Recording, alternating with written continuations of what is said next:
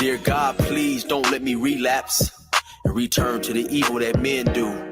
Father God, I pray and ask that you help me to have mercy on others the same way I would want you to have mercy on me.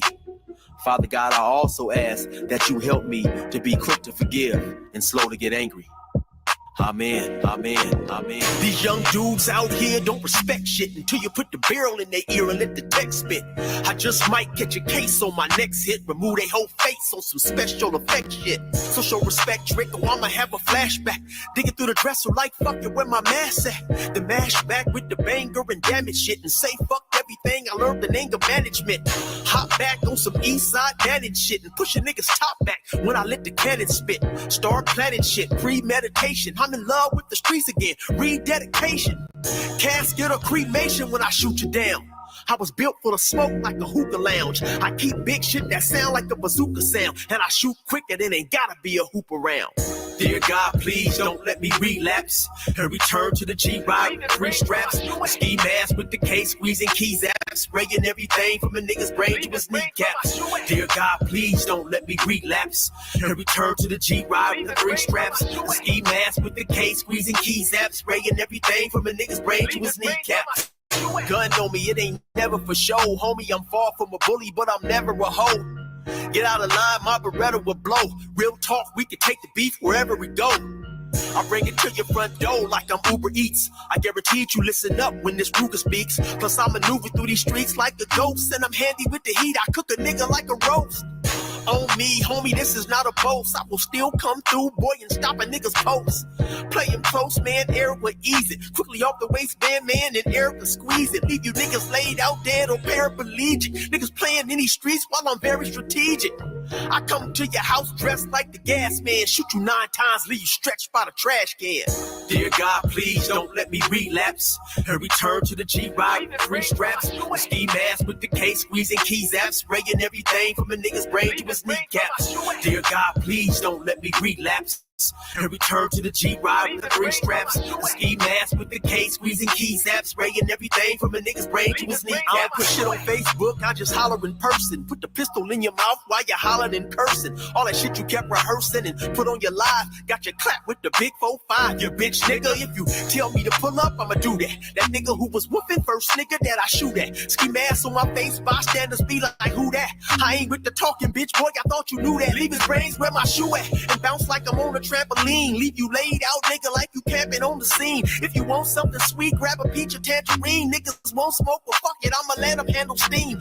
AR with the beam, you see the red dot? We'll tug on this trigger, nigga, it'll make your head pop. Blood pouring down to your shoes, call it Red Sox. Your brains hanging all over your shoulders like some dreadlocks. Expect the gang of dead off if they ever cross the line. The Lord said in the Bible, oh, revenge is mine. So I'm just trying to find a righteous path between the two. Before I lose control and do the shit I used to do. This being humble shit is new. I'm trying to turn the other cheek, but I ain't never been a bitch, so watch your mouth when you speak. Your mercy's what I seek, so I pray on bended knees. Don't let me get the K with the extended clip and squeeze. Lord, please. Dear God, please don't let me relapse and return to the G-Ride with 3 straps. A ski mask with the case, squeezing keys out, spraying everything from a nigga's brain to his kneecaps. Dear God, please don't let me relapse and return to the G-Ride with the 3 straps. A ski mask with the case, squeezing keys out, spraying everything from a nigga's brain to his kneecaps.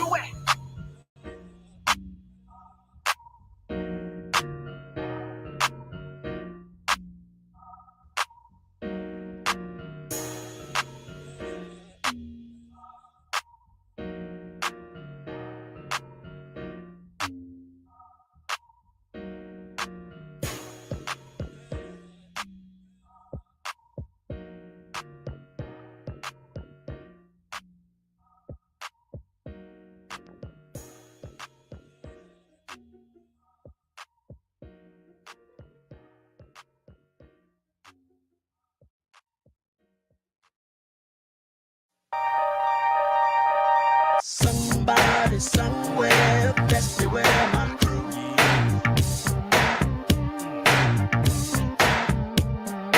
Somebody somewhere, best beware my crew.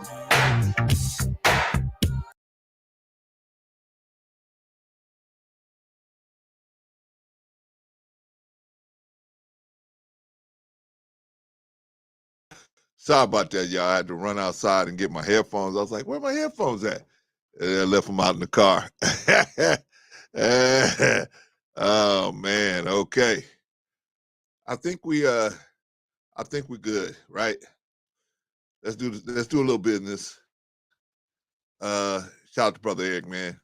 Good dude. Going over to 16 to Life and check out his webpage, man. Brother's got a lot of music, got a lot of stories, funny stories, some not so funny stories, but the whole point is to sure I'm out of breath because I was running.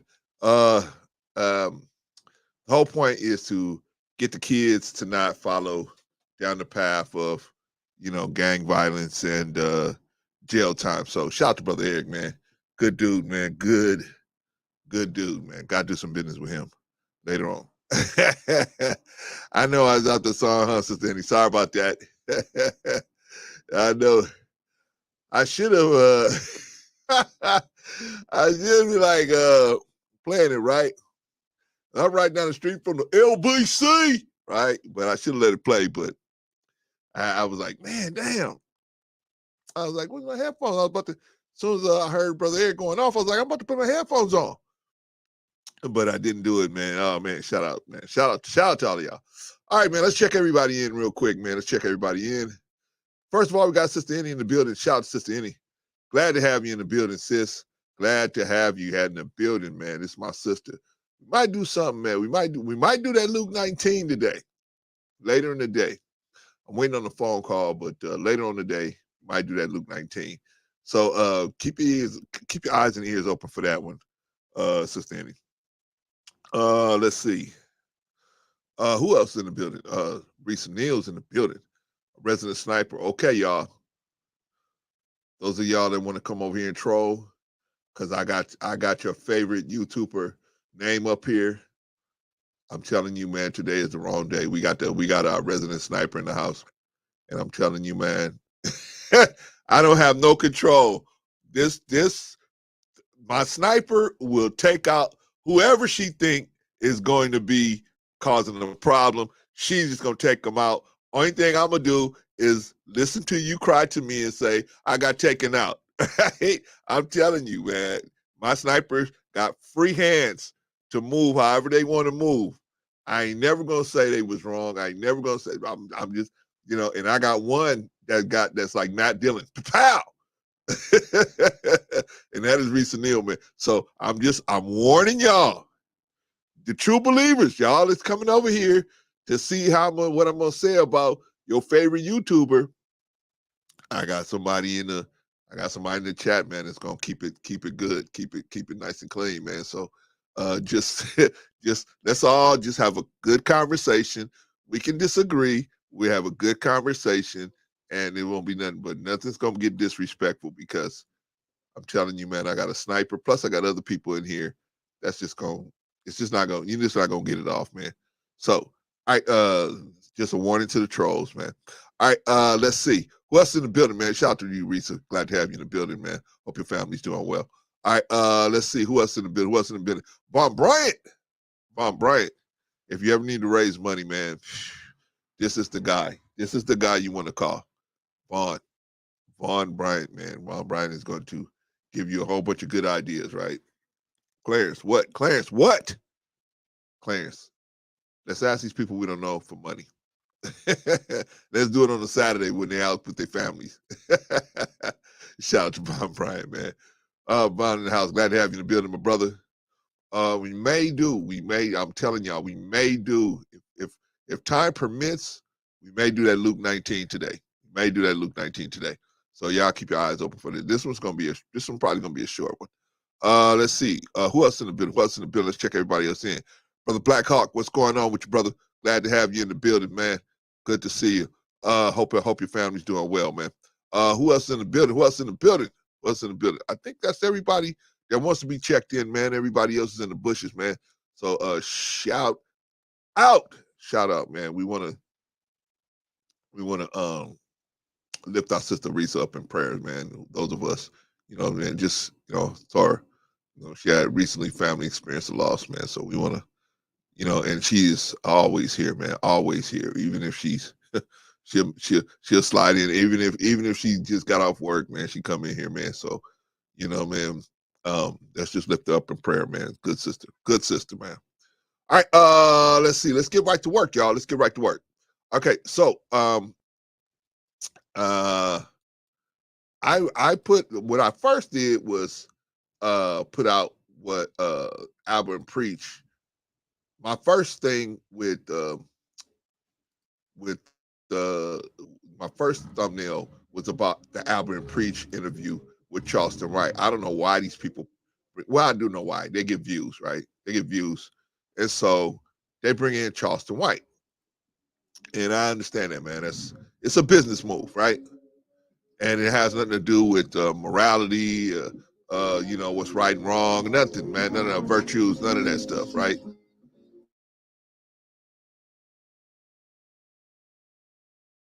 Okay.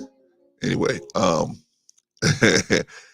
yeah, all of us is anyway. We all love some recent so anyway, I was talking about Charleston White. So what we're gonna do now is we're gonna react to Albert and Preach.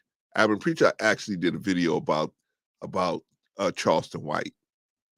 Now, Clarence, why are you still on this Charleston White thing?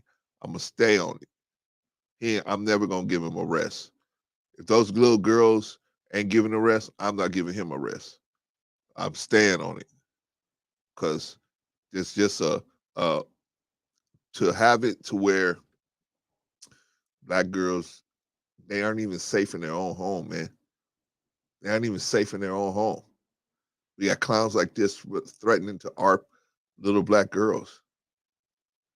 And that's not the horrible problem. The horrible problem is we got people out here like Anton Daniels who embrace these people, Fresh and Fit, who embrace them. I'll rape your daughters.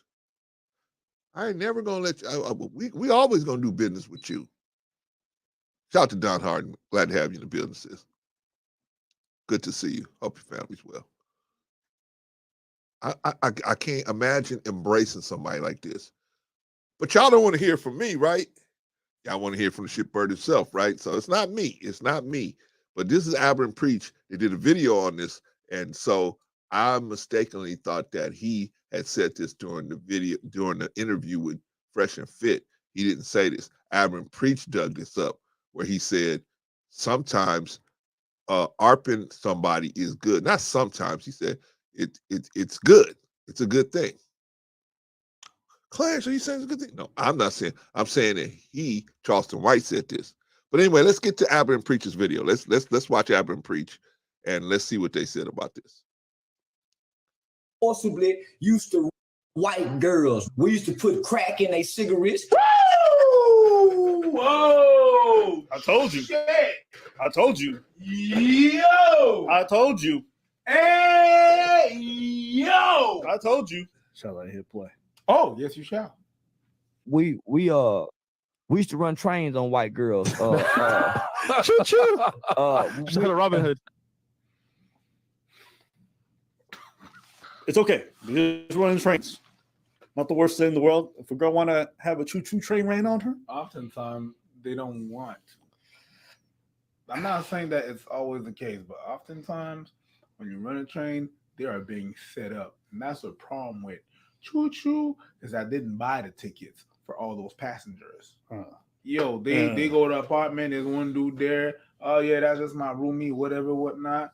Then they getting it on, and then when next thing you know, the door opens and 4 or 5 niggas come in. The train thing, yeah, it's a funny thing to joke about and stuff like that, but the reality is most of them girls don't want that. Oh, we used to do it without permission.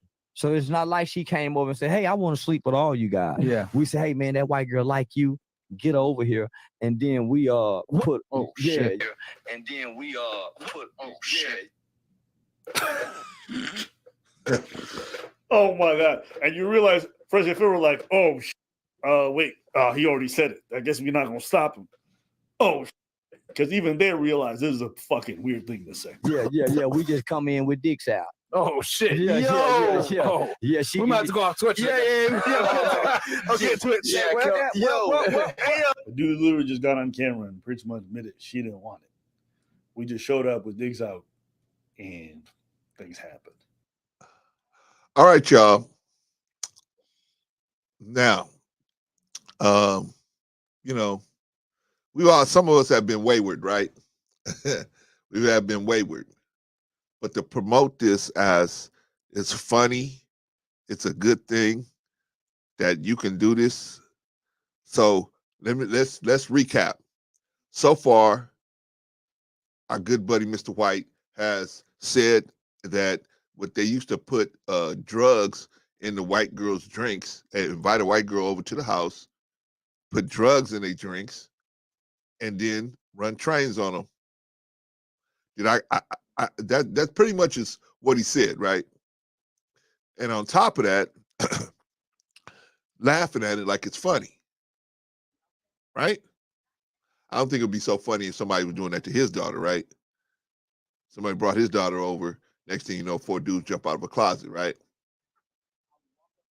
All right. Well, let's see. Let's watch the rest of it. Now, some of you might be like, "Why didn't she fire?" Imagine a bunch of dudes, and you trap. That's why they lured her there. That's the thing. It's like, if you guys want to get involved with her and do this, that's fine. Just tell her beforehand. See if she wants to do it. No, you wait till she's there, where she's surrounded by dudes who are bigger and stronger than her, and then you pop it on her. Okay.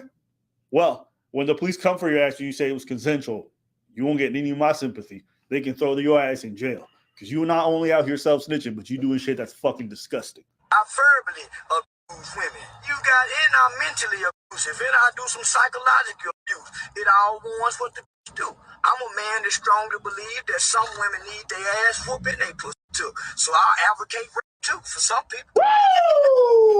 Woo! Oh! I told you. Shit. I told you.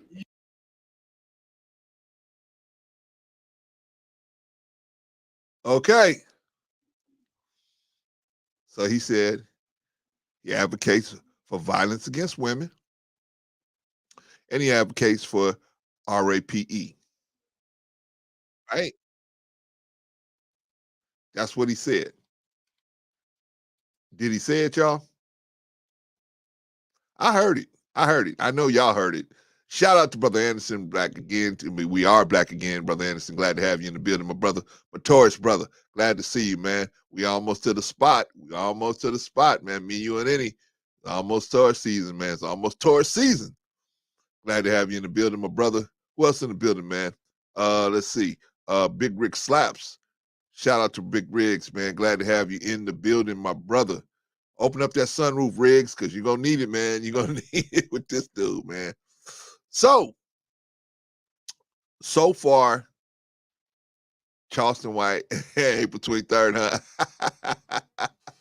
I'm May 1st, brother. I'm May 1st. But shout out to you, man. All right, so check this out. So far, Charleston White has admitted to drugging women, ARPing them, running trains on them, unwanted. What do you call that? Without consent. He has admitted to that there's going to be times where you need to whoop on a woman, right? And of course, he's also advocating for ARPing women, right? Okay, just want to make sure we are all on the same page with this clown, right?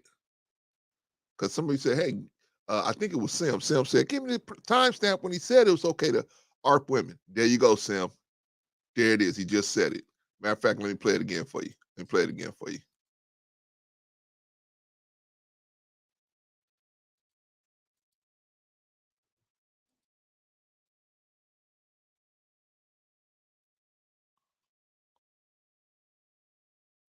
Disgusting. I verbally abuse women. You got it, I'm mentally abusive, and I do some psychological abuse. It all wants what the do. I'm a man that strongly believe that some women need their ass whooping they pussy too. So I'll advocate rape too for some people.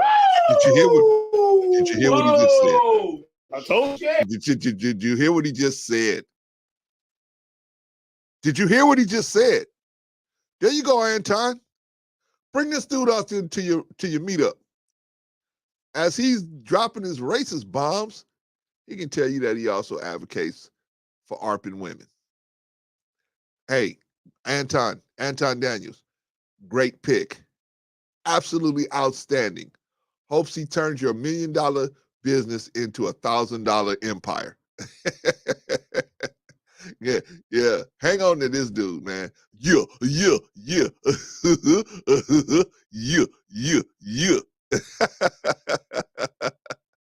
Oh man, thank you for the Cash App, Sim, but you didn't need to do that, bro. Thank you, Sim. I appreciate you, brother, but you didn't have to do that. I tried to tell you, brother. Brothers, one thing Brother C ain't gonna do is they ain't gonna lie to you, man. I might tell it to you, I might get it to you. I might be slow about getting you the information, but I definitely ain't gonna lie to you, man. I'm telling you, this dude is a crackpot. He is a Looney Tune. And you know what the sad part about it is, y'all? They got this dude out there in Texas talking to kids. They got this dude talking to kids. What is going on in Texas? In the great state of Texas? What is going on in Texas, man? It can't be that bad in Texas, man. We got to be able to find somebody else to talk to these kids. Somebody. Hell, I'll do it over Zoom.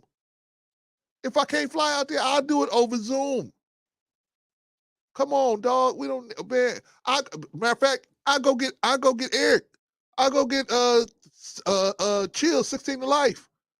I go, man, Chill to do something like that in a heartbeat. Come on, man. Come on. And Chill is a for real dude. He wasn't just sitting in the back seat. Chill is a for real dude. But do you see this? Do you see this? And they are bringing this dude out. They bringing this dude up.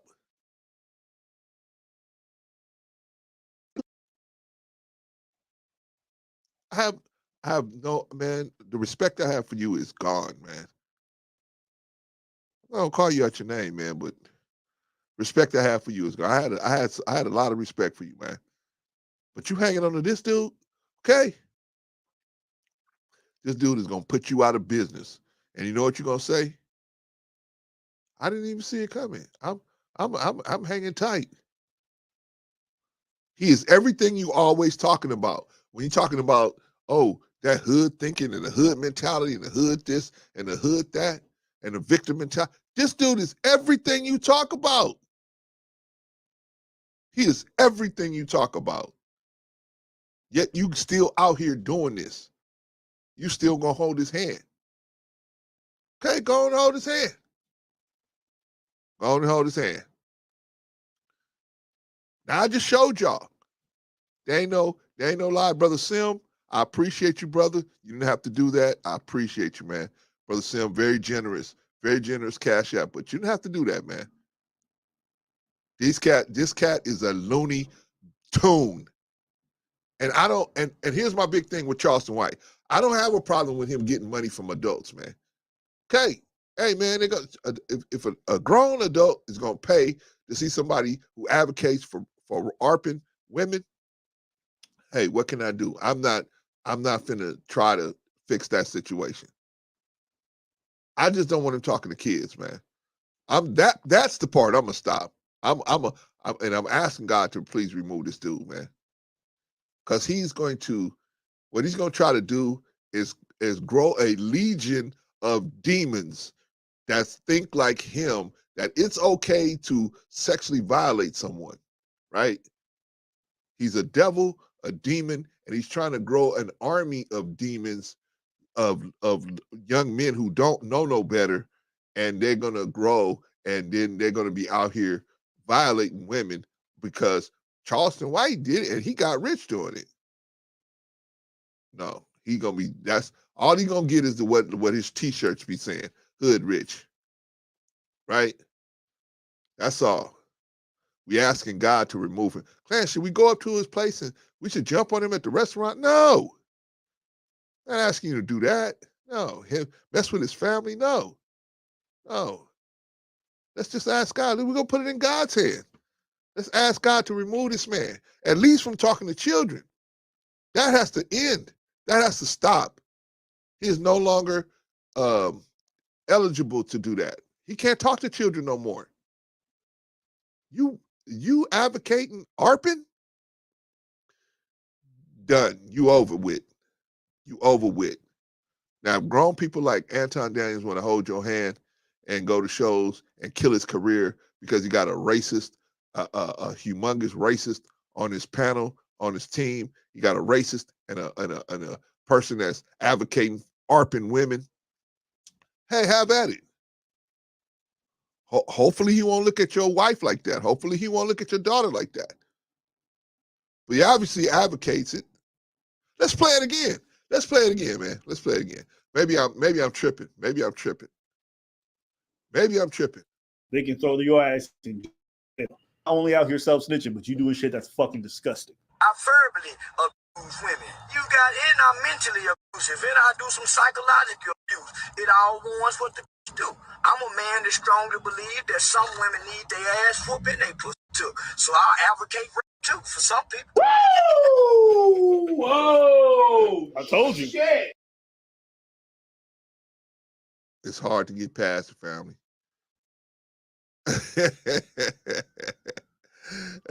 Risa said, if I see him come towards me, I'm in fear, and it is what it is. Dropping where he stands, his repatriation is already known. I don't know if that's good, Charleston. You approach Risa. Risa got one of them thigh outs too, man, and I don't know, man. You approach Risa, man, and Risa's quick on the draw. I don't know. Oh, man. His family is so sick, man. This man is so sick. And like I said, I'm not trying to stop him from talking to grown adults. Shout out to M. Mills. Glad to have you in the building, sis. I'm not trying to stop him from talking to adults. Adults that want to mess with this dude, man, and mess your life up by getting involved with a devil like this, then hey, man, go ahead and do it. But kids, man, we got to stop it. And I'm going to do that. I'm going to do whatever. I'm going to do what I can to stop him from talking to the kids. Brother Rico. Yes, sir. Yes, sir. What's going on with you, man? I'm glad to see you ain't on CP time today. I know somebody who is, though. All right, Miss Pearly. All right, Miss Pearly. How are we on your ass now? Keep talking about my people. Pearly. We got to get to Miss Pearly. I seen they have a little thing called Driving Miss Pearly, where they put Obsidian out there. Shit, he put his goddamn self out there. He put himself out there. He couldn't twerk fast enough for Miss Pearly. Oh, and he ain't the only one. He ain't the only one. There's been a slew of them. Yeah, we gonna get to There's been a slew of them. They love the taste of that pasty pussy in their mouth. Oh my! I was watching Anton Daniels last night, man. I almost threw up in my mouth, man. I had to turn it off, man. You mean tampon? My boy DJ called him Tampon Daniels. I had to turn it off, man. I just was losing. And then Angry Girl, she a piece of work too. Yeah, he's bad, but I mean Anton is worse, man. Anton they all horribly worse. They are all uninvited from the cookout. They are all have lost their black card. I mean, to see these black men sell us out, it's disgusting. It's disgusting. I was watching Anton last night, man, and I was like, maybe I I was hoping, I was like, maybe I'm like Rico. Maybe I'm overdoing it, man. I said, no. Right, because I'm like, I wasn't even looking for it. My algorithm was killing me. Right. I'm like, oh, no, this nigga didn't say this. No, he didn't say this. Not another video, man. Please. And literally, like, Angry Girl done did like 3 videos. Oh, yes? Okay. I saw him when he was with Anton. I saw him when he was with Anton, and it wasn't that bad. Anton was a major player in that exchange. But I'll have to watch his. But it just they're the same person. They're both pieces of shit. They both pieces of shit at this point. To sit there and gaslight the entire black race. Come on, man. You're not gonna gaslight me about textbook racism. And you're not gonna do it. Okay, well, I'll tell you what. Let me finish up with Charleston White. Right, let's finish up with Mr. White. And then did you hear what he said when he said he advocates for ARPing? Yeah, I heard him. We advocate for ARPing. He advocate for beating women. Yeah. Okay. I want to make sure you caught it. Yeah. All right, man. So let's go through. We're gonna go through this video real quick, and then we'll get on to driving Miss Pearly. I told you. Yo. I told you. Hey, yo. I told you. Hey. Hey. Yo. Hey. This is the type of person these red pills like to hang out with. I'm just saying. Nah, B. Oh, yeah, We might have to go on Twitch. Yeah. Okay, Twitch. Yeah, Yo. Hold on, homie. You got to think about it. We're kids, right? We're kids. Yeah. Because not only it was a different era. It was a different time. Yeah, that was. Can you stop that? It's 2 points that need to be pointed out. Children don't art people. Monsters do. Right. Children don't art people. Little motherfucking monsters do. So don't let him conflate that devious, despicable act he did on children. Children do not art people. Little motherfucking monsters do. And that dumb shit that fucking Fresh and Fraud said, it was a different era. No, we wasn't back there ARPing people in that era. I don't remember doing that. I just hear those things like, what the fuck are they talking about? Nobody was not. I mean, it happened, but it was looked upon the same way then as it is today. Okay, but Rico, if you ARP somebody and you're 14 years old, you can still go to jail, right? Yes. Right? Absolutely. I mean, it's not like the police gonna be like, oh, well, you're just 14, that's okay. No. I mean, and can be, depending on what state, you can be charged as an adult. There you go. Go to adult prison. There you go. Right? Right. I mean, it's nonsense.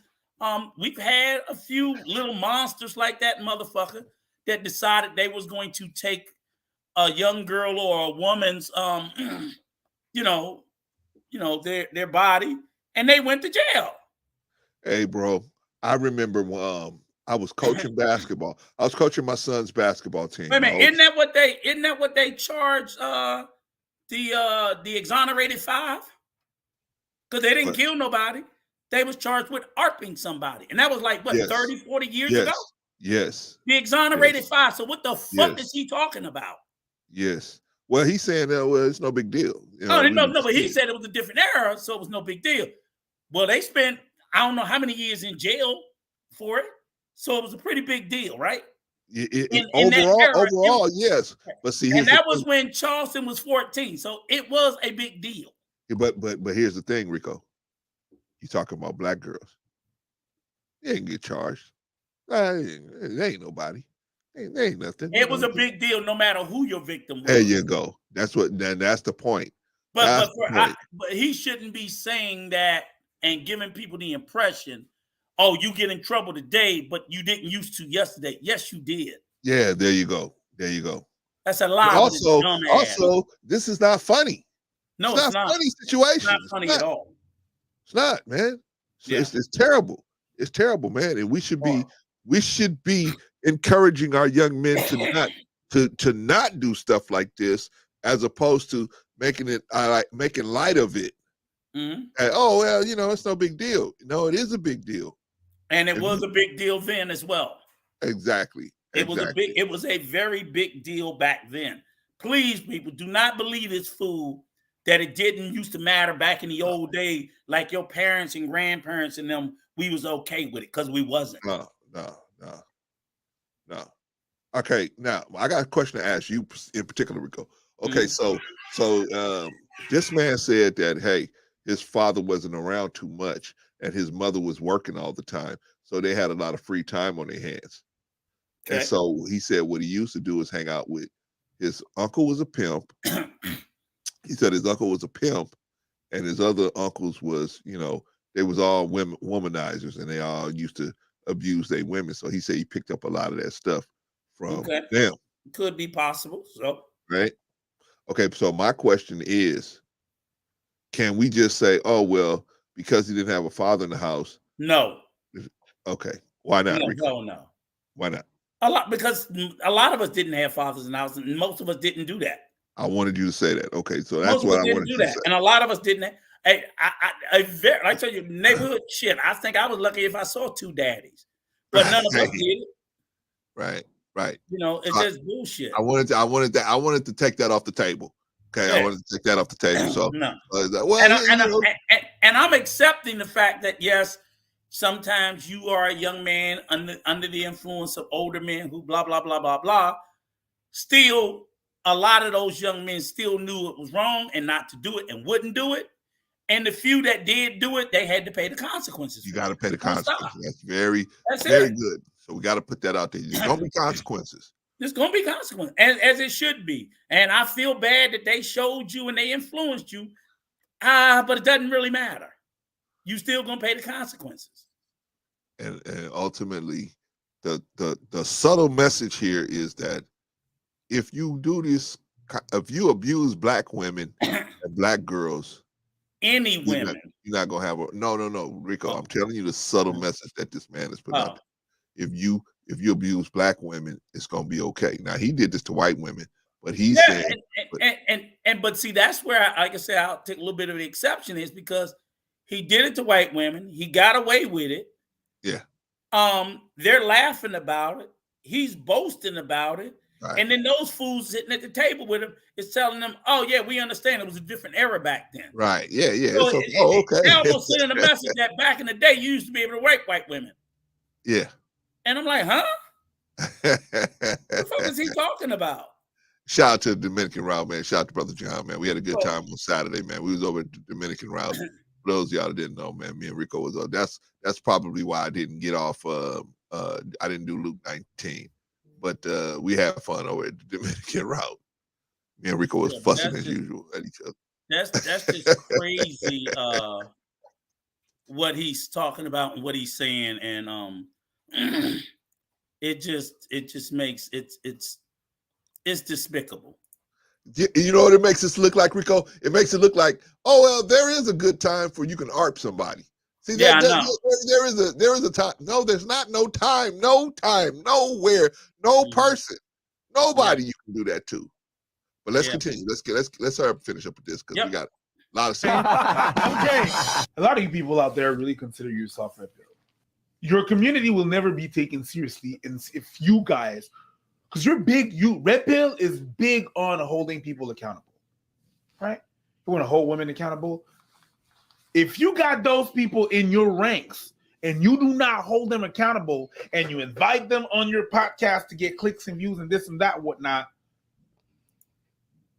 your movement will never be taken seriously. You cannot not understand, these people are calling us misogynistic and not understand why. I mean, you got dudes literally advocating for violence against women. I'm fine with you being red pill. Do your thing. And I understand there's certain people that are red pill and this and that. They don't think like that. The minute these guys are associated with you, and the minute you got these clowns inviting them to, and just not saying nothing like, whoa, okay, not holding them accountable like they hold women accountable all the time, like people getting off, just not saying anything, just getting off and leave and getting, get the fuck out of here and this and that. And whenever dude like that you don't say shit. If you don't hold them accountable, we won't take you seriously ever. All right, that's preach, and he's going in. But what I'm gonna do is I'm gonna move it forward a little bit for time. Go back to where Charleston was, right? To hear what else he says. Recordings. Because this dude is a problem. Got better. Hey, it's Dana from StreamYard. Hey man, if grown people want to talk to him, that's cool. Get out of here. If you got a problem with what I say, I don't believe women shouldn't be beat. I think it's okay to whoop her up. You can't tell no man what. Forcibly ran train. We forcibly used to white girls, and we used to sneak crack in the white girls' cigarettes to fuck them. We didn't sneak nothing in they drink. You lying on me. We didn't do the black girl like that. Only white girl, white boy. Get mad now. Get mad. Can I say this, Clarence? Oh, what it is. I don't believe they didn't do it to some black girls. I'm sure they did. I know. I don't believe you don't do that deviant behavior and only do it to white women. Yeah. They was doing it to black girls too. But it sounded like he was in some sort of fight with somebody white. So he specifically wanted to make that emphasis. But I believe they were doing it to any girl they could get to come over. Yeah, I really do. You're not gonna tell me, oh, I only did it to this one race of women. And that's a vile, despicable piece of shit human being that would do something like that. Even if the woman's under the influence. If you can't talk a woman out of her panties, that's it, man. You gotta take the L and go on, right? Yeah, I mean, but by force or by coercion through drugs or some sort of narcotic or alcohol, you's a sick bastard. Now, that is definitely illegal. For those that don't know, we just raising the issue. That is definitely illegal to slip somebody an intoxicant and then try to take advantage of them sexually. It's definitely illegal, but the morality of it. Yeah, you have to be the weakest motherfucker on the planet if that's what it takes for you to secure the love of a woman. You are unbelievably weak. Shout out to New Growth. Now I'm not talking about. Now I could almost. I'm not. If you're in a situation where you and some lady are getting drunk together, right, and you both get just shit-faced wasted, maybe I could see where at some point, still got to get consent, Rico. Right. But I'm just saying. But he's describing a situation where he's deliberately setting up someone to be intoxicated by something, and him not to fully take advantage of that person. Yeah. That's the bigger problem to me, because you're right. Even if you're both drunk, it's still no excuse. But then you can kind of look at the person and go, well, maybe they was drunk and they didn't know what they were doing. And you would only do it once. He's saying they used to do this all the time. Yeah. So this is predatory behavior. There you go. This is not like, oh, I did it this one time and realized it was wrong.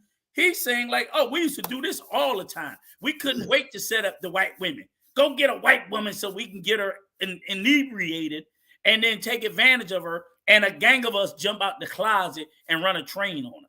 This is bullshit. That's something that if you do, if your mouthpiece can't talk her into it, it ain't got no business happening. Bruh, I was coaching my son's team. I was coaching I think it was my oldest boy's team at the time, his basketball team, right? Mm-hmm. And the park director said, hey, bro, come here. I need your help for a minute. And I thought he needed to like carry out some tables or something like that. We get up we go up the hill, man, and there's this dude, man, this youngin', man. He's probably about 15, man. And oh boy, the park director said, hey, man, you got to get out of here. And he was like, why? He said, you know why. Get your ass up out of here. And he made this dude leave the park, right? He said, don't come back up in here. Don't, right? And I'm just there for, support, right? Back up. Yeah. I didn't know what was going on, man. So after he left, I said, what was that all about? He said, man, that dude was over here, and he brought some little girl back here, man. He tried to ARP her, little 13-year-old girl. Mm-hmm. I said, what? He said, yeah, man. He said, that dude is bad news, man. He said, man, I see him around, try to talk to him. Can't talk to him, so he got to go. I said, you right about that. I said, I'll look out for him now myself. Right. And he was 15, but he looked like a grown down man, Rico. Right. He looked like a grown man. He was huge, right? And so my point is, man, but he just felt like, hey, I could take it. Yeah. If you ain't gonna give it to me, I'm gonna bring you back here and I'm just gonna take it. And he must have knew it was wrong, because if he thought it was right, he would have took the girl home, right? Right. But right. Absolutely. He did it, try to do it behind the park building. And so that's my point, man. These dudes be knowing. Sometimes they do. Sometimes they might be like, oh, well, but I think at a certain point, because you'll see a woman's gonna vibrate when at a certain rate when she's feeling you, and she's gonna vibrate at a certain rate when she's not feeling you. I mean, that's normal, right? You gonna know. But vibration or not, they know what they're doing is a bad thing. They know that the only thing they seem to be focused on is getting away with it if they can. But there's little to no doubt in their mind do they say to themselves, I wonder if what I'm doing is wrong. No. They because the whole time they're constantly being calculating of how to get away with it. I'm see how when she's not looking, I'm gonna put something in their drink. So if you gotta wait till she's looking away to slip something in her drink, you know what you're doing is wrong.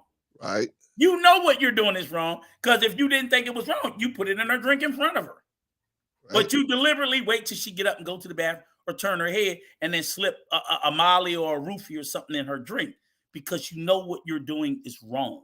That's terrible, man. And they still don't care. So that's no different than what this piece of shit, Mr. White, is saying. And he seemed to show no remorse.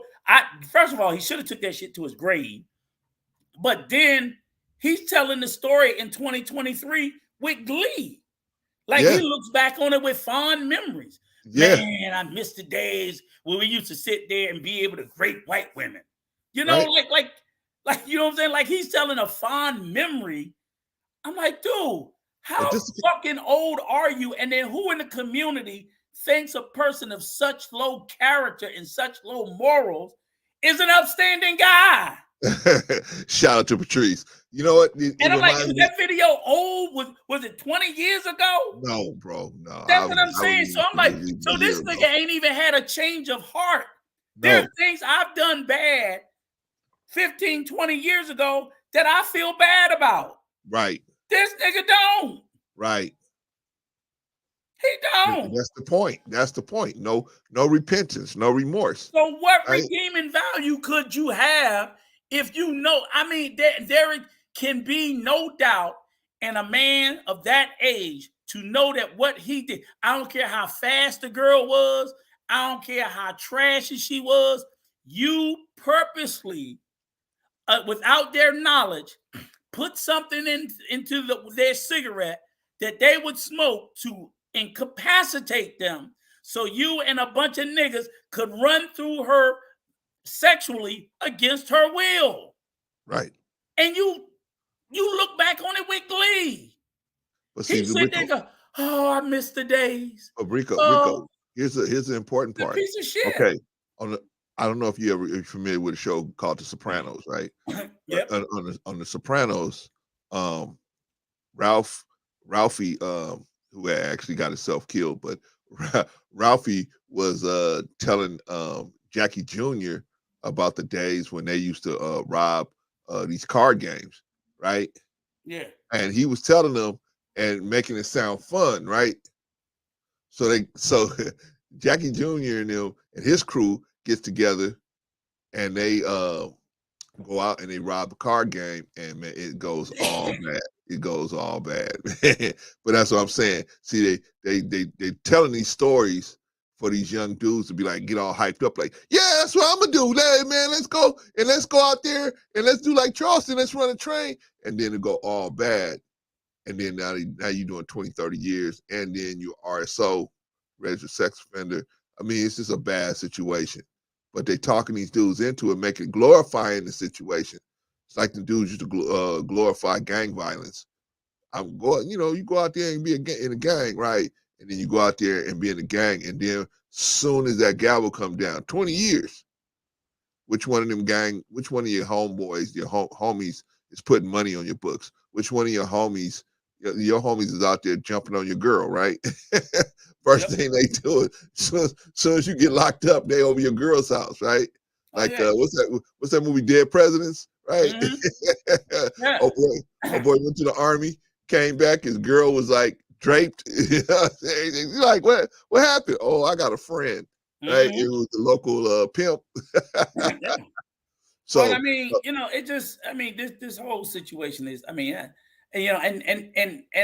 I'm offended because as a black man, they be in these spaces talking about leadership. And I'm surprised at how many black men look up to this fool. Hey, man, he's talking to kids, Rico. Right, but I'm saying so many black men in this space will anoint him as a masculine alpha male. Seriously. Y'all look to this. You're right. Charleston White is looked up to by the black men in these spaces. This is what this guy is. Yeah, he's an idiot. And the ones but that they look up to him. Anton Daniel is flying him out like he's a sugar baby and got him on the couch and giving him the fucking 5-star tour around Detroit. What the fuck are we talking about?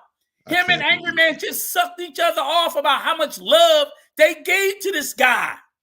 I can't believe it, man. I can't believe it. They sat there and did a whole video. Man, Charleston White, man, I got nothing but love for him. Nothing but love for him. That's my dog, Charleston White. I wish I was with him raping them white bitches. Oh, shit. This is what the fuck is wrong with us. Oh, man. That's the problem. That these so-called leaders in the space are uplifting this piece of shit. Yeah, man. Because if he do it to a little white girl, he'll do it to your fucking daughters. Yeah, anybody. Ain't no rapist in the world go through and say, I only want white pussy. I only want black. No, I want pussy. I want whatever's available. Whoever I can bust upside the head and push in the bushes. A rapist will sit there and grape someone young. They will grape someone old. If you know anything about a rapist, they will grape anybody. They don't have no discernment. And they're not going to say, I'm going to let them go. I'm only going to get D's. No. Charleston White is an admitted rapist and admitted out his mouth. Yeah. See, I wasn't calling him a rapist, but now he admitted it. So now he's a rapist, right? Play it back. I ain't got to call one. He said he won. Still haven't apologized to those little girls that he threatened to rape. Still haven't apologized to them, by the way. And if that's what you are as a black man, and these black content creators are uplifting him, those black content creators are saying to you, all you black men with sisters and mothers and daughters, they don't give a fuck about them. I care about black women. I care about all women. And I can't stand the thought of a man raping a woman. Raping anybody. Much less a child. Yeah, anybody. So how do you rationalize that shit in your head for any sense of forgiveness? And he's not even, you're right, Sister Mills, he's bragging about it. Yeah. Terrible. I can see if he came out, hey, I was wrong. I have regrets. Right. I get that. That's all you got to do. And so Sister Annie said in the comments, can you imagine the potential self-esteem issues, physical trauma, and embarrassment those girls are left with? Yeah, that's my whole point. Absolutely. That's my whole point. They might be sitting in counseling right now. Oh, Charleston ain't gonna never go over there. Then you gonna tell them girls that? They might be having nightmares about this. You know women who have been sexually assaulted, some of them they can't bear children anymore, maybe from the damage. Some of them can't form other loving relationships or get married because they're so emotionally destroyed. And for a lot of these women, it followed them for the rest of their goddamn life. Yeah. Some of them end up developing drug dependencies, trying to cope with the trauma. Yeah. Yeah. The man's a piece of shit. Man. And then you still, again, as much as he's a piece of shit, you got that little fat milk dud head motherfucking tampon Daniels that's celebrating this piece of shit. You know what, bro? I was like, man, nah, Rico, nah, man. It's not even like he's going, well, I ain't got nothing to do with it. He ain't doing that. I ain't got nothing to do with it. It's not my problem. He's uplifting him. Yeah. That's a problem. Say, I'm going to stick with you no matter what you do. No matter what you do. That's crazy. All right, Rico, we got to keep moving, man, because we got some other videos. I think that I can't say that enough in this space. And like I said, Tampon Daniels have been uplifting some of the worst people to have done things to the Black community. And I'm telling y'all, anybody within earshot, I have to question y'all why y'all continue to listen to and support this motherfucker when his actions should be telling you he don't give a fuck about y'all.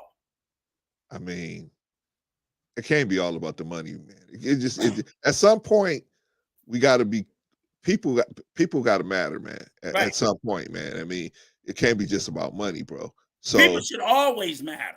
People should always matter, and they should matter first over the dollar. I mean, it should, man.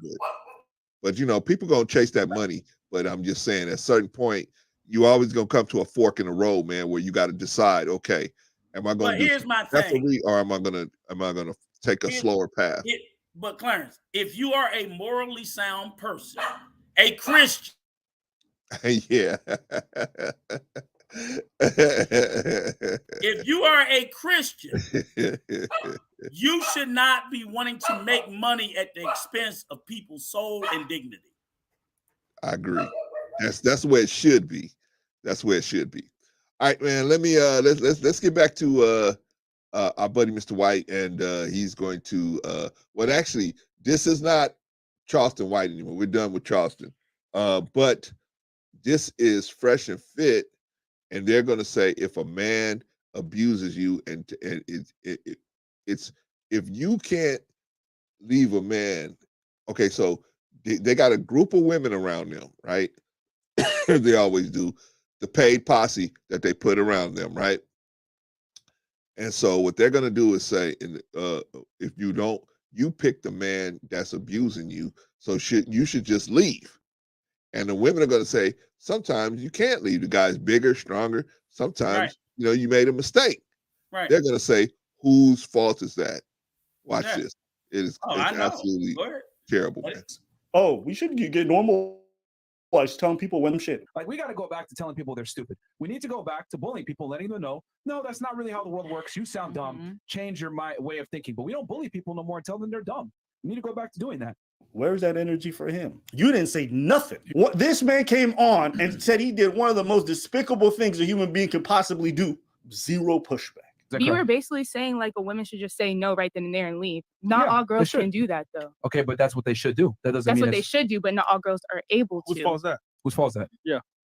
I'm guessing us women, right? Okay. All right. So they just said, as a woman, it's your fault that you can't physically fight off your rapist. Right.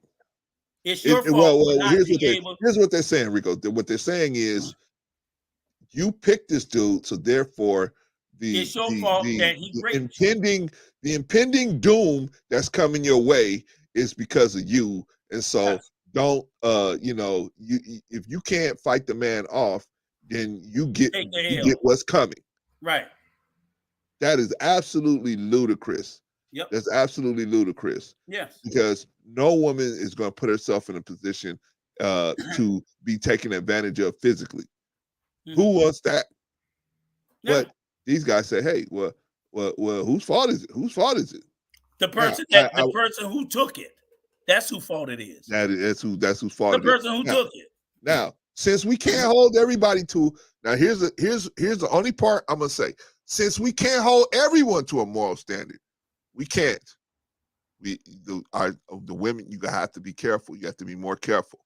Because if we can hold everybody to a moral standard, then we could say, yeah, man, picking people is not that big of an issue. Okay, so it ain't working out, and the person just go. But nowadays, because of guys like Charleston White, guys think they can just ARP you. Even if you don't want to give it to them, they think they can take it. So since we can't hold it, you got to be more careful in your selection process. That's all I'm saying.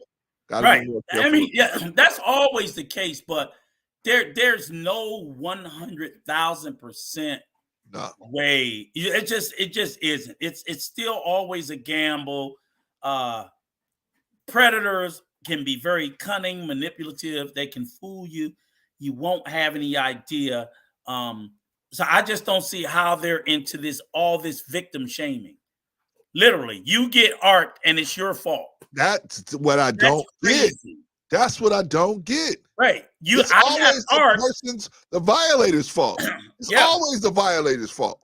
Right. And they're excusing, ergo, why they invited an artist. And I bet you would think after this, I guarantee you the video with Charleston White is still up on their channel. I guarantee you, because they probably got a lot of views off of it. And then the other part is, have they come back and did any sort of follow-up to say, hey, we denounce the views of Mr. White and we don't condone blah, blah, blah, blah. No, they don't even do that. So they just sit back and be quiet because, again, it's always about the money for them. So they don't care about who gets art. They really don't give a shit if Charleston White comes to your neighborhood and art your family. Man, they don't care. That's terrible. That's terrible. All right, this is the angry man, Rico. This is the angry man. Charleston White, Charleston White is a shit. An angry girl with his dumb ass.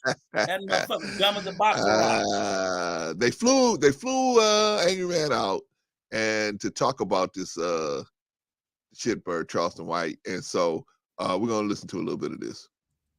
It's when I be out and about, it still surprises me when somebody recognizes me from YouTube and they're like, yo, what's going on? It still shocks me. I got used to it. But it's all love. I have never in my entire life gotten any smoke as a result of anything. They all show love, and nobody has ever said anything that was negative or any kind of beef junk. So I don't take none of that serious, because even when I do the meetups, I done linked up. Q is my girl. We go everywhere together. We done been to Miami. We done been to Houston. We done been to a lot of different places together, right? Logic, link up with him. In real life, that's my dog. We was in DC rocking out. Rico. Yeah. I don't know too much about Logic. What do you think about Logic? He's a fucking moron. That's just how I see him. That's how he's unintelligent as the rest of them. He's loud. He's a loudmouth. He's boisterous. Yes, he's a veteran. So what? There are lots of veterans, but he's a fucking moron, and he usually doesn't know what the fuck he's talking about either. But he does the same thing that Anton and most of them do, is they speak loud, they speak aggressive, and then people kowtow to that. Yeah. You know what I'm saying? Like that's just a manipulation tactic. You don't have to be right. Speak loud, speak aggressive, make people shrink. Like Trump, right? You just holler at them and speak loud, speak aggressive, go forward 1,000 miles an hour, and just speak aggressive. But literally at the end of the fucking day, does not know what the fuck he's talking about. The same as Anton. He's just Anton in another 10, 15 years. Anton will be him and just a fucking moron and an idiot.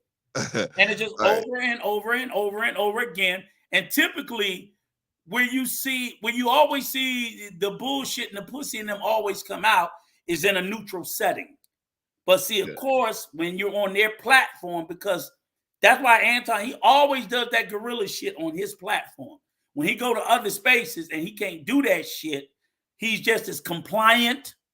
He's just as get along. Same way with their little godmother. He used to do the same shit. Kevin Samuel on his platform, he was the motherfucking gorilla on his platform. But anytime he had to leave his platform and go somewhere else, he became the most reasonable, compliant motherfucker on the internet. He'd sit there and talk all calmly, wouldn't do all the I don't know, all bro. the facetious. Would name one place where he traveled to, and he behaved the same way he did when people. He would do that on the mothership, man. He would just take the keys. That's his space too. Oh, okay. Oh, you talking about a different opposing space? Oh, okay. Nicki Minaj, fuck no. Oh yeah. Not all those places. DJ Vlad, fuck no. Anytime he got out of, he owned the mothership. The mothership was his little bitch. Yeah, that's true. That's true. Soon as he walked in the room, Anton got on his knees and started fucking beating up his face. He knew he had a bunch of little fucking cups over there. Yeah, oh, here's the Godfather. Oh, here's the Godfather. They would eat that shit up. That was his second home. I agree.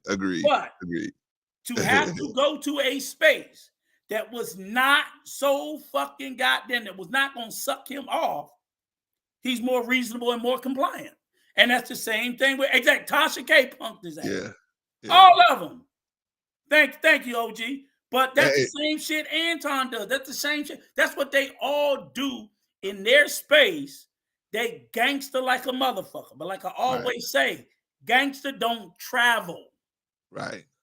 You do well. In Compton, they the baddest motherfuckers in the world in Compton. Right. You catch their ass outside of Compton, they traveling real quiet. Right. Because gangster don't travel. You know, you can't, that shit don't travel when you got to leave your city and your state. It don't travel. So that's the same thing with YouTube. So that's what Logic, idiotic ass is. Anton, like Angry Man, he's safe. He left his platform. He up there. Anton sucking him off. He's safe. Yeah. But tell him go over there if it's a space like a Cynthia G or someone else that's one I can think of that's anti them. That whole all that yelling and anger, like Destiny made his dumb ass get quiet. And Destiny made him get quiet with just intelligence. He wanted to do all that hollering, and Destiny was like, "What are you talking about?" That's another one. We got to get to. Oh, he done some fuck shit. Yeah, Jason Black laid him out too. Okay, I didn't see. Another one we got to get to. Okay, but, I didn't see. I guess so. We'll get to him later. But all this speaks to these weak-kneed niggas. So everybody cries about culture vultures. I'm like, but y'all the motherfuckers feeding them. Y'all feeding them. Right? Putting money in their pocket. They're not taking none of this nigga status. And led by people that we're looking at. This guy right here. He's the number one betrayer, and he's the number one supporter of culture vultures. And it started when we let him say Black culture was trash. He shitted in our fucking face, and we accepted it. Well, some of us did. All right, let me answer Patrice's question. Patrice says, I don't understand why these chicks are on Fresh and Fit. Do they get paid? Of course, Patrice. They get paid for that. Of course. Those are the higher. I'll say this. The only thing I'm glad about Fresh and Fit is one thing I'm glad about with them. And you know what that is? No, what is it? That Fresh and Fit. No, that Fresh and Fit is racist. Because I will tell you, 90% of the women that come on Fresh and Fit are not Black. Yeah. Well, that's the only good thing I like about it. That is the only good thing. They have problems with the sisterhood, man. So they kind of shy away from the sisterhood. Patrice, I'm going to say you this. David, I guarantee, I don't think Fresh and Fit probably ever paid a Black girl. They probably make them come for free. No. They paid them, but they had problems. I don't know. They some racist motherfuckers. Fresh and Fit are some racist motherfuckers. One sister kicked them, one sister punched them.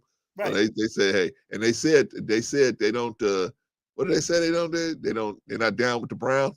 Yeah, but what I'm saying is that the racist in what they said, and in addition, like you said, is so few Black women. Because I'm like, all the sisters that live in fucking Miami, and if you look at their panel, they'll have 15 women, one be Black. And I'm like, all them Black women in Miami, they couldn't get but one. Shout out to Critically Drinking, man. I think Arshawn and them got they got a live stream coming up in a few minutes, man. So shout out, man. If you guys can't watch our full live stream, go on over there and check out Critically Drinking. Well, come on, let's go ahead and finish this food. Yeah, we go because we got a lot to get to. Rico, we got a lot to get to. Okay. Right. I had a whole meetup. Like I be in a city. I do meetups all the time. Where's these people at? Where's these people with no profile picture? They not coming outside, man. And by the okay, so because people they are not invested enough to come to a meetup to holler and scream at you, that they're not real. People don't have an issue with you. They're supposed to come to your meetup. No, but look. First of all, nigga, you don't announce your meetups when nobody can come get your ass. Right? Except your Patreon, right? Right, so exactly. Only your true believers gonna know you going over there, right? So you don't announce it, so it ain't like nobody can pull up on your ass and they don't know where you're gonna be. And then later on in the video, he says, as we go through on tour, we are loaded with security. Oh, okay, yeah, but of course he tells you that. that So like, sense. nigga, that don't mean no, nigga. You just saying that y'all traveling through the city very well protected. Well, that's so cool. If it's all this love, then y'all should be walking just you. Why you need the security, right? Then you and Charleston one-on-one. All right, listen to it. Let's go. By the way, Logic, shout out to Logic. Shout out to my dog Logic. Yo, Logic tried to play me. He was like, yo, angry man, you was supposed to come to Atlanta. I feel like you was trying to say I was scared to come outside, bro. Nah.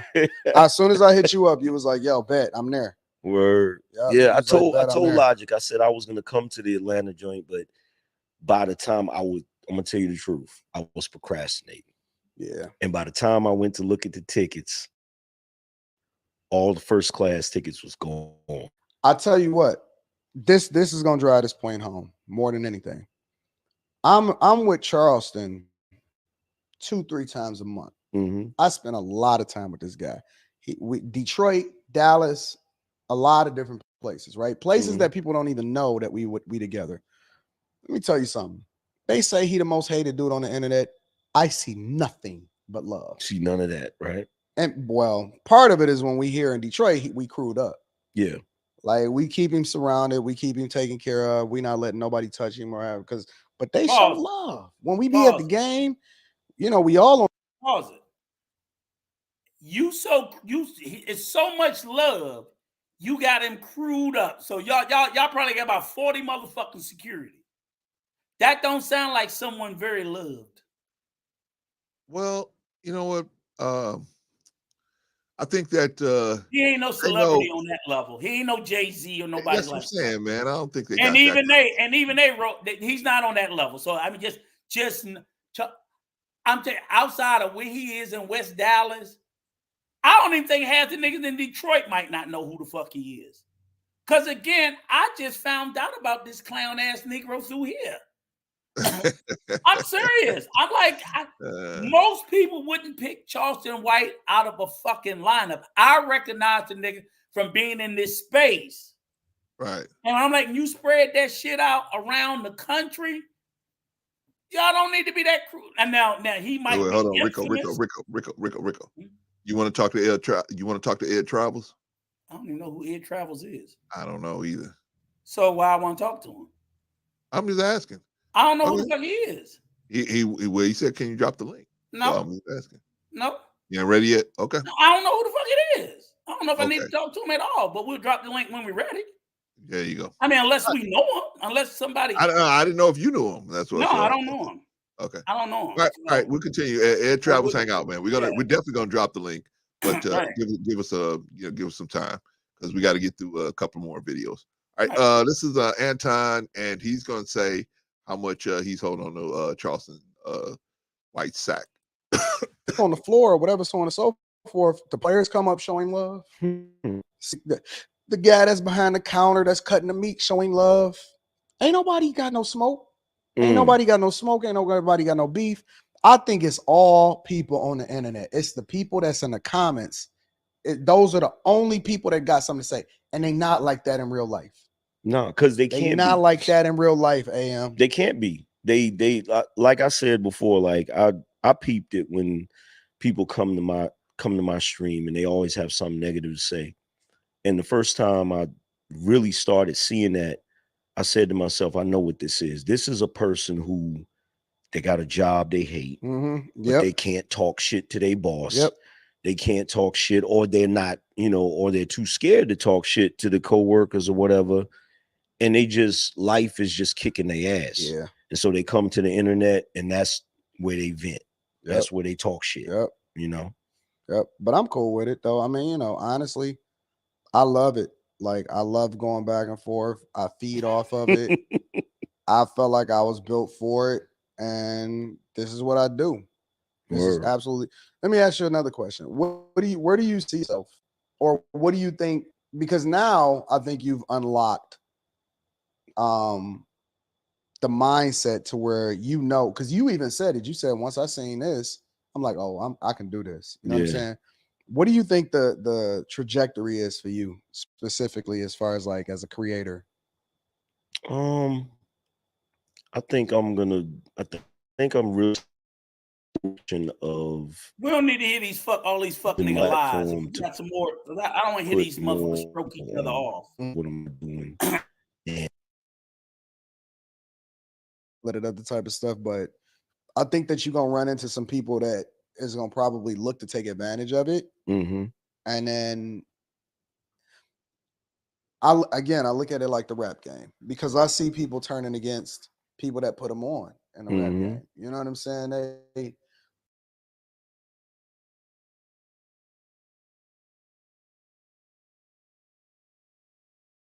If somebody brings you into the game and you find out that they out there ARPing women, you gonna stay with them?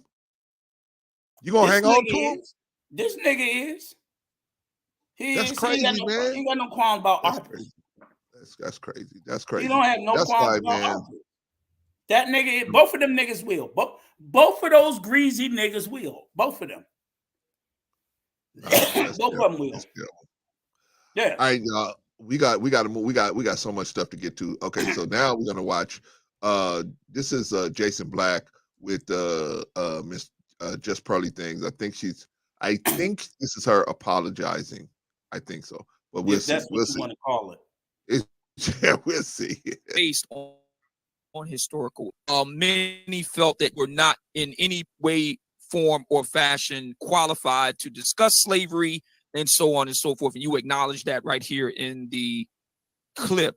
I didn't take it as, I understood where you were going with it.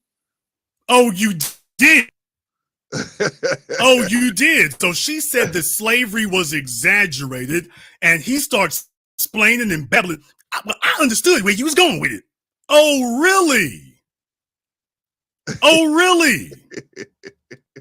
This is the founder, co-founder, co-buck dancer of the Black Manosphere. Hey, O'Shea. Yeah, I'm ready to have that conversation now, dude. I'm ready to have that conversation now.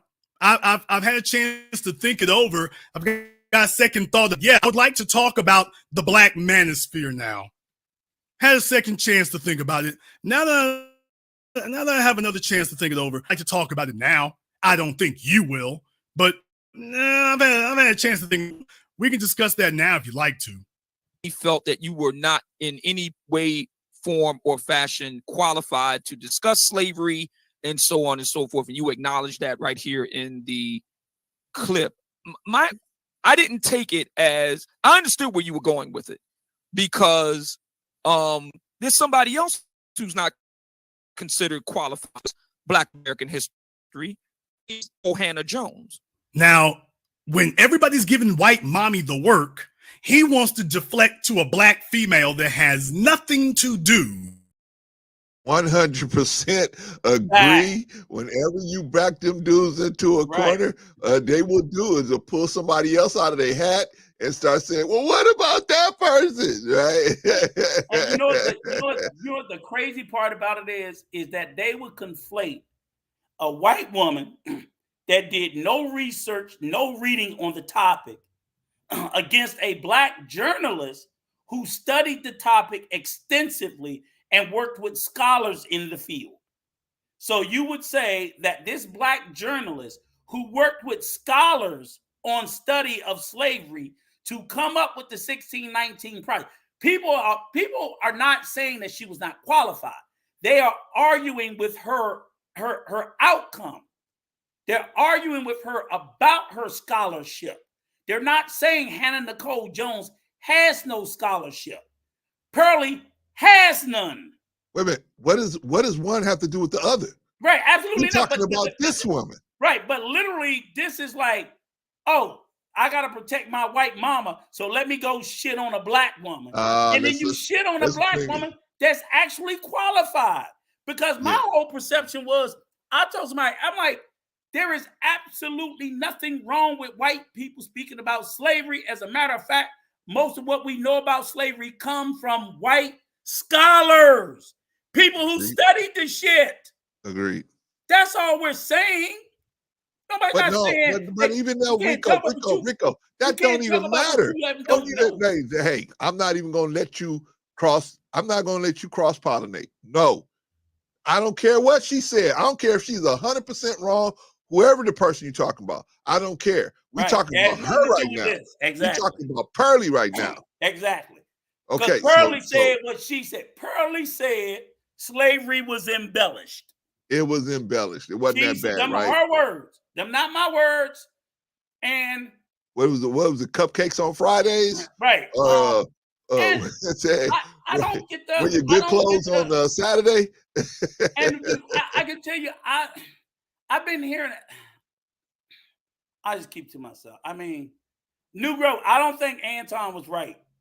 I mean, just because of the fact that black people are upset and outraged about what Pearlie said, I don't think that means black culture is trash. I think we're righteously outraged because she should have known better than to say what she said. She should have known better. So I think that, I mean, we should have just sat back and not say nothing and just let white people. This is the problem, Rico. When you have yes people around you, when you have people that's just around you and they just telling you, oh yeah, you right. Whatever you say, you right, because they getting paid. They put remember the people that was around Mike Tyson. People, when you got people around you, man, they're going to give you this false sense of everything you say is right. There is no wrong. And you know what? You got to be very careful when it's no wrong. Well, here's the thing. Always a wrong. If that comment probably would have landed not as bad if Pearlie was talking to a black person. She made that comment while she's talking to a fucking self-admitted white supremacist. So you make the comment that slavery was embellished while you're talking to somebody that basically say, fuck all them niggas. No, it wouldn't have made no difference, Rico. No, I'm not saying it would have made any difference, but I'm just saying that lands a little bit worse. You almost like saying, you're right, Mr. White Supremacist. You're right. That's what I got out of it was shout out to Brother Phil. She's talking to a white supremacist saying slavery was made up. So everything you're saying, Mr. White Supremacist, is right.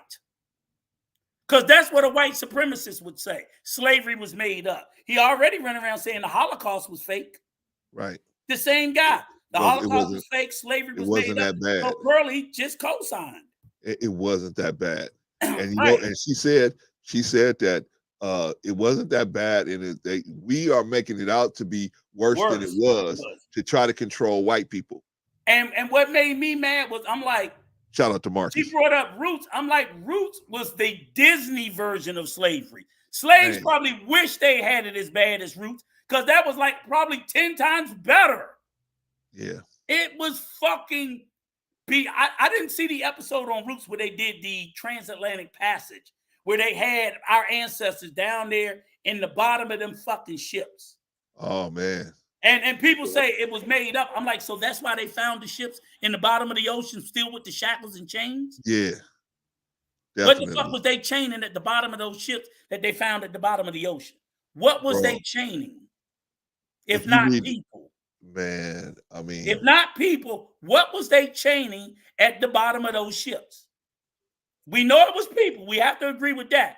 Now, you want to argue they weren't African slaves? Shout out to Simo. He said black culture isn't trash. The degeneracy of our culture that is put on display and perpetuated is trash. Thank you. I agree 100%. Yes, that's very accurate. That's very accurate. That is 100% accurate. And if Anton ever made the statement like that, I would also agree with it. Right. But for him to pay, and I would say, Simo, you're absolutely right, is the fact that, but that's perpetuated and put on display is not even the majority of our culture. The majority has to be 51%. It is a percent that's too high, I agree. But I would estimate that degeneracy is maybe 20-25% of our culture, but it's on repeat nonstop, and that's all we see. Because the positive in our culture, nobody pays any attention to. Yeah. Nobody talks about it. They don't put it out there, Rico. Right. They don't They show only it put out the there. negative, and because they put the negative on nonstop repeat, they've allowed people to believe that is all of our culture. And that's what's hurtful. And then it's hurtful when we do it. When we do it, it's hurtful. Well, that's the whole point. The whole point, Rico, is to get us to pick it up and us to start regurgitating that mess. And then once we doing that, in the TV shows and everything, that's how they can measure. Okay, we know what candidate to put out to make them vote for, because this is what they're following. We got to get back to it, Rico. We got to get back to it, because Pearly is about to tell us Pearly's about to drop some jewels right here. Okay, with Pearly things. Talk about hoe behavior. He can't defend Pearly things, so he wants to deflect to a black female and say, well, what about her? Hey, doofus, that doesn't condone or justify what white mommy did. That doesn't condone it or justify it. So let me tell y'all, he went full Steven from Django Unchained. This is what they've been feeding these guys. This is what they have a steady diet of over there in the black winosphere. I mean, the black manosphere. Shout out to Robert Watkins. So he talks to her a little bit longer here, and I'm going to fast forward because I want you to hear another little gem that he dropped, by the way. Here's another little gem he dropped. I can only move forward. So, sorry,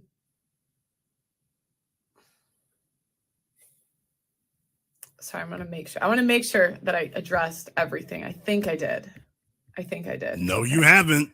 Because I talked about recruiting. I talked about. Okay. While we're there, let me ask you this. Just Pearly things. What is your position on reparations? Are you for or against reparations for Black American citizens? That's a good question. Good question. I'm against reparations. Stop it. What was the question? I don't believe in that.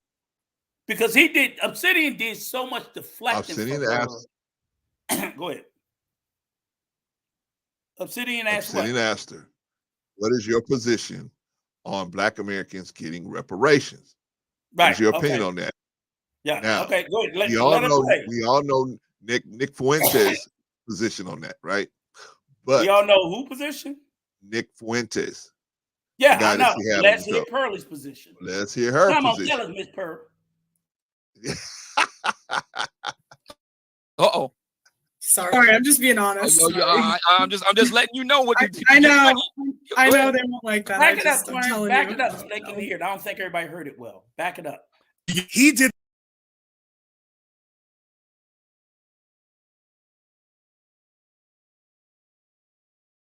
Way, form, or fashion qualified to discuss slavery.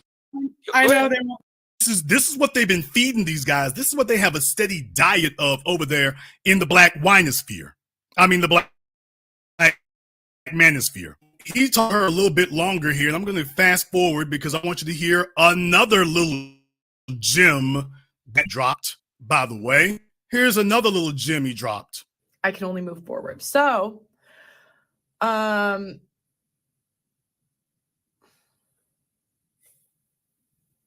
I want to make sure that I addressed everything. I think I did. No, you haven't. Because I talked about recruiting. Okay. While we're there, let me ask you this. Just Pearly things. What is your position on reparations? Are you for or against reparations for Black American citizens? I'm against reparations. I don't know. I don't believe in that. Uh-oh. Sorry. I saw another stream when she talked about reparations. Let me tell you why she said. You know what she said? They said that we wouldn't know what to do with the money. We wouldn't know what to do with it. Yeah. So what? So guess That's what? the money. Y'all not getting y'all check. Cause Miss Pearly, and them niggas in London said, don't give them niggas their check. Miss Pearly and them niggas in London said, don't give them their check. Shout out to Combative with a nice voice. That is crazy. All right, man. Okay. So because her reasoning was that we wouldn't know what to do with the money, so therefore don't give it to us, right? Yep. Okay. We want to gather all that money together, put it in a big bonfire, and light it on fire. That's our money. We want to do it, right? Right. Because they sure the fuck did what they wanted to do with it when they got it. And when white people was stealing the wealth of the world, when white people was out here stealing the wealth around the world, they were not fucking financial gurus. They weren't. They just was taking everything by force. So they didn't know what to do with the money either. Over time, they learned what to do with it. But yet, we're too buffoonish or too unintelligent or too dumb to know what to do. I don't give a fuck if I blow it all on chicken and watermelon. It's mine. That's right. And so, but my point is this, bro. My point is this. Is they going to say, well, that's a victim mentality. You taking handouts from the government, right? No, it's not a victim mentality. It's what's old. That's old, It's right? That's old. Okay. So, but here they would say it's a victim mentality. I don't give a fuck what they say. I don't listen to white supremacists. Listen, you got white farmers out there that the government pay them not to farm. They pay all them. Companies. You got all companies that they pay money. They pay them, right? To go and explore and find more. They pay oil companies billions of dollars to go and find more oil to sell us. Right. Not to give to us, but to sell us. Okay. So my point is this. Are they victims? No. So I'm not even. It's our money. Fuck Miss Shirley. How is she to tell you you shouldn't get what you are owed? Well, I mean, and what was her position on reparations to the Japanese? They were giving reparations. Yeah. But I'm sure she's gonna find a way. She didn't sit there and say, "Oh, don't give it to them because they won't know what to do with it." Right. They gave it to them anyway. I don't know what the fuck they did with the money. The government cut them a check and they did whatever they wanted to do with it. Not only did the U.S. give them, but they give them military assistance. Right, but I'm saying there was no stipulation that if we give y'all this money, you got to spend it wisely. With us, right? there was no stipulation, but only when it comes to black people do they all of a sudden come up with all of these obstacles and all of this reasoning. But they have just paid out reparations. They paid reparations to Native Americans. They paid reparations to all sorts of people. Right. But only us do we have to have this long-ass litany test to qualify for what we are owed.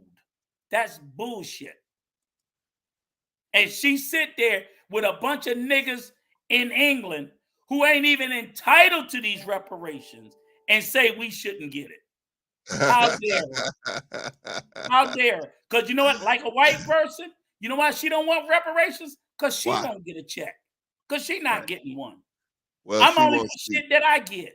That's the same thing with them niggas over in England. We ain't gonna get no check, so they shouldn't get it either.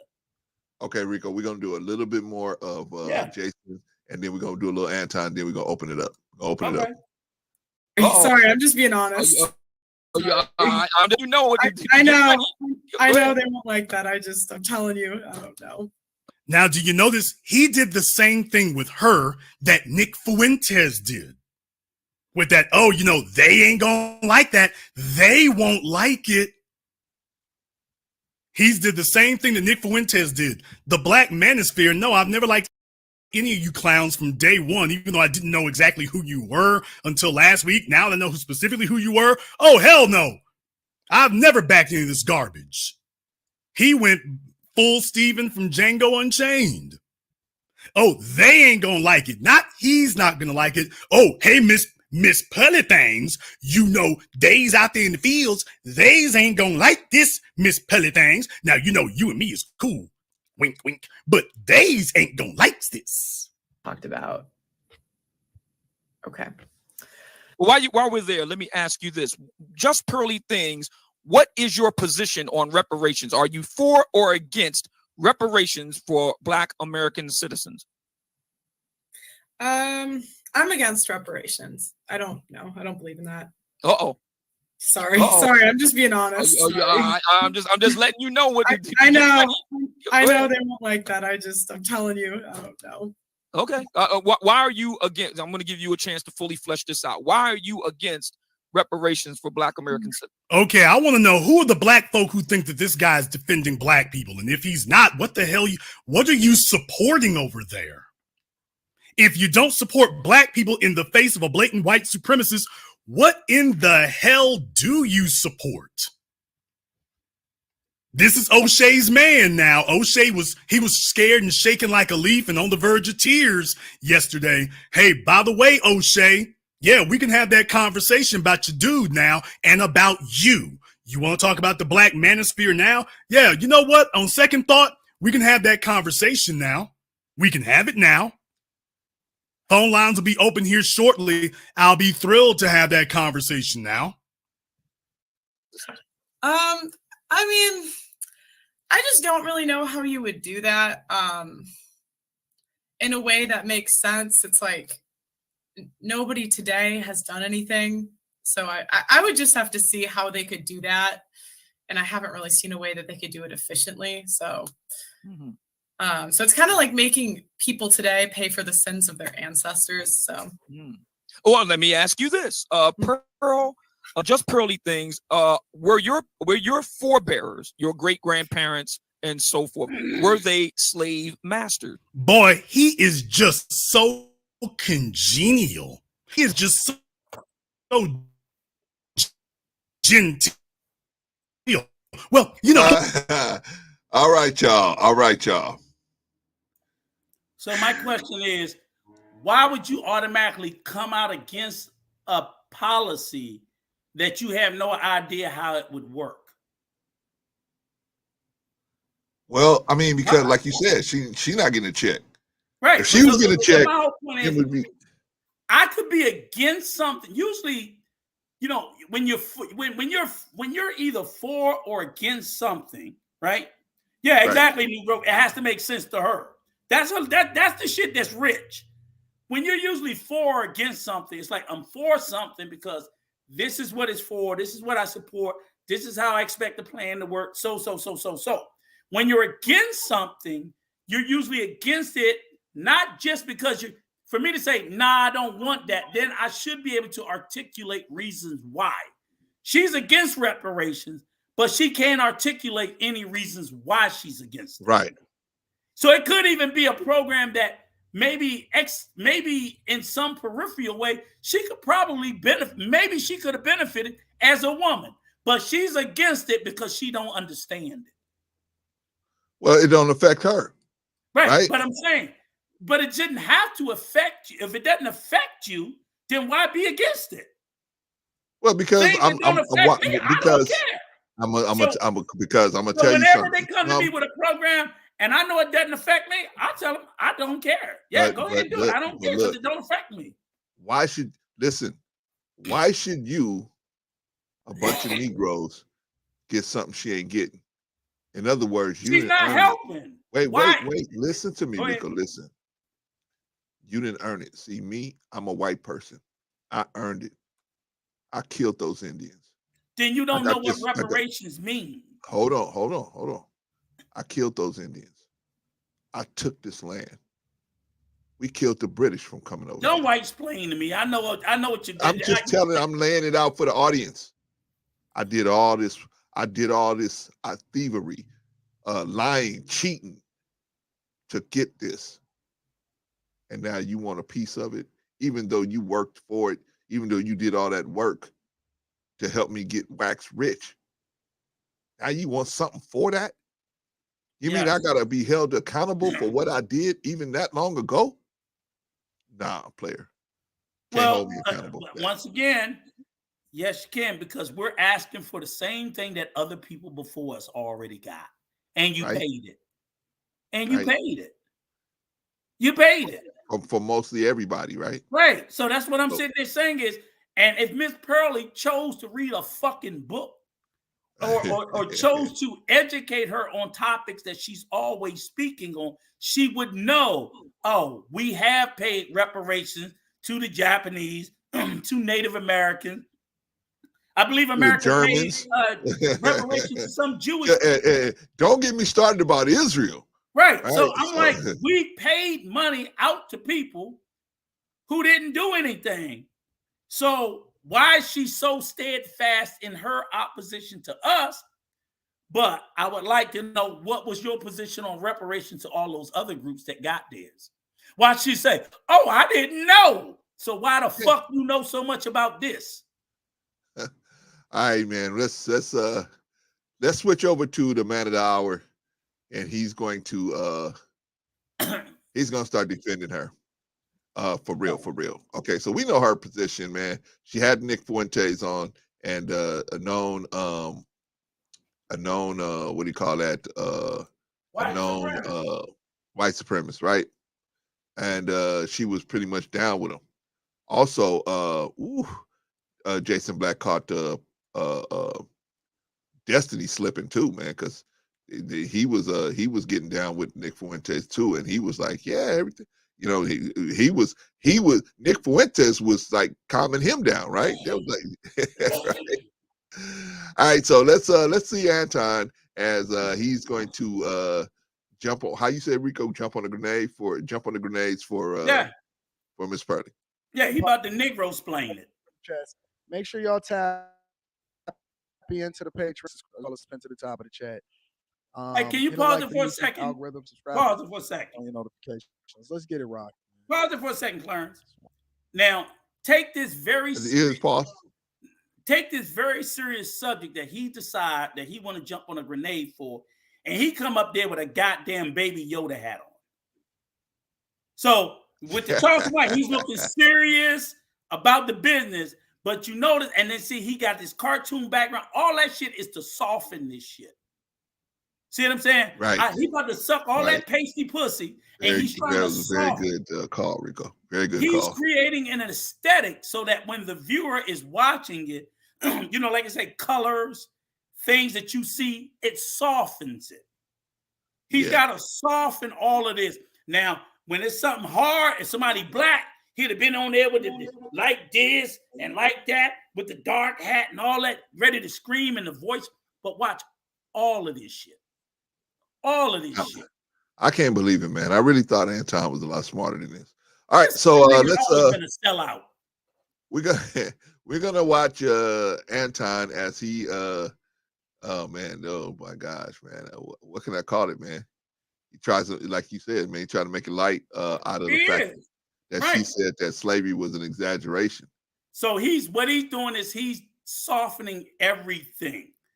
Oh, we're gonna take the rage out, and him and Angry Man, literally, I said, I cannot believe they're literally victim shaming the entire black race. How dare you niggas get righteously outraged about racism?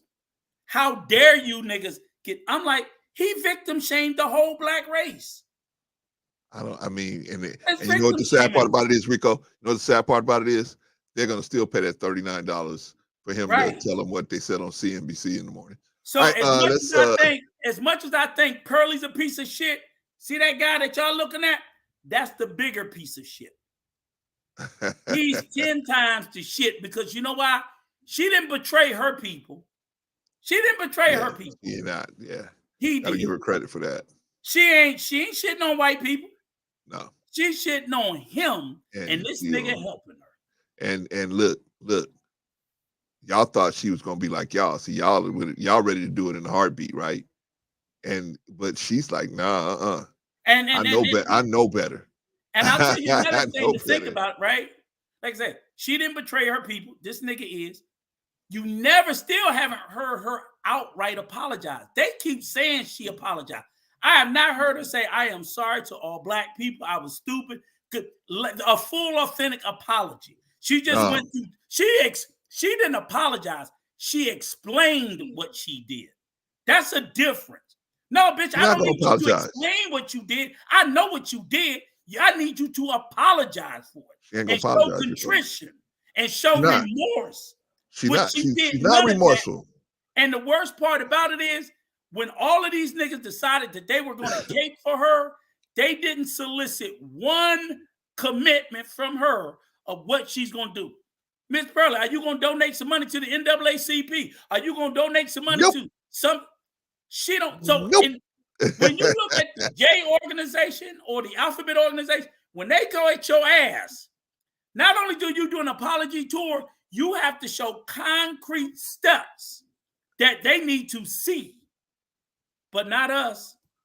Yeah. No, I called you a nigga. I'm going to tell you why I did. I ain't going to say I'm sorry. I'm just going to tell you why I did it. Yeah. Nothing more. Yeah. Nothing more. Nothing more. I crashed my car into your house, and I ran over your wife. And I'm gonna tell you why I did it, because I was on my cell phone. All right, I'll see you later. Right. But I ain't gonna say I'm sorry. I'm just gonna tell you why. I'm gonna explain to you what happened, and then I'm gonna leave. Yeah, I'm leaving. All right, you right, Simo. Man, when people show who they are, believe them. Believe them. All right, so this is what we're gonna do, y'all. When we open it up, I don't want anybody that agrees with me and Rico up here. All we want is people that have an other opinion, and we want to know why you have that other opinion.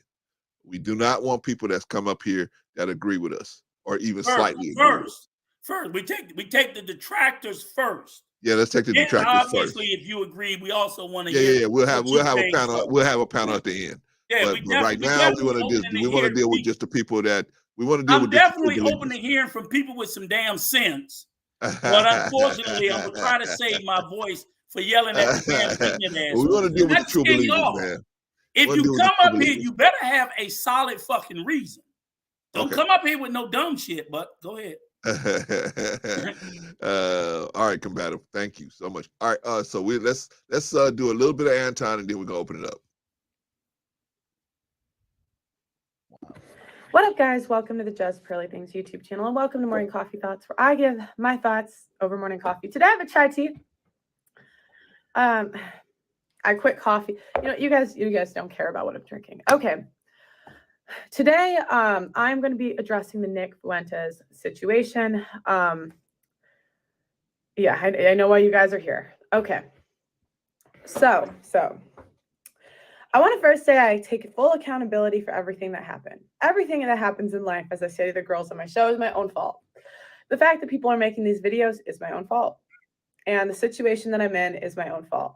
Now I'm going to give you guys an explanation and give you guys context for some of the conversations that were had. Just know it's not an excuse. It's my own fault. I take full accountability for everything that happened. Which she should. It is her responsibility for dealing with whatever comes, good or bad. You get 100% of the good, all of the benefits, all of the compliments. You get 100% of the bad. You got to know what you're signing up for when you decide that you want to jump into this space as far as being a content creator. Got to know what comes along with it. And I don't think that she's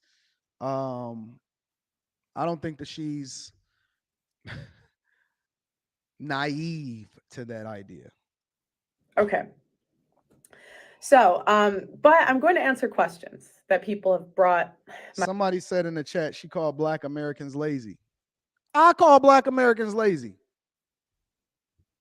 I ain't impressed. I done hired a lot of y'all. 90% of y'all I had to fire. In all different types of industries, whether it's in corporate America. Instead of rushing to work for someone else, you're free to freelance from wherever you feel free. That's right. Or the businesses that I own. So, I mean, right away in a white woman apology video, the first person this nigga decided to jump on is who? A black person. No, the first neck that Anton decided to step on in a white woman racist apology video, because a white woman called black people lazy, he decided, I'm gonna blame the niggas. Yeah.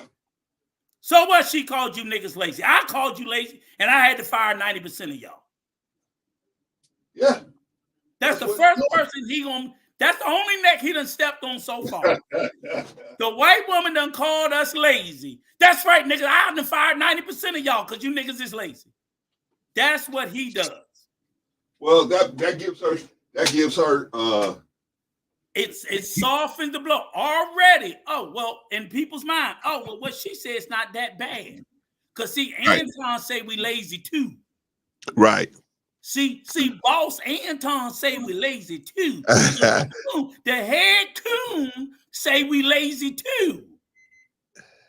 Ain't never got no smoke for nobody white, punk motherfucker. Ain't never got no smoke for nobody white.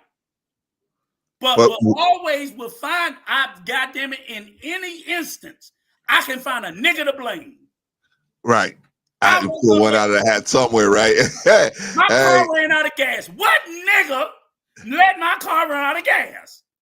Always. Well, I especially like when he gets to the point where he says people have an outrage about her saying these things about slavery. That's disingenuous. And I'm like, why is that? Why would that be disingenuous? Let's let this coon play a little bit more. Because I ain't even seen this coon. I didn't even watch this coon. I watched the other Angry Girl coon. You feeling some type of way about it? Now what? I said it. Most black people that I've ever hired, or most black people that I interact with regard to business, are lazy. Pause it, Clarence. Pause it, Clarence. Do something. Pause. You know what that would tell me, Anton? You are a horrible fucking vet of talent. That's what that would tell me. You are a fucking lousy, sorry motherfucking businessman. You have no vetting skills. If 90% of the black people that you had to interact were lazy and terrible, that means you are fucking terrible. You are you attract. You always said you are what you attract. So if you attract a bunch of lazy niggas, then that's what you are. I would bet that 90% of the people he's talking about are family and friends. No, but the whole point is this nigga he wakes up and go to sleep telling women that they are what they attract. I've heard him say it multiple times. Yeah. That you are what you attract. So to sit there and say 90% of the black people I've had to hire are lazy and I've had to fire, brother, you need to ask yourself, what is so deficient about your hiring skills that you keep hiring, that you keep magically finding the lazy niggas in Detroit? You passing all the good ones and you only picking the lazy ones out. But bro, what does that got to do with what this girl said? Like, what does that got to do with what she said? She said something. It's a deflection, and what I just want people to hear is that look at the defenses that he's offering and how the defenses fall flat on their face. Yes. All right, let's get back to Anton. Defending her at all, but they fall flat on their face if that's your argument. Yeah, his argument is, I said it too. Now get me. Right. Why do we need to get you? If you said it, you a separate issue. We're talking about her right now. Right. or we would get your ass too. Right. But it doesn't mean she get a pass. Exactly. Why should you? Right. Oh, okay. So we let you in. Well, okay, at least you black. We can come. We'll come talk to you at the cookout. Right. But her, she ain't at the cookout. So we got to get her publicly. And I still would have to ask, what's wrong with you that you keep hiring lazy niggas? But that's a whole nother question. That's a whole other issue. Because that's the very thing they always throw on women about their vetting and their choice selection. What do you vet more if not a fucking employee? Should. That's the very thing you're supposed to be doing, is vetting your employee, looking at their background, checking their work history, checking their credit score, doing drug tests. That's what you're supposed to be doing. And if 90% of them, you realize they're lazy, well, what sort of work history research did you do? That you got to fire 90% of them, that they worked out well for everybody else and only became lazy when you hired them. Well, he full of lazy shit. folks everywhere, bro. This tells everywhere. me that's not even true. That's just some shit he made up to defend Hurley. I agree. Because I don't even believe it. You see what I'm saying? I would believe it if he hired his family. Right. Like, but I don't believe you have to fire. I've never seen a job where you got to fire. When you fire, I've never seen a job where they fired 90% of the people. Much less it happens. It happens when you hire your family to run private businesses. Separate the family hire shit. Separate the family. A regular business does not fire 90% of their staff or 90% of one race of a staff. That's my point. Made up. My point. Where else would he have a free hand to hire who he wants to hire except for in his private business? I don't believe he did it. It's a lie. Okay. Well, I can believe he did it if he hired family members. And if he hired family members, then you're still a horrible hiring manager. There you go. That's my point. You're still horrible. It's still a you problem. That's my point, because your family may not see it like that. Shout out to Tristan. It's still a you problem, but go ahead. All right, let's finish up with Anton, and he is laying on dynamite for just probably things.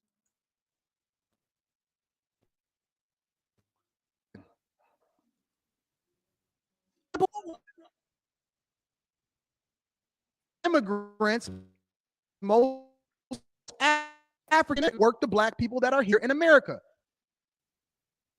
How you feel about it? Roll that back a little bit so I can hear that, Clarence, because it broke up. How you what? Clarence, it's breaking up. Roll that back, please. You feeling some type of way about it? Most immigrants, most African immigrants that come over here and Nigerians work the black people that are here in America. Yes, sir. How you feel?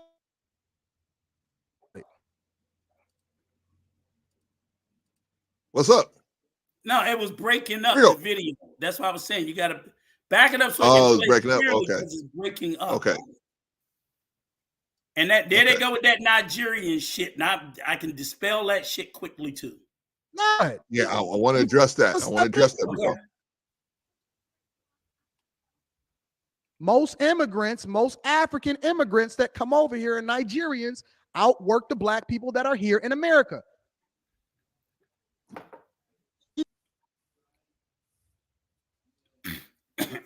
You want to address that now, Clarence?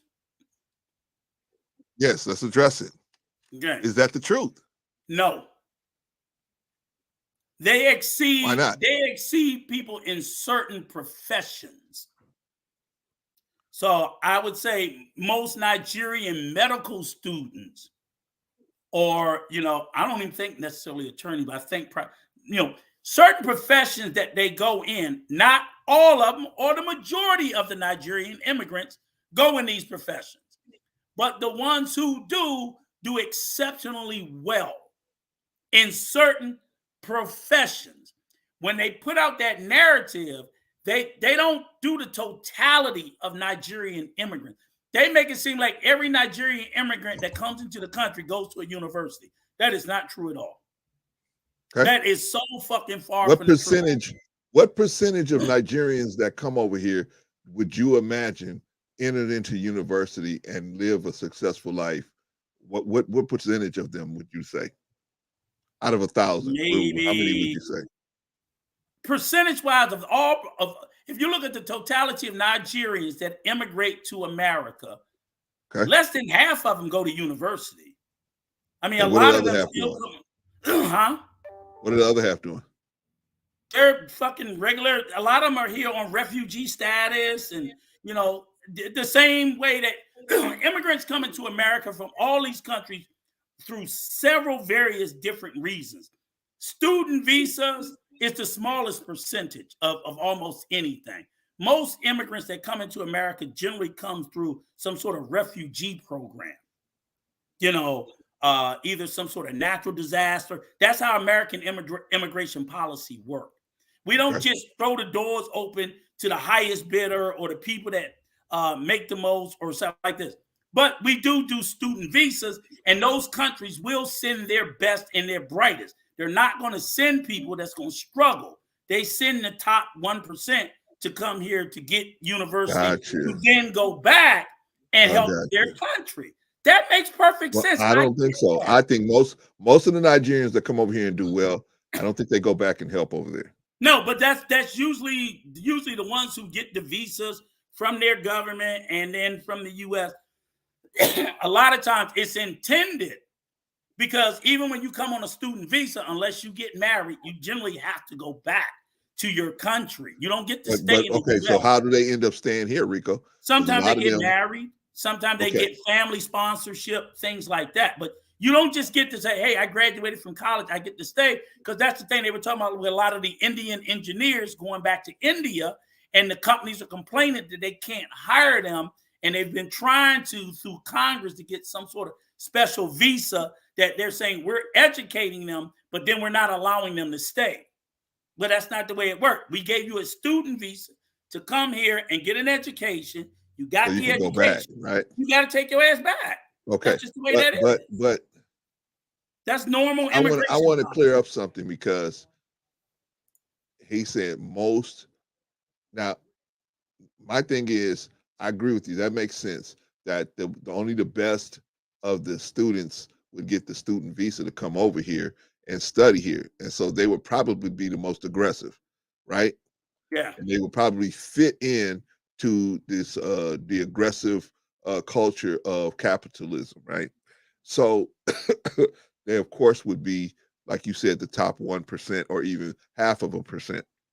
Mm-hmm. So, but we're judging all Nigerians based on that top 0.50%, right? And to me, that's not correct. So, therefore, we have the brightest and best Americans. If they went over into Nigeria, they would be looked at as the best workers, right? Same thing when, like you said, when they flee in countries, right?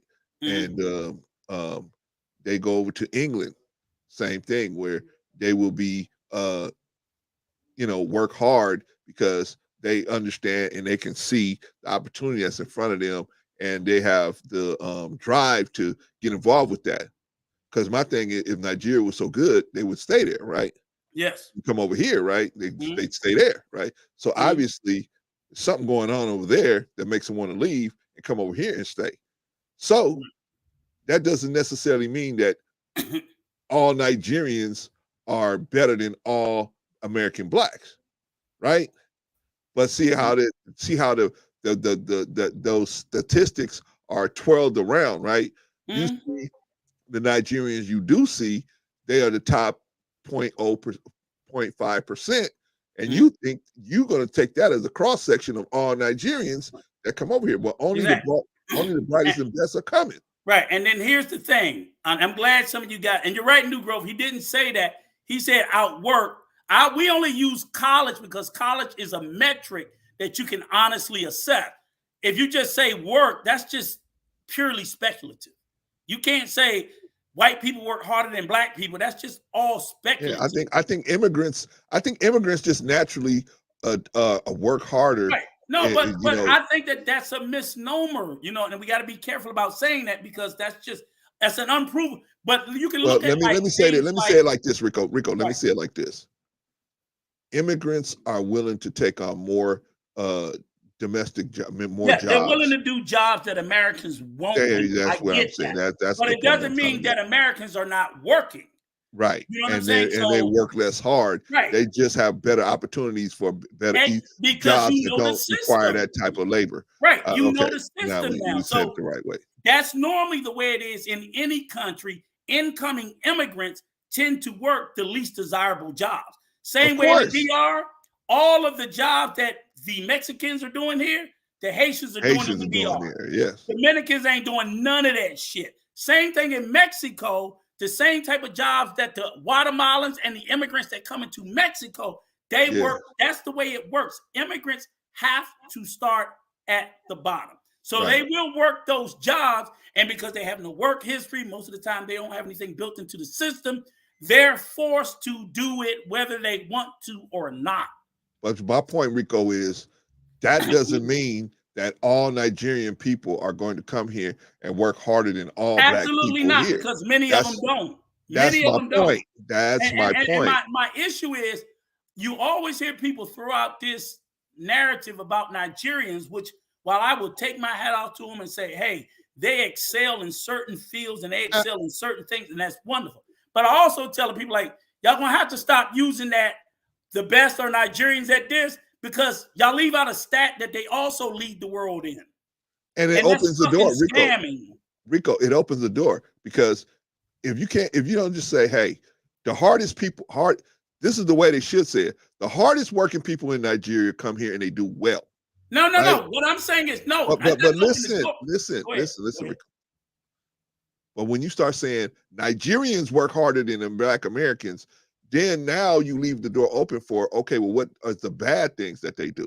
What are the bad? See, when you open it like that, it opens the door for that. Yeah, because they lead the fucking world in scamming. The world.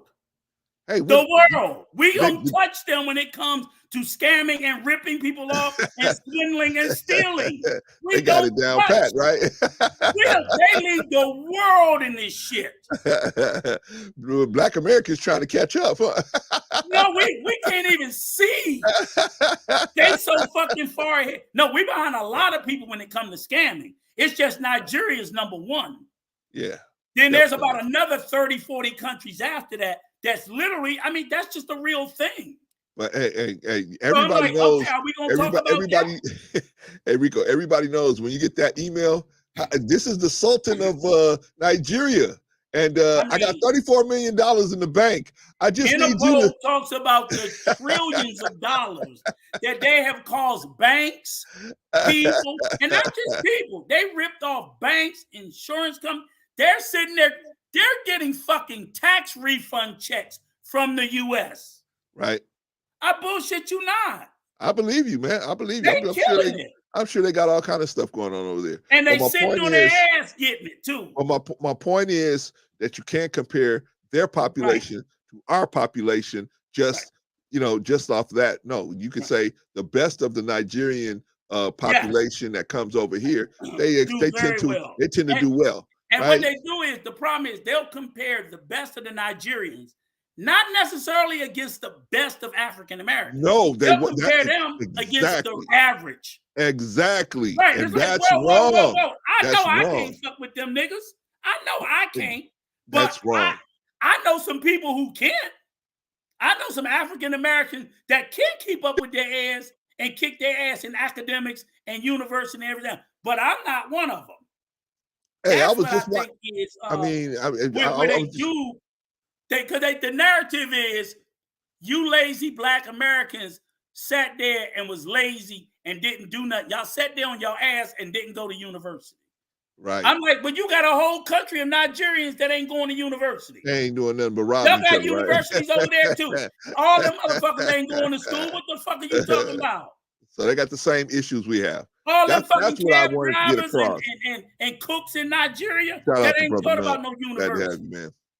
Get out of here. Let me see. New Growth has a question. He says, so let me ask you this. During Jim Crow, would you say that Blacks outwork white Americans? Your position causes you to work a certain way. Yeah. I would say that Blacks working, I definitely would think that Blacks have outworked white people in the jobs that they had to have. Yeah. Because we know that. Here's how we know that. Here's how we know that. Yeah. Because there were so many race riots based on Black people willing to do jobs that white people wasn't willing to do. Yeah, and white people wanted raises to do. That's an excellent point, New Growth, an excellent point. And that is factually, and because we had no other choice. Yeah, you have no other choice. You didn't have no other choice. So you're absolutely right. Yeah. Your position in a particular country at a particular time will compel you to do things whether you want to do it or not. And that's what I say, new immigrants, they come here, they don't know the language. So a lot of times, they doing them shit jobs while they trying to learn English. So, and we and the companies, Purdue, all your chicken, because ain't nobody Black or white picking no fucking chickens. We ain't picking no vegetables. We not scaling no seafood. We don't want to do that shit, black or white. So they get immigrants to come in and do it. And because the immigrants are here, they're trying to learn the language. They're trying, they got to try to get, they just have so much stuff on their plate. And for a lot of them, they've come from countries where they had high unemployment. Like in the DR, their unemployment is like something like almost 20% in some places. Wow. It's like in some places, like 20%. So they would be happy as a motherfucker to get over here and have a job out there picking fruits and vegetables. Because some areas, if they can get a visa to get here, they would be happy coming across the border. A lot of them are coming from countries that have very high unemployment. So they don't even have jobs back home. Nothing. And the thing is, a lot of them are migrating into Honduras, El Salvador. Yeah, they migrate into Mexico to get to here. All right. Yeah. All right, man. Let's see some more of your homeboy. You're right. I'm glad you said that, Negro, because them second and third generations, them motherfuckers is totally different. Oh man, Nigeria, they ain't the same. That's a whole nother story. That's a whole nother story. Thank you. I'm glad you said that. That they leave that out. I'm like, no. Wait a minute. So, but see, what the point I was trying to make is they ain't so much different than us. If we take our top 1% and give them and up against their top 1%, we'll probably have a match, right? It probably would not be that much off. And what's problematic is Pearlie repeated that stereotype in there by saying, my Africans, I want my Africans because they work harder, implying that we don't. Okay, let's get to it, brother. And Anton is co-signing it, but go ahead. Let's get to it. Most white people here is lazy too. Most people that have adopted Western culture are lazy. And the ones that I've seen the most, because those are the ones that I've been surrounded by, have been black people. Lazy as hell. Now what?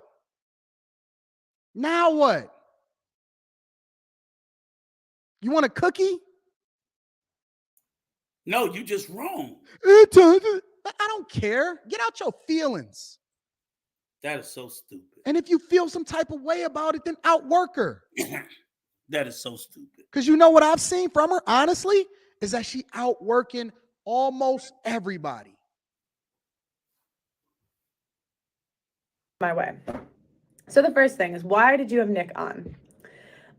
So the reasoning behind having Nick Fuentes on was because I heard that he was on the no-fly list and he lost his bank account. Now, from your point of view, you would think, why would you invite someone on that's on the no-fly list, right? That would be a bad. Well, he's not anymore. That's how he flew, but he was.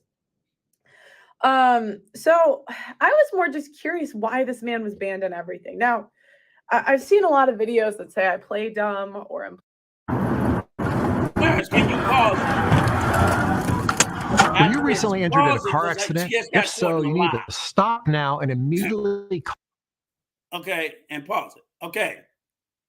What she's not going to do is she's not going to sit here and pretend she didn't know who Nick Fuentes is. Do you agree, Clarence? I agree.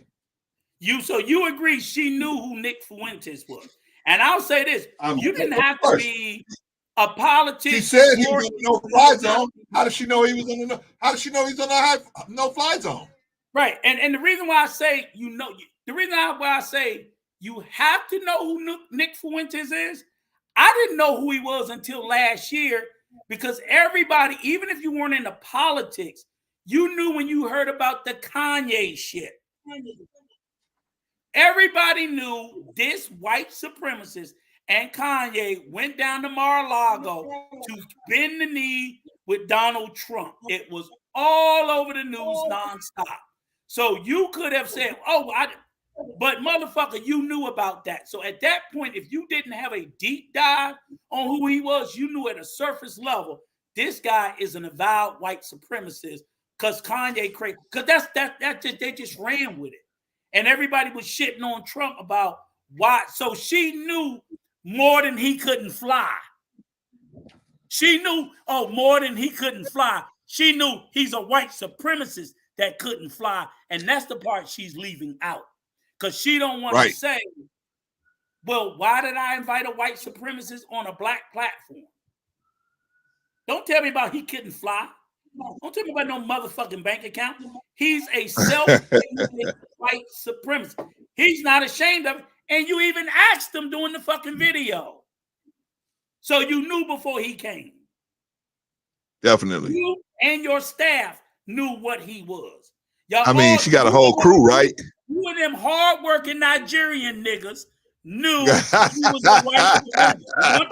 Remember them super smart, hardworking white them super smart African Nigerians? Those bootlicking niggas knew he was a white supremacist, and they signed off on this shit. They said, I'm going to show up to work today. Instead of them saying, bitch, this my last day, they showed up and said, I'll be at work, Miss Pearly. Miss Pearly, I'll be at work. Yeah. Driving Miss Pearly. Miss Pearly. What time Mr. Nick be here, Miss Pearly? Well, what time Miss Pearly, Mr. Nick be here? I'll run downstairs to see if I can help him with his bag, Miss Pearly.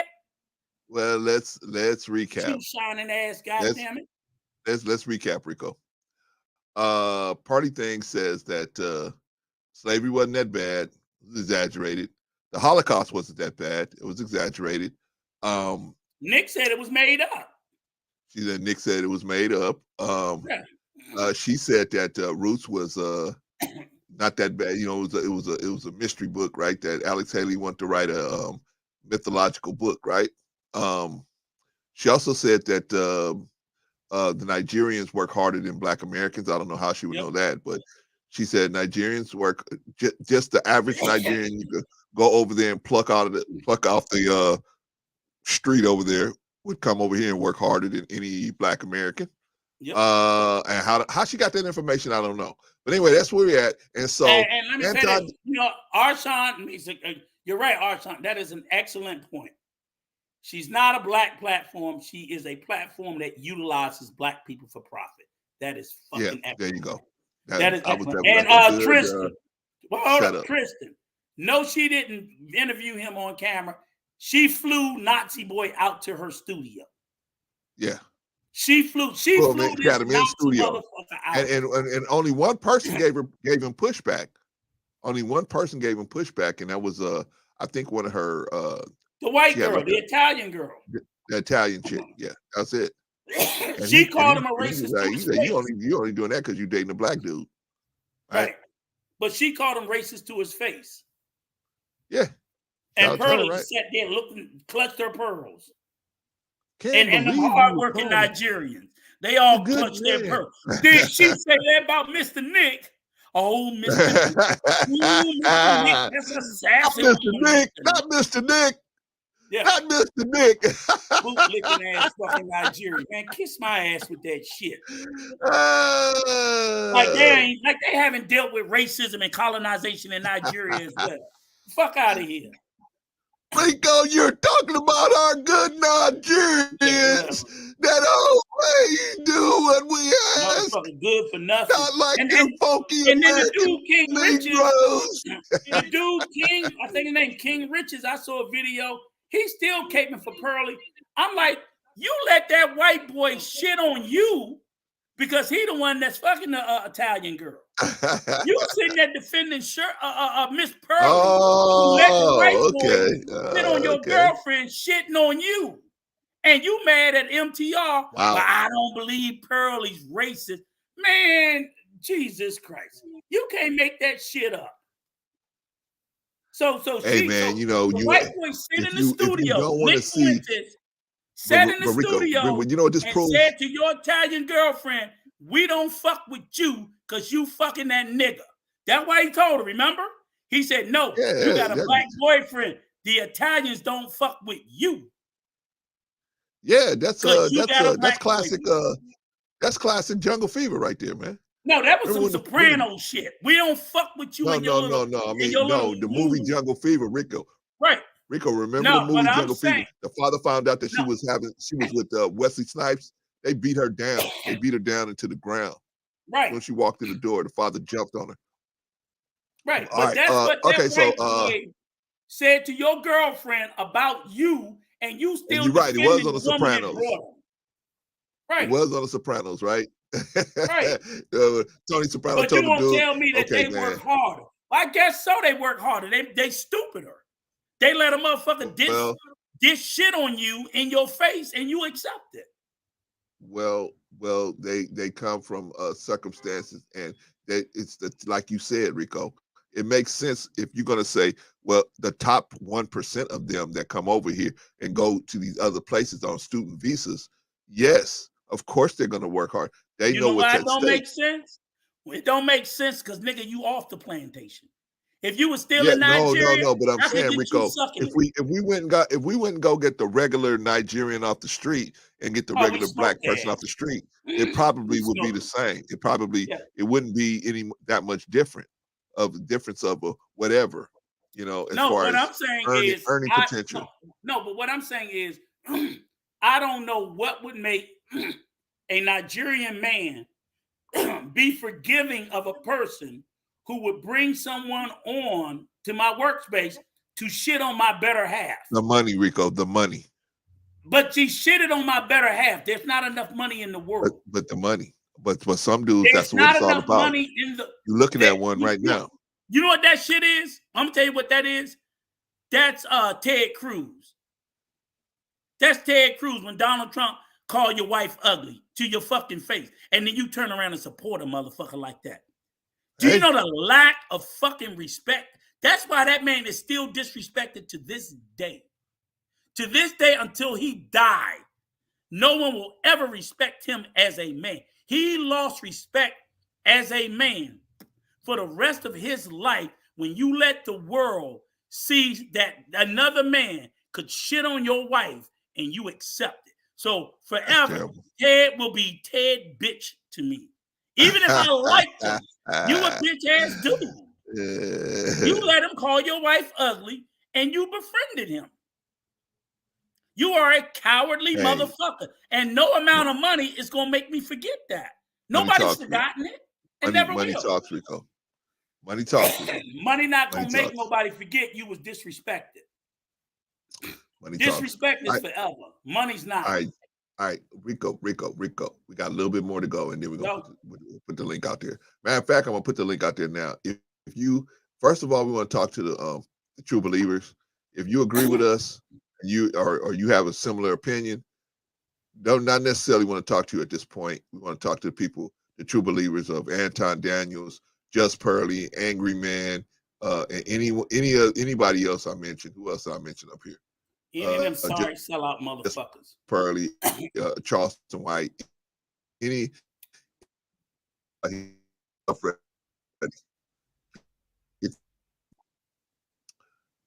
What's going on here? Spinning. Okay, here we go. All right, back on track here. Okay, here we go. So we're gonna watch a little bit more of Anton Daniels. Playing dumb. Shout out to the Mighty Walk. I'm reading super chats throughout the show. And I'll tell you what I knew and what I didn't know. So I did know that he was a known racist. I did know he was a known sexist. I did know that basically every bad name in the book from the right and the left, everyone hated him. So the reason I had him on was because, guys, people say that stuff about me. They say I'm sexist. They say I'm a misogynist. And, I really just like to give people the benefit of the doubt when I interview them. I don't go into interviews trying to interrogate someone. I just more try to listen and see where they're coming from. In hindsight, that wasn't smart. And in hindsight, I should have had someone, maybe Sarah Garvey, maybe another content creator that could have pushed back more and really was more educated on the topics that he was talking about than I was, because I certainly was not an expert in any of the stuff that he was talking about. When I bring people on my platform, shout out to BCU in the chat. Guess what, B. Taylor? I already know that the overwhelming majority of the different points in which we stand on is the complete opposite. As a matter of fact, I look for people not that just agree with me, which I don't really care for her reason is, because I don't really think that she needs to justify why she brought somebody on in order to have a conversation. However, most of the people that I look to have a conversation with is some that I actually just have an interview with where I just want to get their thoughts. Regardless of whether they agree with me or they disagree with me, I just want to see what you got to say about it. And then there's people that I bring into the studio, for example, that I do on Friday and Saturday nights that I actually want to have a conversation with that may disagree with me because I think it. Recordings just got better. Hey, it's Dana from StreamYard. I'm so excited to announce that local recordings are now available on StreamYard. Have you ever done a recording where your guest just had... It makes for a better product that you then put out not only for entertainment but for educational purposes, because they could be wrong and I can change their mind, or I could be wrong and I can change my mind, right? Patriarchy come on the platform all the time and he say, Anton, you got to get Nick Fuentes. And I'll be like, I'm not interested in talking to Nick Fuentes, not because of where he stand on a specific issue, but because I just have no interest in him as a person. He is not a person personally that I feel as though I can get the type of information out of him. Maybe I'll change my mind. But if I decide to have Nick Fuentes on the platform, then that's what I'm going to do. And there ain't nobody in this world that's going to tell me differently if that's what I want to do. You're right, Tristan. You're right. Absolutely. You're right. Okay. Basically, you know, let me find a clip of Anton and Angry Man going in on Pearly. But basically, you're right, man. Yeah, he is legit on his knees. Not only for, I can see him doing it for Pearly. At least he's making money. He's doing it for Charleston White. Charleston White. Clean that shit up. Clean that shit up, Clarence.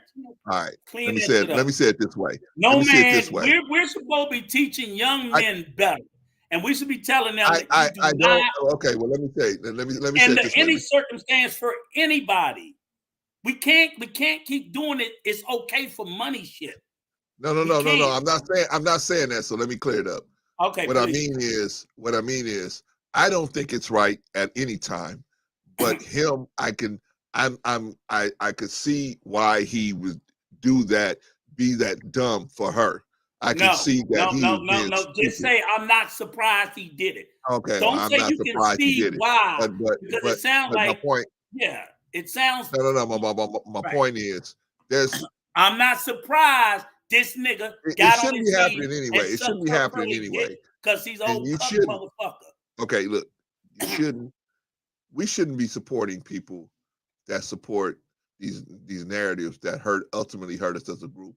We shouldn't be supporting people like that. For no amount of money. For no amount of money. For $1 trillion, no. But anyway, it's just, I just find it even dumber to support a person that's going to actually take money out of your pocket. I feel like it's so much stupider. But anyway, let me see if I can find a clip of the her. Problem with this, Clarence, this is my problem with the whole money argument. It's because we're leading young men or men, women, whatever, to believe that there are acceptable things to do for coin. But when the coin, let me tell you, I'm not saying that we're trying to. I'm saying when we don't state it correctly, I want them to understand under no circumstance do you do certain things for coin, because what happens is every black person of wealth and means, when that wealth and means is gone and you've been fucking over the community, guess who the very people you run back to for covering? To be able to do that, don't you shit on your people on your way up. I want you to be successful. I want you to build, but don't you shit on your people, because them white folks will take that shit from you like that. And when they do, you be right back down here among us. Yeah, looking for help. Right back down here among us. We're not going to forget that you shitted on us on your way up. Don't do it. All right. Shout out to Great Pill. We got Great Pill and Marcus joining us. All right. So good afternoon, young men. We told you guys that we want people that's kind of supporting any one of these people. Do you guys support anyone? And if you do, why do you support them? Great Pill, you want to go first?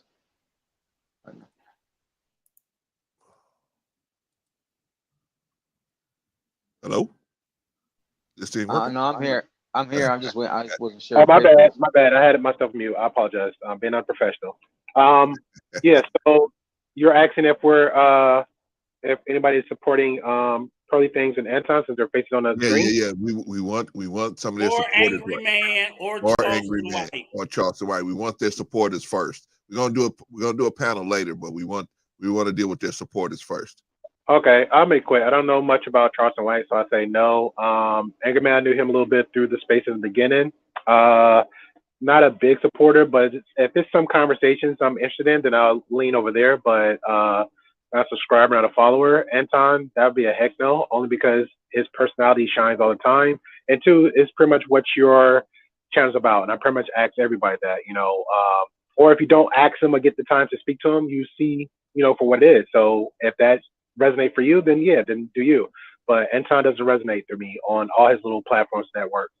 As far as pro things, no. Anybody that knew me from way back in the day, I used to call her the Lex Luthor. So I knew about her.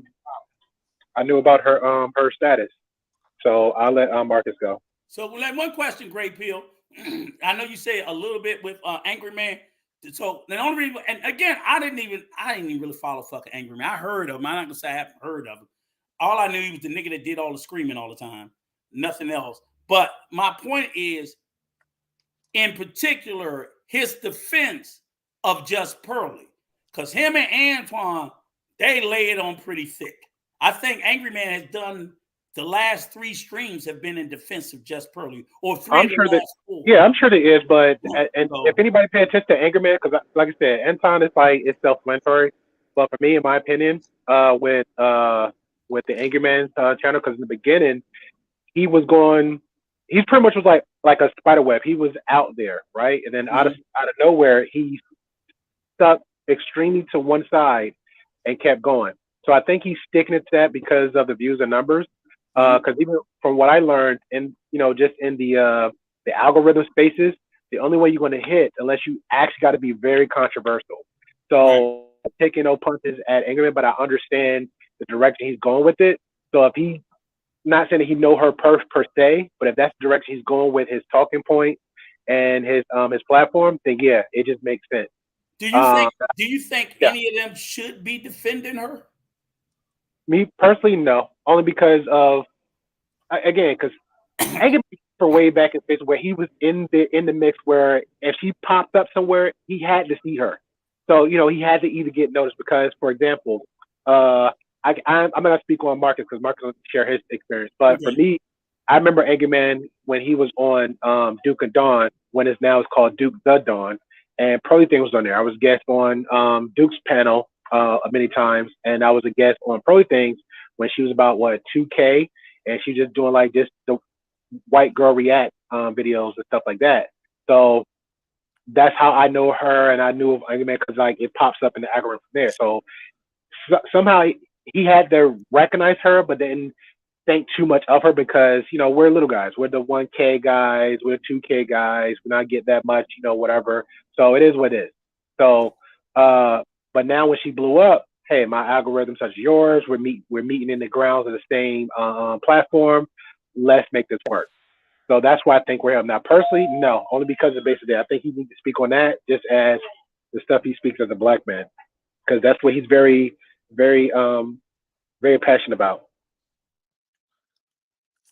All right, great. Brother Marcus?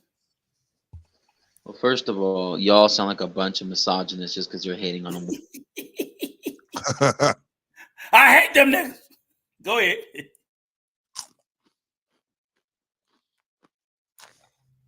You ain't got a better defense than that? No, wait, my bad. Can you hear me now? Yeah. Yeah. No, I was gonna say not trust and just Marcus, you're breaking up a little bit. Break it up a little bit, man. Yeah, you're the Matrix getting you. The Matrix getting you. Try it again. Yeah. This is I want him to finish about Charleston White. Hold on. Before I play this Pearly White. Because you liking that? You liking that picture, Pearly? Ooh, la la. I saw somebody else. I found another older video of her, MTR, Mr. Real Estate, and I found because he rebranded his channel, and I saw it. Yeah. And it was another older video that she tore down. I hadn't finished watching it, where she was disparaging reparations again. Yeah. So she been shitting on reparations for a while. I think I should be good now. Okay, go ahead, Marcus. Sound good, Walker. Sound good.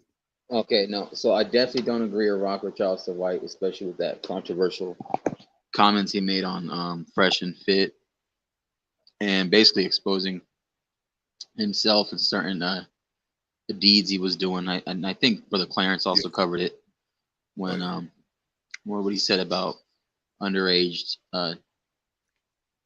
women or underage ladies and stuff like that. So I don't rock with that. I'm not cool with that at all. Especially with how my family looks at certain things like that. They're not cool with that. And friends too.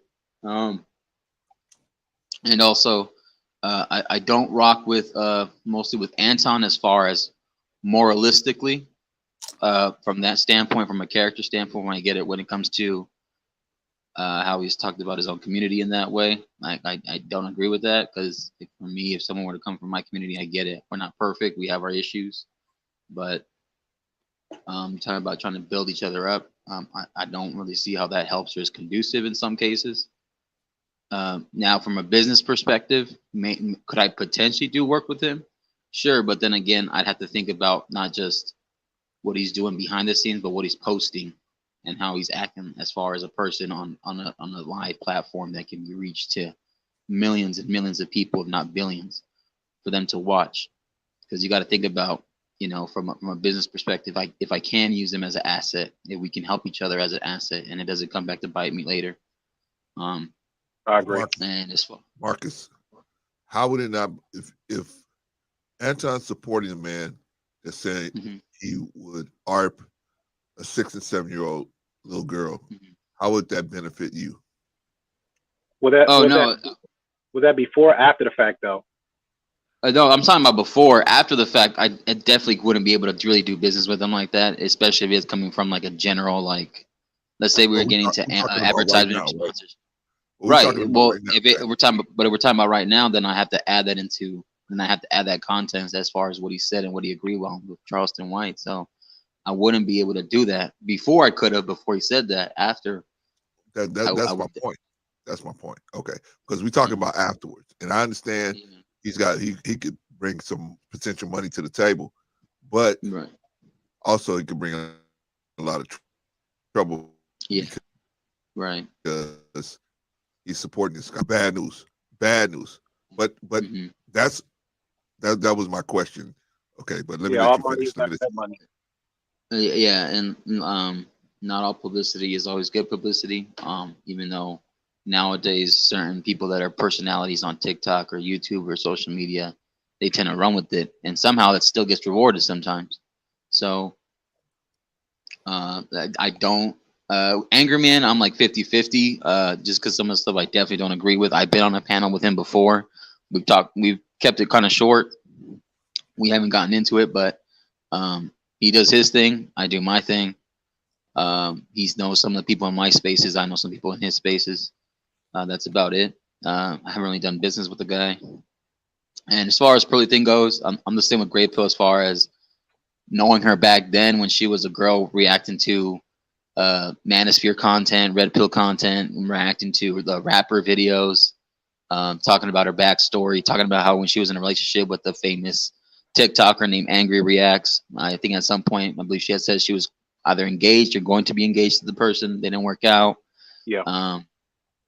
And then also, going to the UK and trying to do business over there and expand and do what she was originally supposed to be, like a sort of podcasting, but more like on the YouTube, street interviews and stuff like that, which was what she was doing, and doing sports, because she was doing sports originally through college to finishing up school, and then she was going to go into professional sports after or something like that. But she found out that money, it makes more, because she said it herself, it makes more money on YouTube, what she did for her career,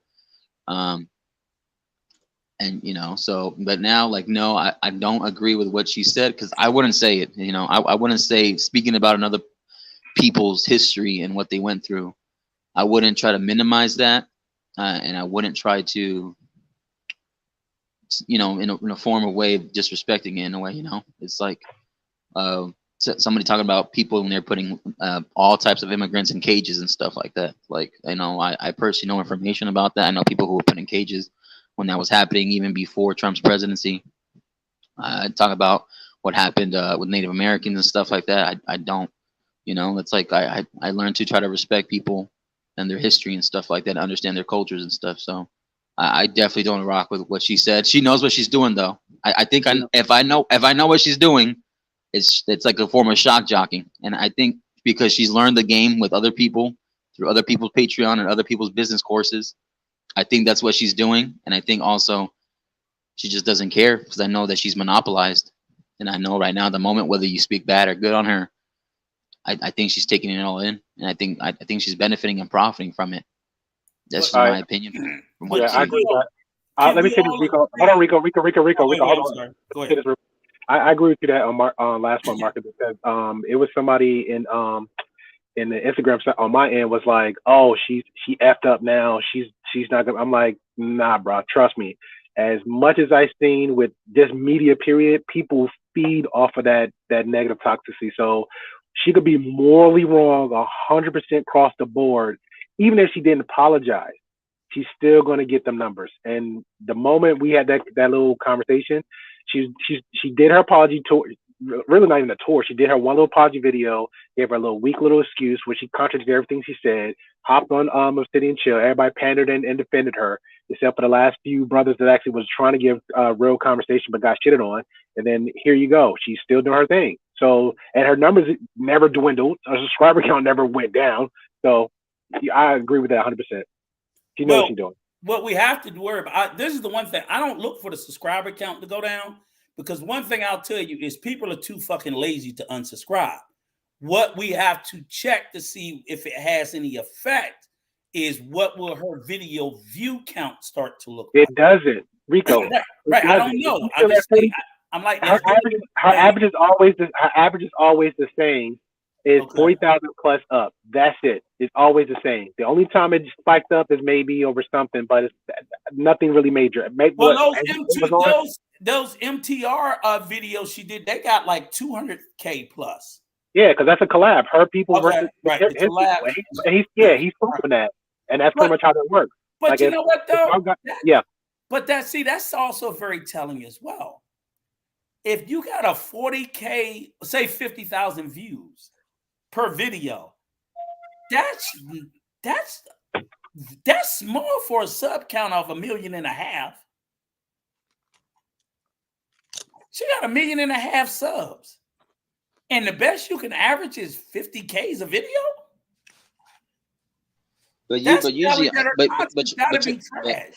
But Rico too, you gotta also understand, like, usually that's the beginning average. Then later on, it trickles down to more and more, because the more people tag her in their videos, reacting to her, responding to her, it's gonna lead to traffic to both sides. It's gonna lead to traffic to your original channel, to her channel.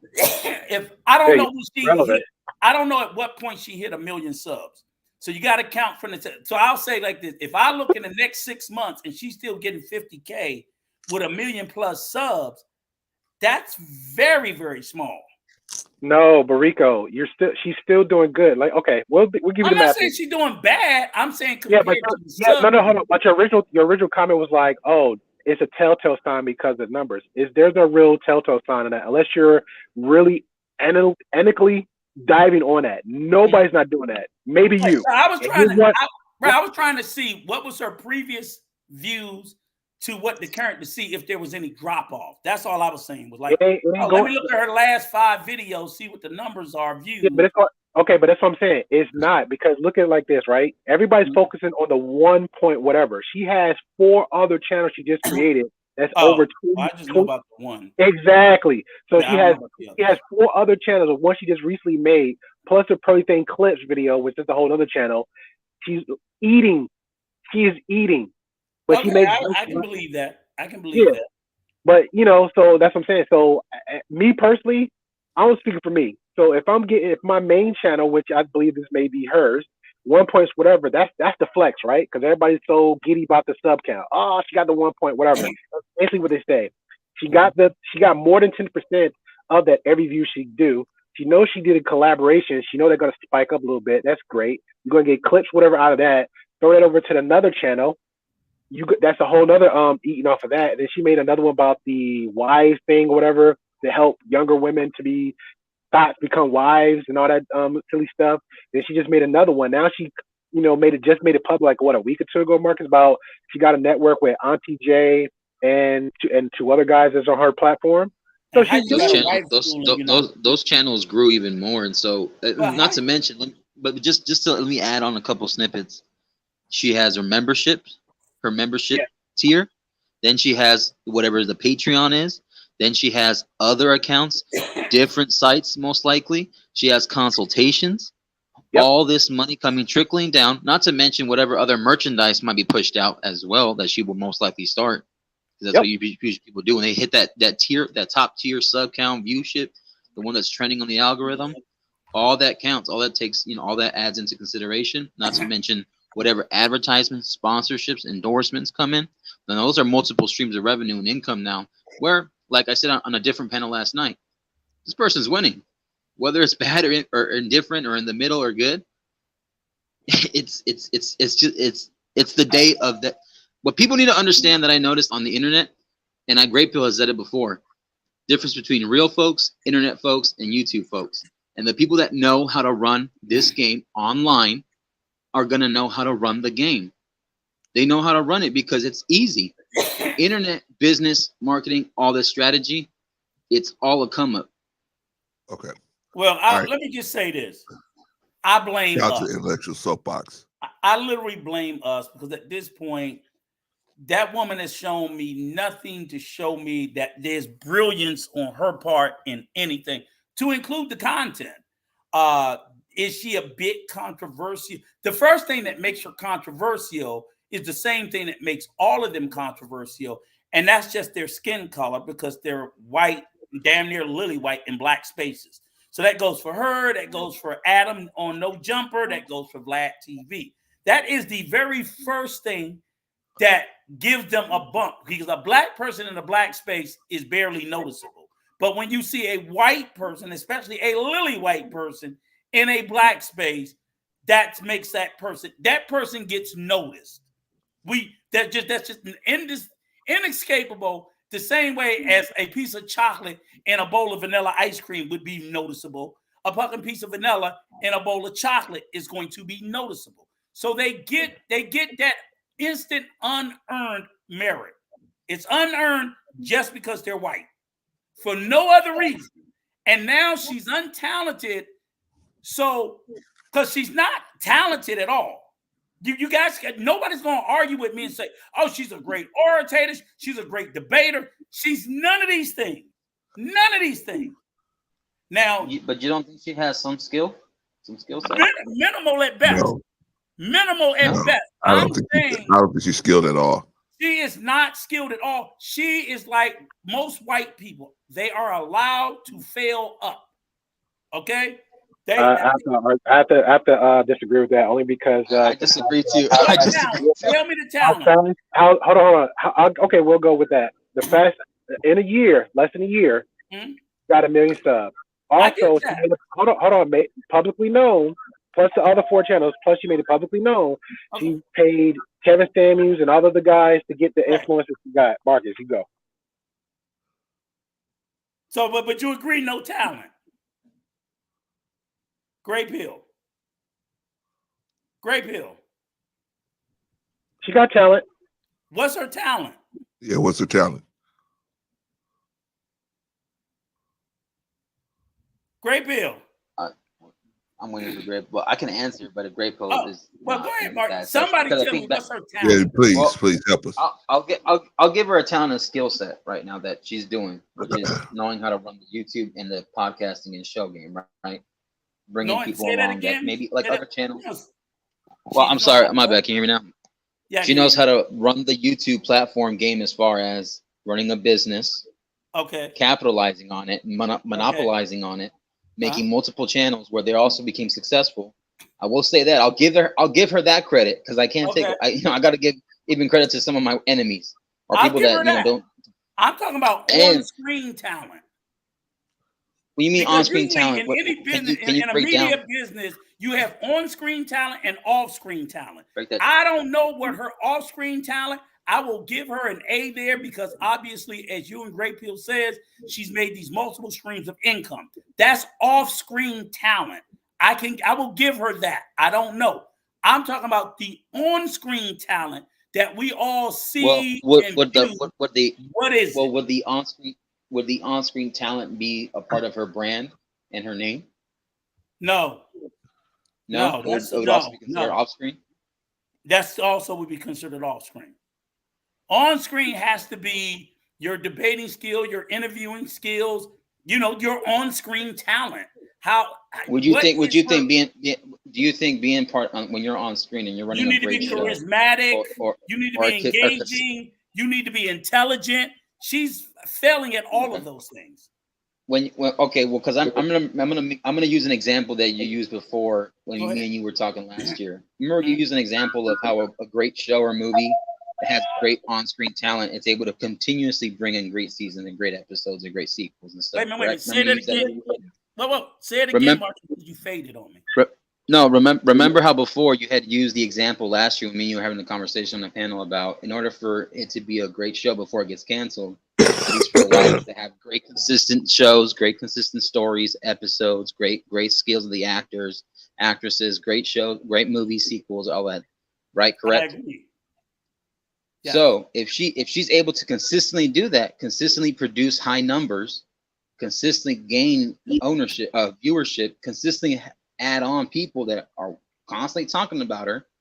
You have platforms like the Whatever platform, which has millions of subs. You have other platforms like Abba and Preach. You even have other platforms like the late KS, who, rest in peace to him, and all due respect. He did, he did his thing. She went through him. She went through the roommates to now where she's at now. Okay. Is that considered some type of skill set where she's able to run a show platform and have other people like Sarah Garvey and Auntie Jenny and stuff like that? Would that be considered a skill set or an attribute on screen? That is a huge skill set, a huge attribute, but that still does not carry over for her being an on-screen talent. And that is excellent because she can put talent on screen. She can pick the right people. She can pick the right show. I don't think she has talent at all. No, I'm saying other people. So I think I would think if we had to watch Jess Pearly by herself, do y'all think she could pull them numbers? Nope. With just her. Kevin, I will say this now. Kevin, I think she can. Kevin, as much as I didn't like him, I will give him credit for that. He had an awesome on-screen presence. And sometimes the talent is on screen and people make money off. That's why I think she may be an off-screen genius. But on screen, she is bland as hell. At this point, I think now feelings is coming to play versus the logic because, again, she started out doing videos where Kevin Sam himself, when he was giving her consultation that she paid for, he even told her original videos that me and Mark said what she was doing was shitty. So she had to change it up, which everybody knows content creators actually, you have to do something.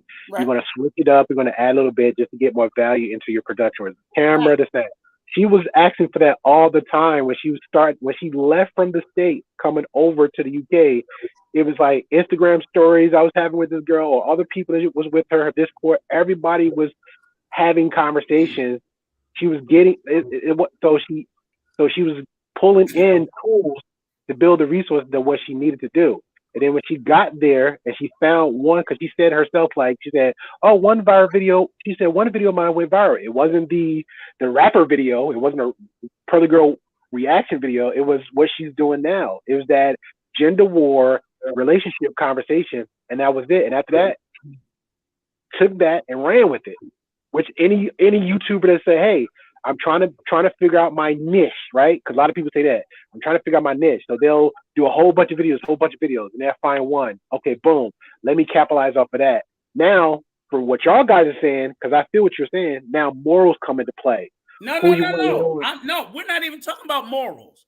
I'm talking pure on-screen presence. Nothing more. I'm at this point, I'm not even criticizing her. I'm saying absence that which she could be the genius behind the show formatting and pulling Auntie. What's the little Auntie Jenny. Auntie Jenny. I think, even though I think she was a great addition to the show because her show. Talent. She has a presence. Show. Huh? But it's her show. Right. I'm not saying it's not her show. Just like the Grayfield podcast. I'm not a one subscriber, but I have people way behind the scenes, and I will give even Marcus all the fucking time behind. Right. But what I'm saying. Hold on. Let me say this because we're talking about talent now. I'm gonna be honest about me. I don't think I got no talent. Half the time we call myself broke, dusty, ugly all the time, right? But at the same time, I'll give Marcus. I never even said this out loud because he don't ask for the public spectacle and all that stuff. But I give Marcus a spot because I know Marcus. He don't purposely. I heard Marcus say this before. Hey, I root for the underdog. Then I see Marcus. He don't be in spaces just to be nosy or whatever. But he just like other people. Hey, I'm a panel watcher. I like hearing people's conversations. So if he sees something like, okay, well, Grateful Podcast got some kind of potential, hey, he'll just random send a video. Maybe this might go. I have somebody else on my end just recently, like a month or two ago, that hey, nobody's not talking about this. Had this conversation. This went viral on TikTok. Okay, cool. And they're mod. So again, that's part of the tools of my talent right there. So if she got a team, that's part of her talent. So you can't just knock her for that now. No. I'm not saying she has no talent. I think this is the part you guys keep missing. There is a difference between you can have all the talent in the world. Yeah, but you asked the question. You said, "Do she got talent?" We're saying I yes. said that she has on-screen talent, which is a distinct, unique skill set. They literally pick people based on how they look. It's literally. Because what that does is psychologically it attracts viewers. You don't have to be the best looking, but some people, it's a certain way they look, a certain way they talk, a certain presence that is very much sought after in the entertainment industry. And they can determine whether you're successful or not. That's why you see people like, how the fuck do they I'm waiting win? for Rico to finish. And they're not the smartest. I'm like, they got that thing. They got it. That's called on-screen talent, where it's just like you can go in, you can have no back, but they were like, "Don't worry, I'll teach you what you need to do," because they study the science of what viewers look for. So what I'm saying is she has a great show and she's the leader of it. But I would probably say most people don't come there to see her; they come there to see the show, and that was what I was saying. Her alone, she has no on-screen. She is not into. I've seen her in every debate I've seen her in. She's been destroyed. Name one debate. I think the one with Hafiz. Everybody said she won, but she didn't really win that one. But Hafiz definitely lost. But Destiny just mopped the goddamn floor with her. And every other debate she's got it. So I'm like, I couldn't. Y'all gonna tell me she's super? She even said here herself. I was in this discussion and I didn't know what the fuck I was talking about. She said it herself. So I'm like, usually a good talent has to go, and normally they're not going to go into a conversation and not study themselves before they go. All right, you guys. Marcus wanted to tell me something, so let Marcus tell me. I was wanted to make this last point because I heard you earlier wanting to say something. I know it's your guys' show. I don't want to hog the mic. I just want to say one last thing.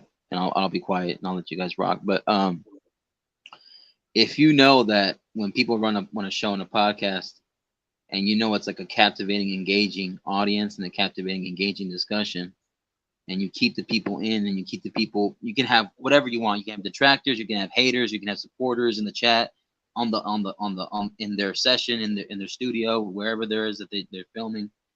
It still requires a certain type of talent and skill set, correct, to keep that show running, to keep it engaging. And for, every channel that I see, I'm seeing her face on channels of people that me and Grateful either we agree with or cool with, or we don't rock with or whatever. But yet the still commonality is they're pacing her. Like Like she has. I gotta give credit where credit is due on some of it. I understand Brother Clarence's stance. You said she's not talented. Cool. At all. You know, I get you right. Like I said, that's your stance. I agree to disagree, respectfully.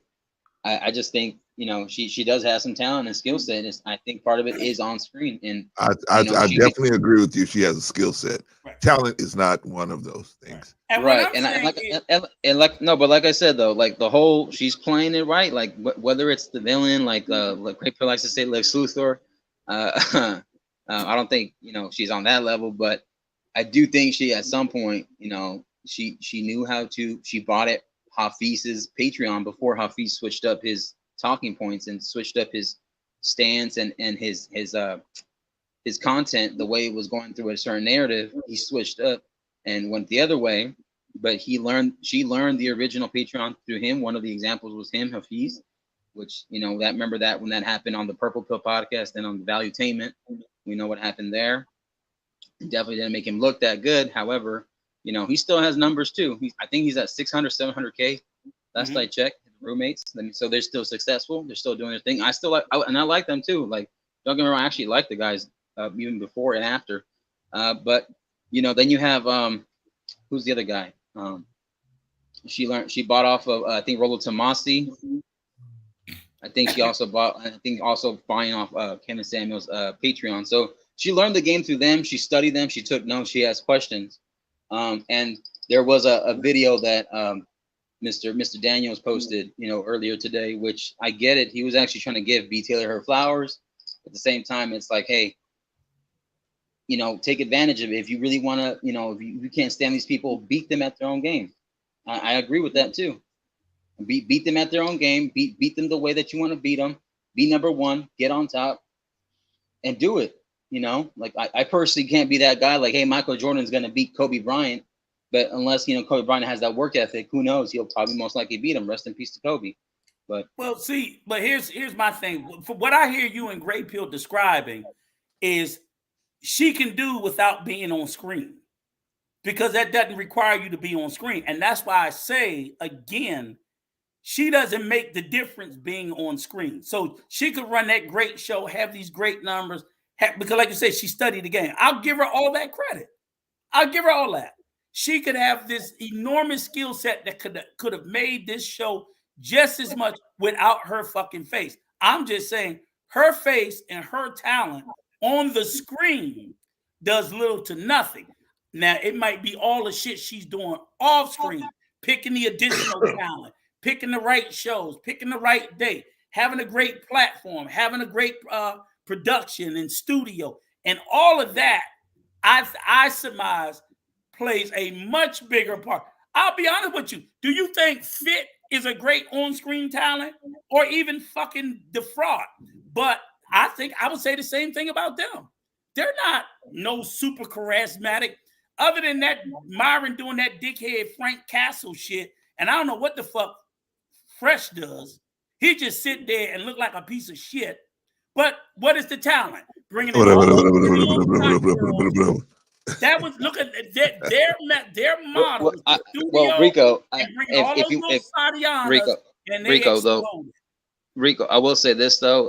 I understand the whole people. They don't like Myron and Fresh. I get it, and especially what they said about in the past last year and stuff like that, controversial takes and the controversy.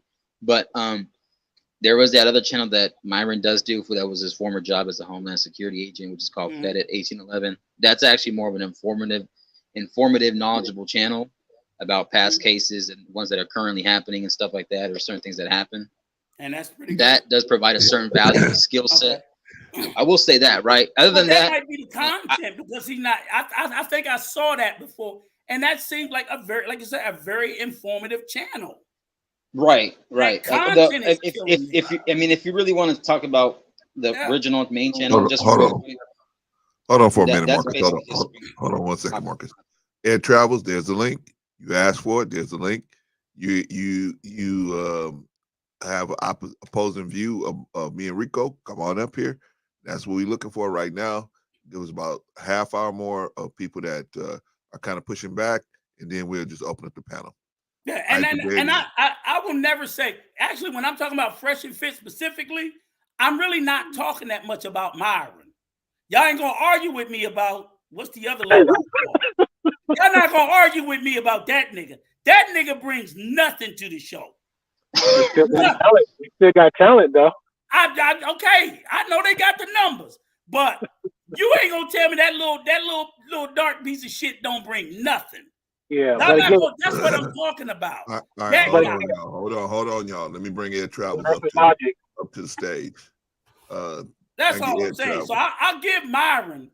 Myron was a Homeland Security agent, so he has to have a certain level of intelligence and things of that nature. I will give Myron this. The other guy, nah. Y'all not gonna hell no. So to me, that's the other guy, but still they winning. So I'm saying you can win and still not have talent. He's the perfect example. That nigga's winning and got let me say this real quick, and then we're gonna let Ed Travels get up here. Okay, so my thing is why Clarence White keeps saying she don't have no talent, because I'm like Rico. If she was by herself, she would not get nothing. But now I recognize she has intelligence enough to say, if I surround myself with certain people, then I will get the viewership because of the spectacle of me and the contrast between me and them. That's going to bring people, and they're going to want to see. And then when I'm using these manosphere talking points, that's going to bring more people. So she has a system that's working for her. So I'll give her that.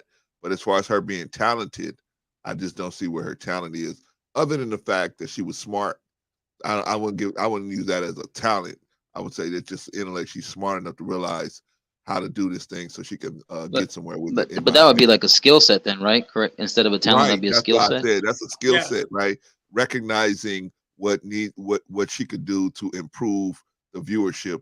That'd be a skill set. As far as her being talented, what I mean, her attracting people to watch the situation just because of her. I know she's smart enough to recognize that's not gonna happen. If she didn't surround herself with all the people she surrounded herself with, nobody would watch her. Unlike Kevin Samuels had 30,000 people on the live chat by himself. By himself, right? And there's some other ones. I tell you this. Look. I tell you this. Everybody hates Cynthia G. She keeps 30, 40, 50,000 people in. And she by herself. So there are a lot of content creators solo, but they do, whether you hate them or not, they have, like, it's called stage presence. They just have it. Let's bring Ed Travels. Let's bring Ed Travels into the conversation. We asked some people that was pushing back, Rico. Ed Travels, how you doing, brother? Hey, what's going on, gentlemen? Thank you for having me on. I mean, my whole thing about this is, she clearly said that she was conservative. Having a deplorable individual such as Nick Fuentes on your platform is problematic in itself, especially if you don't have somebody there that's astute or educated enough to push back on his bullshit. And she didn't do that. So the way that it came across was extremely kikiing and cacan with a dude that just is a horrible individual, no matter what it is. Now, I understand from a content creator standpoint that when I do a video that's about substance, nobody gives a shit.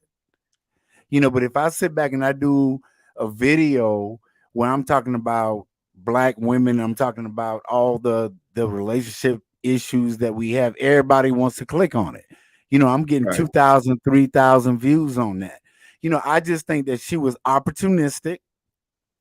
She sat back and she created a platform with the help of her daddy's money. And she sat back and she built a platform, and she went in too deep. She got in over her head. I will, because I've messed up too. I'm a 52-year-old man. I've made my mistakes. I'll give her the credit of owning up, to sitting back, whether it was sincere or not. I can't say that. I can't look into the woman's heart. I can't say that. But at least she came up and said, look, I fucked up. And she's gained 3,000 viewers since then.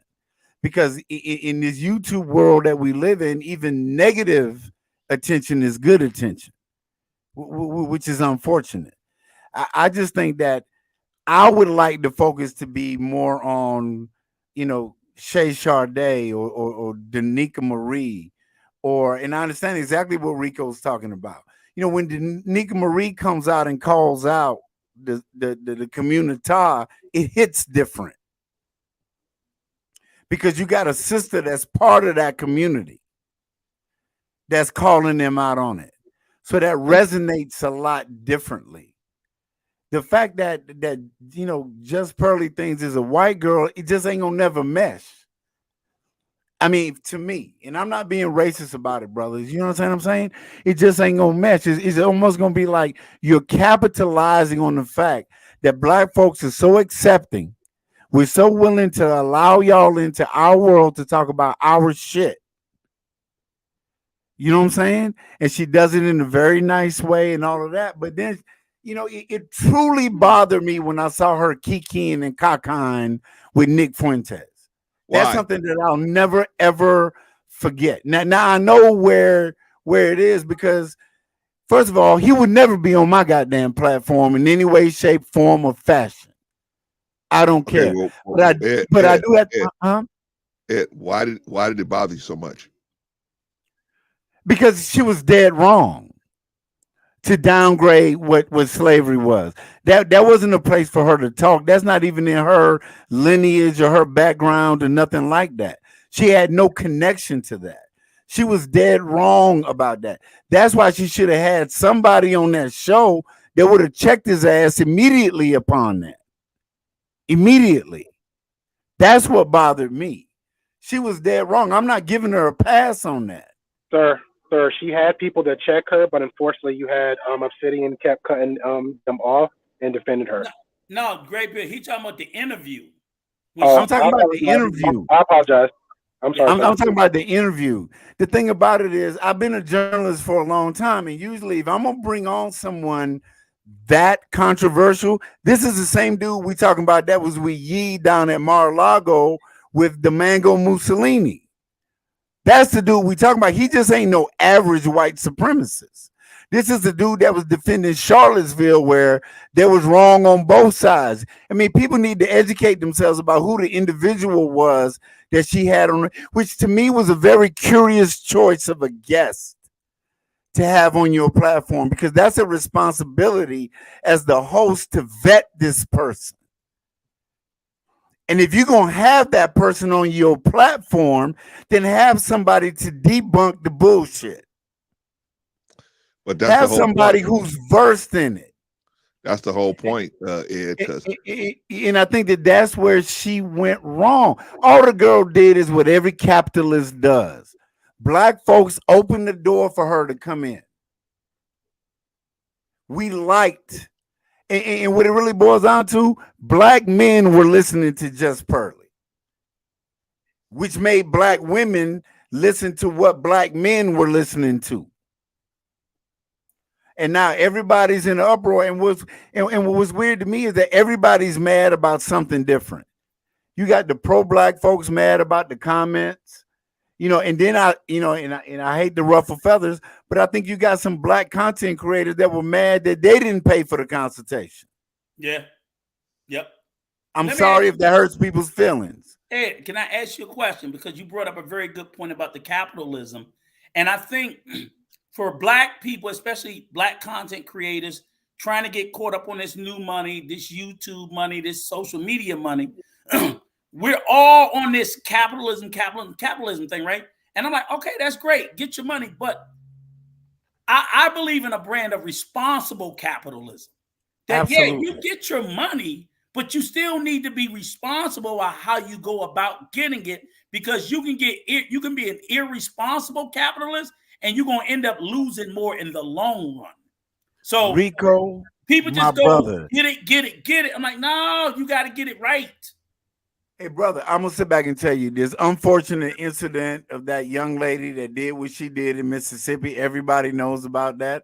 I'm not trying to pivot the subject. I'm trying to tie it into what you just said, Rico, is that when I was going back, before I talked about it on my platform, I wanted to do my research to be educated so that I could sit back and I could give a commentary that was based upon fact, right? Like when I worked for ESPN, they used to call me to come work on ESPN and talk about golf because I was the only black major journalist. It wasn't that they respected me or my work. I was just the brother that talked about golf. You feel me? So I understood the game from the beginning.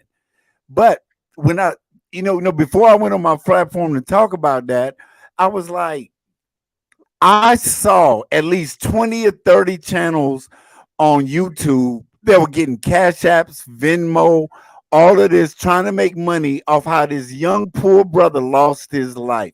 And I think that was disgusting to me. That was absolutely disgusting. Y'all didn't talk about the merits of the case. You didn't talk about what really happened. You didn't talk about how this man was providing for his family. No, you quick to bash brothers about how we no good and we not good fathers. And that's what I'm saying. It's like, you know what, though? I listened to Obsidian's. I was on there earlier today laughing my ass off at all the name calling. All the things that we say, shame, insults, guilt, that need to be right. All the same things that we talk about black women did. Brothers in the manosphere was doing the same shit tonight. They was doing the exact same shit tonight. He was going after Jason Black. With the talent part. Huh? I think you're just the stuff you just said for the whole 2 minutes. We had made a comment about the talent thing, so I think you're proving, man, Marcus' point about the talent. Like, something got stirred up. Facebook falls. If I make a video about how wonderful it is for you to travel to Cambodia and see the Khmer culture and come to Southeast Asia, nobody clicks on that shit. That's a lie, sir. If I sit back and I make a video about how I got an issue with black women, all of a sudden I got fucking 5,000 views on that video.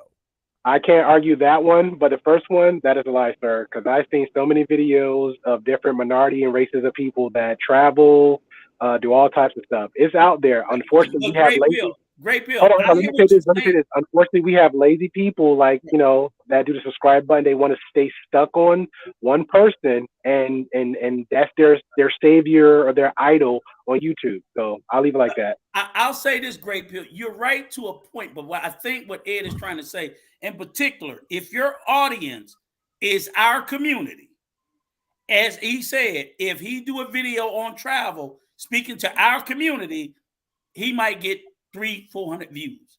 But if he do in our community speaking about the gender war, he's gonna get 5,000. So and now, because I agree with you, there are white content creators who get 10,000 views talking about travel. They got a different audience.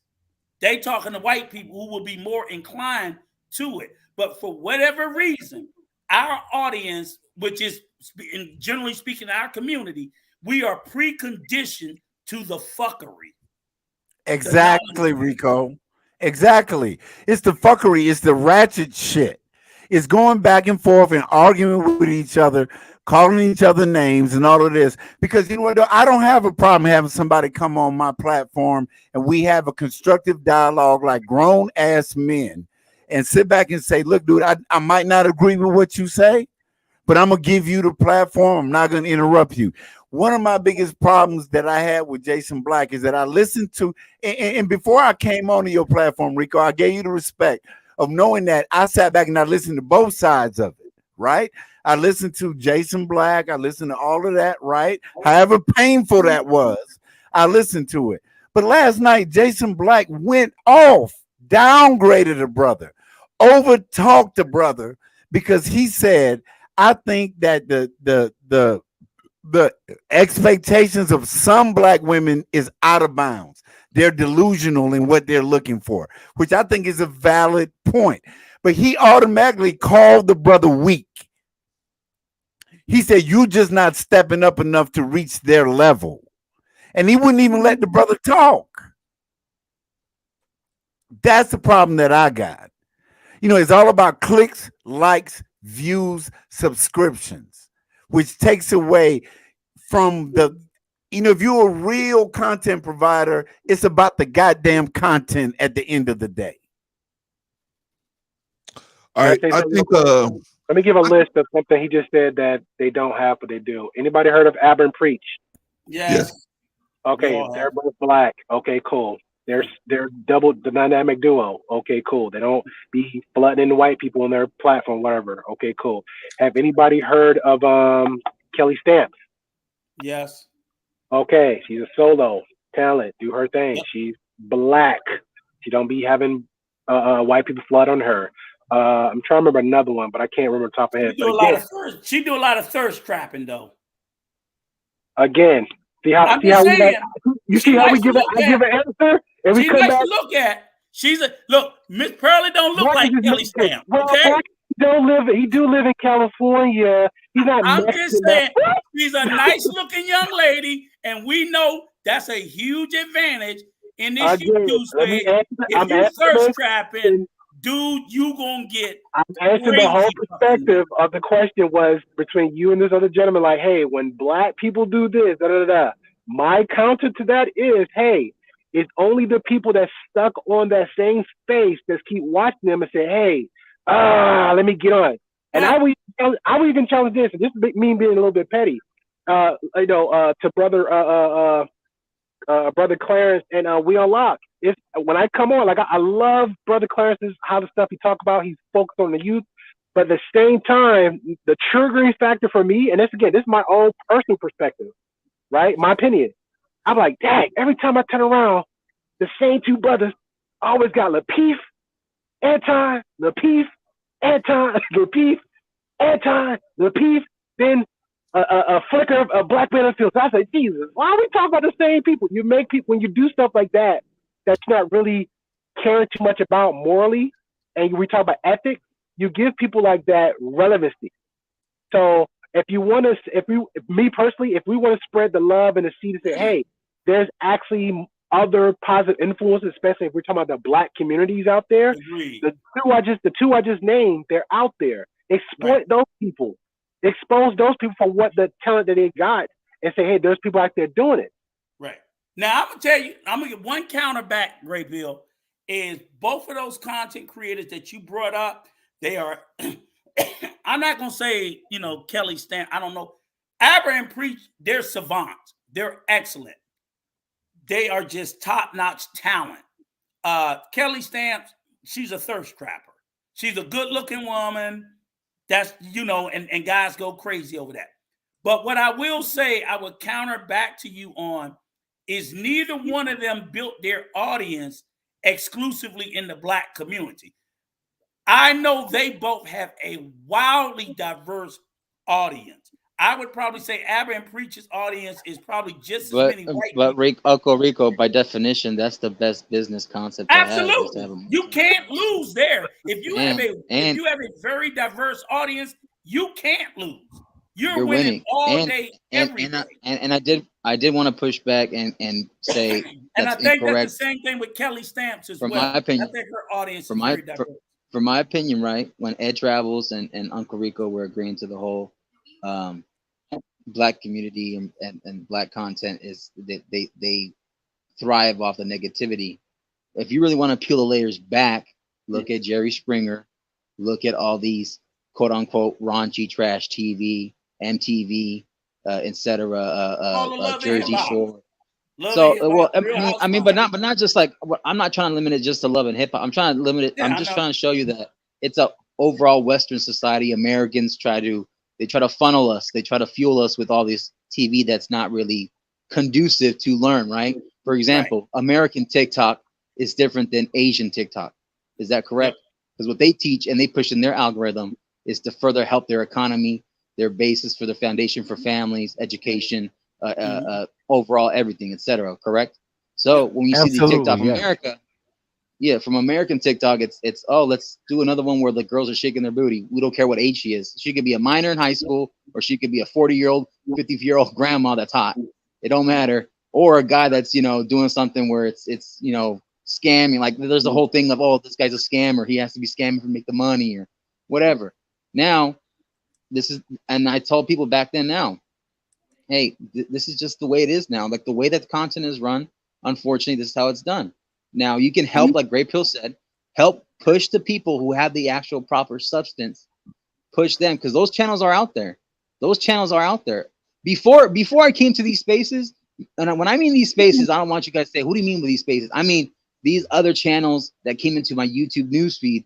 I was literally watching music channels, people reacting to other music, watching it, watching movies and shows or basketball, hooping, all that kind of stuff, etc. I was watching a whole different list and plethora of content that had nothing to do with relationships, that had nothing to do with manosphere content, had nothing to do with X, Y, and Z and doxing and all that kind of stuff. I didn't know what doxing was until like 2 years ago. I didn't know what that was, or like a year and a half ago, 2 years ago. And you know, Uncle Rico, and you know, Brother Clarence, some of the things that have happened and unfolded in these YouTube streets from a year and a half or 2 years ago to now, I didn't even know what the hell that was.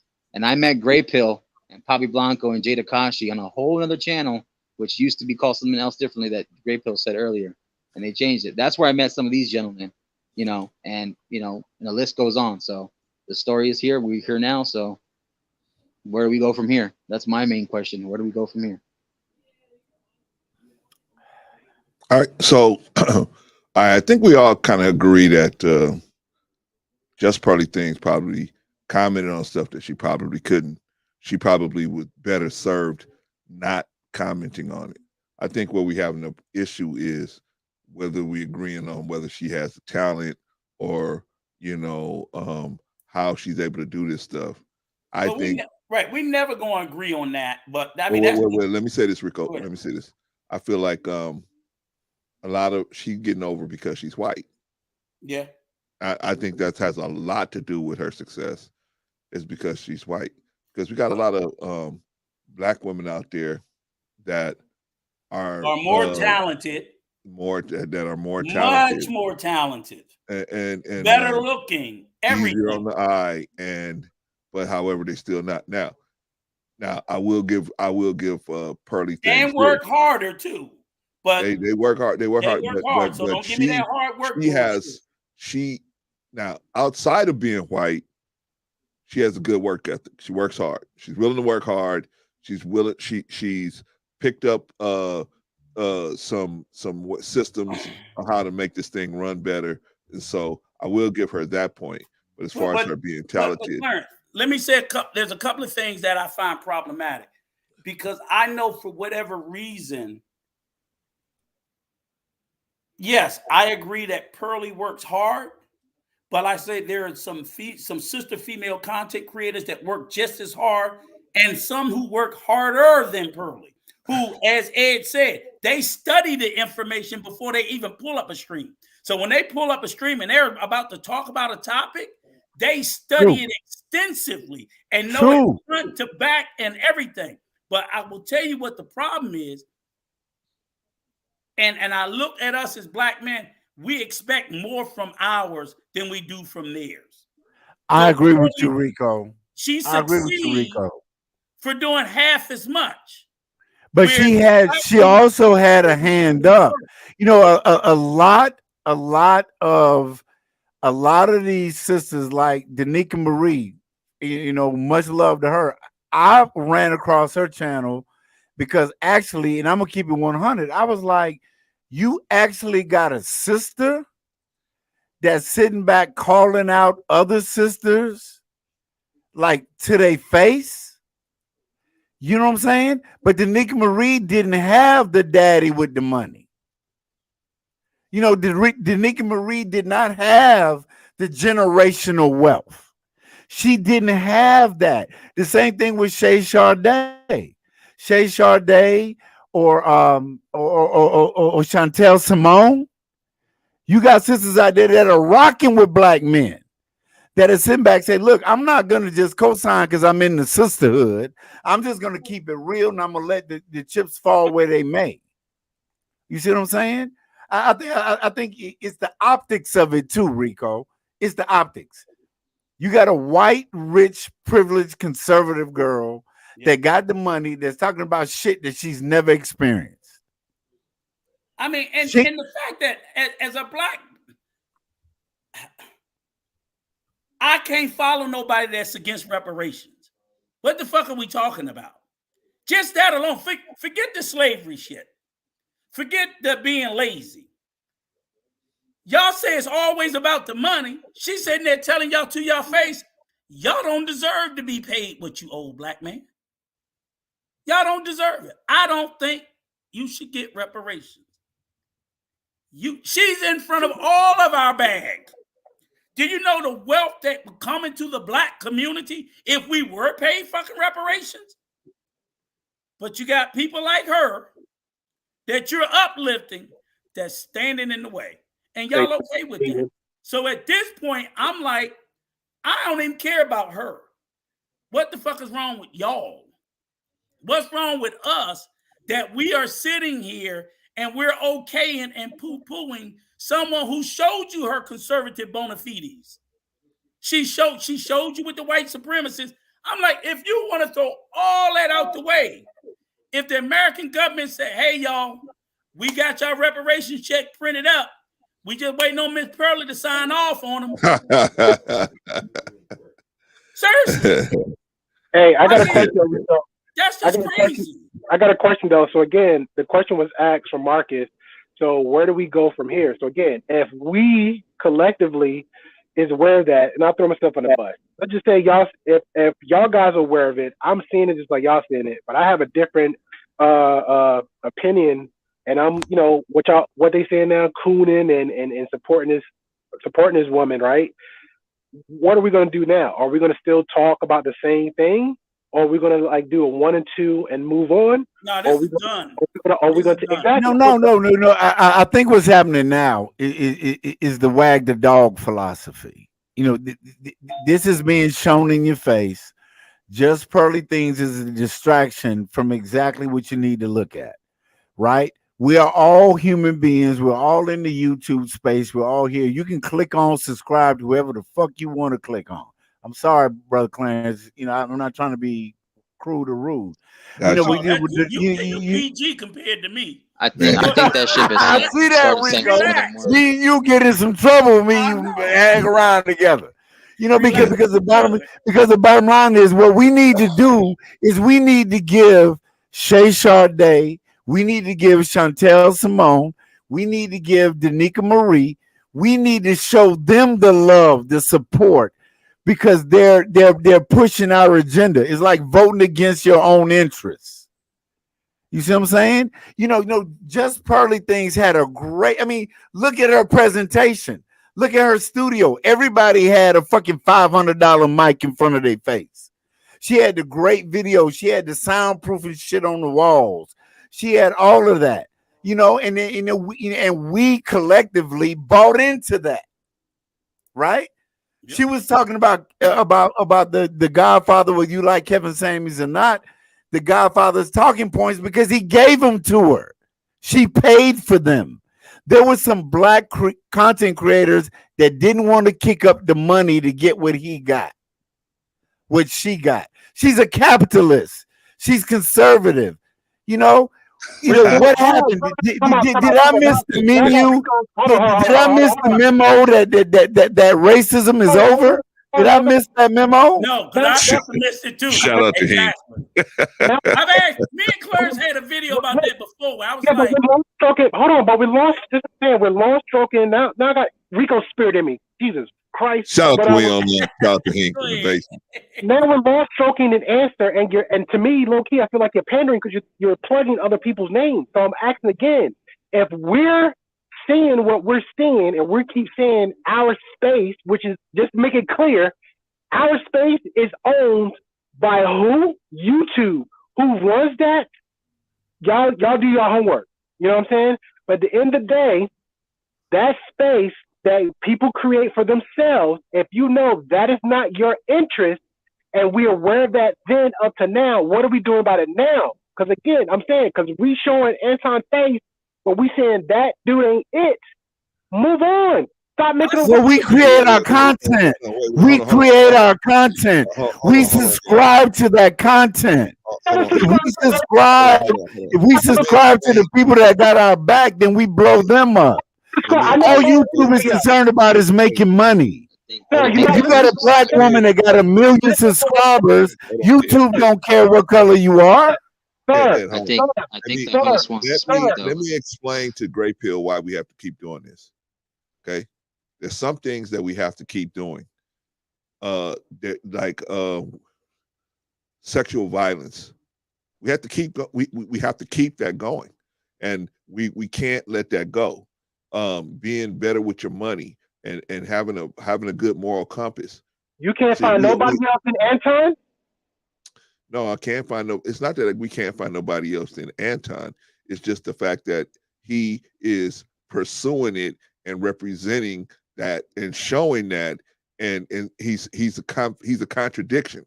When one minute I'm a Christian, you gotta do an everyday video or reaction about him. I can understand the one you did about him supporting the rapists, right? I understand, because that's on the algorithm that's viral, and the two that's morally right to do. I can understand that. You know what I'm saying? He come across you, no, that's not good. Have that conversation. Make more light of that. But if I got to do, this is me now on a psychological thing. If I got to do a reaction video of the same brother or the same two brothers every other day, then that's a me problem now. So, and I'm sitting there talking about the brothers, the spaces, the races. So that means I can't find nobody else but Anton to talk about business. No. Listen, the only reason why Anton came up again is because he did this thing with Pearly Things. Anton's not on our radar at all. Really, you could have got the other brother started the mess. You could have got the other brother. Who? What's his name? I apologize. He go by JV, but he got another name. The one who actually did the whole reaction about him. Oh, Jason Black. Well. This is the thing, brother. We don't even know what he looked like, so we can't put his face up. Look, if whoever, if somebody, I can't respect somebody that I can't see their face. Hold on. It's not going to matter if they're going to do something that's going to show the conflicts, and they're going to lead our people off the track, and it's a person that's actually leading people off the track, then we got to say something, brother. I mean, at least put it like this. I do. Now, I have an obligation. I was a low down, dirty so-and-so. So I asked God to help me, and God helped me. And I said, if you help me, then I'll try to help other people that's just in the same situation. So that's what I'm trying to do. Now, I got a different obligation than you do. You out here doing is making content. But me, I have an obligation. I have an obligation to try to help some of our people, pull them out of some of this stuff, if I can, if they'll let me. And by doing that, sometimes I got to name names to do that. Sometimes. I usually don't. I usually make it really broad. But in this particular instance, with him, the first thing he did was shake and lock hands with a rapist, because he admitted it himself now. So with a rapist, and he didn't separate himself from that behavior. So therefore, people following him and in his Patreon would say, well, okay, if I'm making money, I can harbor a rapist. That's okay, because I'm making money, which is the ultimate thing. But that's not the ultimate thing. The ultimate thing is to protect our women. And I'm going to stay on that. I'm going to stay on that. And so I don't have to talk about him necessarily. I just was very disappointed with him because I know him personally. I've talked to him personally. But I was very disappointed with that. So, but Great Bill, can I just ask you one thing, because I'm just a little confused. I'm a little. Can I finish? Oh, go ahead. I'm almost done. Come on, long stroke. Rico being bad. So I'm just saying, man. Sometimes you're gonna see stuff over here, and it's gonna look crazy, right? It's gonna look like, man, why are you still harping on that? Because our people, man, I have a different obligation to our people than most of the people up here. All right, I agree. Rico, go ahead. I just wanted to ask you one question, because I know you kept saying, Anton, like we got a hard on for this guy or something, and it may give that appearance. But I also wonder, like, why are you sound a little protective of him for some reason, and it's sounding that way. I don't know if that's your intention. That may not be, so I don't want to accuse you of that. But what I will say, it's not like Anton stopped doing fuck nigga shit every day, literally. So even if you want to, if I'm going to walk away from you doing something foul, I assumed, okay, Great Pill, we talked about him yesterday. He did something fucked up. We shouldn't have to talk about him the rest of the week. But come tomorrow, you do something worse. There you go. And the next day, you do something worse. But you don't want me to say anything about it, and nobody else is going to say anything about it. So it gets to a certain point where certain people are expected to stand up and speak out against it. We cannot act like this guy don't do fuck nigga shit almost repeatedly. He's been doing it for a long time. We can all ignore it. It's not going to make it go away. And while we're ignoring it, he continues to influence and employ more impressionable young men because there is no counter voice, because no one else has the courage or backbone to stand the fuck up. So I would love to take the day off. Can I get you to, me and Clarence will do Mondays. Will you do Tuesdays? Can I get somebody to do Clarence. Hey, Clarence, I'd like to hear what the one sister we got in the room has to say. I would love to hear what the beautiful black woman got to say. I am so curious to hear. We got one too. We got one just for you, Ed. I pulled her up, and she's OG, so I really want to hear it. Oh man, she go, hey, Ed, get your seatbelt on that chair because you watch this. I got it ready, bro. I got it ready. All right, Patrice. Hey, how y'all doing? All right. Hey, what's going on, sis? I'm good, bro. Hello, gentlemen on the panel that I've never met before. How y'all doing? You know me, OG Patrice. Stop on. How are you, OG Patrice? Much love, much respect. Salute, OG. Okay, good. I was talking to the ones I didn't know that was up on the panel. Okay, I know you and great podcast. I just missed you. My bad. I've been talking to you forever. I know you just want to say something. Yes, sir. Did you know that you met me? Did you know Yeah, that? I met you in real life, in person. Trying to forget, Clarence. She trying to forget. You guys up here cooking. I mean, I'm appreciating some good points that I'm hearing. I like the pushback that Gray Pill and Marcus has given on some points. But as a woman and a black woman in this space that I definitely am for my people and the protection of other black women and black men, you know, to know that we continuously have, and it's unfortunate, we continuously have people, you know, in our own communities that absolutely jump on the bandwagon and allow people of other races, when they see that there's the fugaziness going on, when there's a benefit for them, that there's some of our people jump on the bandwagon of acquiescing into the foolishness, the buffoonery, and things that goes on. Now, I just learned about this Pearly chick, right? Just within the last week of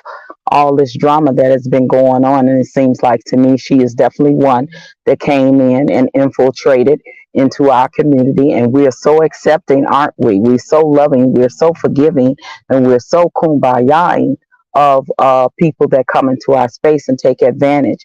And then to see that we have black men that have no problem with dumping and trampling on black women, to get on the side of a white woman to come in our space and talk about our problems and views as a culture and as a community, and they clap, you know, they give her the standing ovation. But you can have said same black woman like myself, or some of the black women that I've seen absolutely on the panels of the Lapeefs and the Anton that have stood up in a stance, and they get all the smoke from said black men. And it just amazes me, because I remember them having a known racist named Amira on that platform, and they barely let the black women get 2 words in edgewise, but they, oh, don't interrupt Amira, let her speak. You even had a black man up there saying, oh, Amira, I went on your channel and I didn't see anything wrong with what you said, and I actually respect you. See, we have those kind of sucker individuals, sucker ass, buffooning ass, butt breaking ass, tap dancing ass, coon ass black men that do that, and it hurts us as a whole, as a community. So now, when she was talking about the reparations part, y'all know I'm a member of ADOS. She had no one up there to debunk or challenge why her reasoning for not wanting reparations. See, they went with it simply because she said I don't agree with it. I don't think they should get it because I don't believe in it. That's not a good enough answer, sis. Well, why you don't believe in it? Did you not believe in it when the Japanese got it? Did you not believe in it when the Native Americans got it? Did you not believe in it when the Germans got it? Hell, did you not believe in it when certain community LGBTQIA plus got it? Because they got it in the form of a tax. So, what is your reasoning when it comes to Black people? Everybody has a problem with why Black people deserve what is owed to them in reparations. Not saying that this country was built on the backs of our ancestors for free 99, and the benefits that you and your ancestors are still profiting off of to this very day. So we're not challenging and debunking none of the talking points. We're not talking about how racism and discrimination choke this economy, specifically for African Americans, the very trajectory of racial inequality. We're not talking about how the government doing Reconstruction came in the early days and temporarily implemented major redistribution of land to form a slave owner. See, when we are not debunking the talking points with statistics and data, that's where we lack. And there's no one willing to stand up but a small percentage of us in these spaces and debunk and defend that. But it's pathetic and it's sad when we have our Black men that I know I fought for and stand up for so hard, be in these spaces and totally acquiesce to whiteness because they want the exception and approval of whiteness at any cost. Definitely. And I'll land the plane for now. I told you, Ed. I told you, man. Hey, bro, I wasn't ready. I wasn't ready. I really wasn't ready. A man knows his limitations. A man knows his limitations. I'm 52 years old. I know when to shut the fuck up. And sit back. She said a mouthful. See, my thing is that I love nothing more because, first of all, I'm a Black man that was created from a Medea, a grandmother that would not allow me to fail as a Black man. She saw the failures in our Black community, and I thought she was the most evil woman in the world. But she taught me how to say yes, ma'am, no, ma'am, take responsibility for my actions. Right. You see what I'm saying? I wouldn't be the man that I am. I wouldn't have achieved the modicum of success that I've had in my life if it wouldn't have been for that Black woman. And my only thing is that when I talk on my channel about the divide, the gap that we have between the Black men and Black women when it comes to relationships, is the fact that we're better together. My biggest issue is all this independent feminism shit, because feminism to white women is totally different from feminism to Black women, because them white women gonna always be on the back of them damn Chads and Brads. At the end of the day, they talk all that shit, but they gonna vote right along with him. They're gonna be right there with him. And that's what hurts me. I don't want to see sisters die alone. I don't want to see sisters not have somebody in their life. I think, men do have to level up. We do have to step up. We do have to do better. But ladies also got to take accountability for the choices that you make. That's always been my thing. And it's wonderful, Clarence, that you got a beautiful, intelligent, articulate woman like OG Patrice, who just blew my mind tonight. Look, I got lucky, brother. She's one of a few, bro. I got lucky. I got a bunch of them. I love her for that. I love her for that. I celebrate her. She's a queen because, first of all, it's not, you can hear in her voice the love and confidence that she has for herself. You can hear in her voice the love that she has for Black men. Yeah. And that's something that Pearly can't give you. Pearly don't have that connection. Pearly is saying the right things because she bought the script. I hear you, brother. If I just may say, so Pearly wasn't out there standing, fighting for my Black men who has a Black father and Black brothers and Black sons. When George Floyd was out there getting into it with actual police officers, Pearly ain't gonna do that for y'all.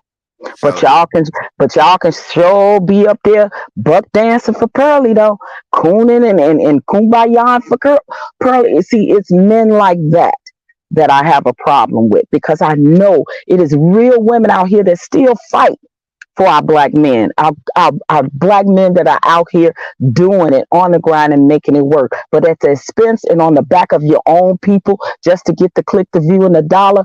That's the worst kind of coon, buck dancing, buck breaking sucker ever to me. But Patrice, let me ask you a question. Patrice, let me ask you a question. Why is it? And I'm gonna ask Patrice this, and I know I want to let them on, but Patrice, really, why is it that we only see the ratchet women? Yo, Ed, you gotta let the host run the show, brother. You gotta let the host run the show. I'm at to mute you, bro. If you know, so hold tight, because I got to get Marcus, I got to get Hank, and then I got to get Mr. Best, and because I got everybody's waiting, man. So we got to kind of have a procedure how we doing this thing. All right, so Marcus, you're gonna go, and then Hank, then Mr. Best, then we're just gonna go have a free for all, man. No, I mean, I was just gonna say, because I heard what people said, that like she's still standing, and she's still, people are still rocking with her, and she hasn't been taken down because she's white. I think it's a different reason. I don't think it's because of that. That's why she's still standing. I think it's because, like Ed said earlier, she has the monetary safety net. She has the money she's made from YouTube, and she's had her dad's income and what he made in his legacy. And then on top of that, here's the other thing that's worth as much money, if not more, within these social media spaces, and that's the support system. The support system from the supporters and her followers. So especially if she knows what she's doing and her points are, and her channel basis is, which is basically doing the red pill type of rhetoric or the talking points and trying to basically be that woman who's standing up for the men. There's always going to be a market for that type of woman who is kind of like the Wonder Woman in a way for men in these social media spaces. So I think that's why she's standing still, is because the support system and the monetary safety net she has, and the money she made from YouTube and her father's, family money. So, you have those two things, you can go a long way, and especially in America, capitalistic as it is. That's about it, though. I'm gonna keep it short. I won't long stroke it. All right, we're gonna go to Hank, then Mr. Best, and then we're gonna go back around the room. All right, so Brother Hank, you there? What's up, buddy? What's going on, man? What's good? Hank, what up, family? What's up, Kentucky? I know that's right. The unfortunate thing is we're not going to do anything. The most we're going to do now is what we're doing, complaining, griping, and ain't going to follow up on shit. Nobody's going to boycott her. Nobody's going to stop watching her. She's going to continue to make money off our black asses. Ain't that going to happen. Why? Because they don't take us serious. They never have, and it's going to take a lot for them to even will. They're not going to do. We're not going to do shit. This is the most we're going to do right here. But Hank, should we at least try? Should we at least put? You should try. And hopefully we can get a collective enough people to do something. The other side, we just let her say that slavery was it was like a day camp or something, right? Or shouldn't we at least counteract that? Look, we're gonna do the same thing we let Kanye West, and he was our own. That's what we're gonna do. Nothing. It wasn't until he talked about the little hat community is when something happened. That's when some shit hit the fan. But with us, everybody says shit about us. We just accept it. We don't even require an apology. We don't require that. That's the sad part about it. We don't require shit like that. Why not? Clarence, if I had the answers, I would be right there with you, ready to take. I don't know why we don't do it. I can't. Look here. I'm gonna say this. I don't watch Just Pearly, so I'm not one of the brainwashed people that OG Patricia's talking about. I'm not that dude. She's not getting any money from me. I don't sponsor. I don't like her videos. I don't do anything. So I'm not part of the problem. The problem is the people who will continue to watch her, continue to monetize, send money, and continue to sit down on her couches, whether it's in the UK or over in the States. That's going to be part of the problem. And if they look like us, I don't care if they are people from the UK or from the States. Okay. Doesn't matter. they're gonna continue to do what they're doing. That's our problem. It's always been our problem, Clarence. Okay. Everybody else is benefiting. Everybody else is getting what they need and what they want, but us. Okay, I want Ed to answer that question. I'm sick of it. I want Ed to answer that question, but I'm gonna answer it too. But hold on, Ed. Then you gotta wait until are you done, Hank? Because I'm gonna move it over to Mr. Best. Look, back in the 60s, we had a common enemy, was the white man, right? Correct. We got one right now. But unfortunately, like the people in the 60s, they stuck together. Why? Because they had a community. We can't get along and figure out relationships. Okay. We can't. That's one of our problems. If we could come as men and women together, we could come together and be one community, we could be dangerous. Yes. But every week we're talking about some type of relationship issues. Yeah. Everybody's show is about some type of relationship issues. And it's just unfortunate. But Hank, if I must say, that's why I always say all the time, I realized a long time ago, all our people can't go. And I don't even want all our people to go, because it's the people like that we're talking about is the ones that I don't want to go. They need to stay where the hell they are, because they have already sold us out. So stay where you at and don't try to come back when it backfires on you. See, that's the problem. See, we so loving and accepting and come on back, we forgive, kumbaya. We do it all the time. Exactly. And that's our problem. We put the white flag out and we allow everybody in. Doesn't matter. The OJ Simpsons. Come on back, buddy. I see the white folks kick your ass out after you kill them two white folk. Come on back. Tiger Woods. I know that white woman whooped your ass at that goddamn golf club, but you're welcome. Whether you want to claim us or not, you're still welcome. And that's what we do. We'll invite the people from the community, and you know what community I'm talking about. We'll put the white flags out for them too. Yet they can get all they want, what they need. Thanks to Obama, he passed all the laws for the good community, but did shit for his own people. Yeah, like OG Patrice said, fuck them. Hey, all right. As a matter of fact, I say fuck them and feed them beans at that. Hot damn, I know that's right. Hey, can I ask a question before we move on real quick? Is this a yes or no answer? What? It's a yes no answer for Hank. Hank, do you Wait a minute. I have one question to ask y'all because I'm not familiar that much with the Pearl. Is predominantly her subscribers Black? Yes. Well, no, I wouldn't say Black. At least from what I'm hearing, they're not Black, but she's got a nice percentage. Yes. No, the majority of her subs are Black because all her topics were predominantly Black. Can we see the analytics on that? I want to see the analytics, bro. I think it's like 50%. I think it's like 50%. It is impossible. That's like Lapeef saying that's not the majority of their audience. If the majority of your topics are Black-centered topics, what the hell is the majority? 51+% of your audience is going to be. But Rico, talking about relationship is not just a Black issue. No. Rico.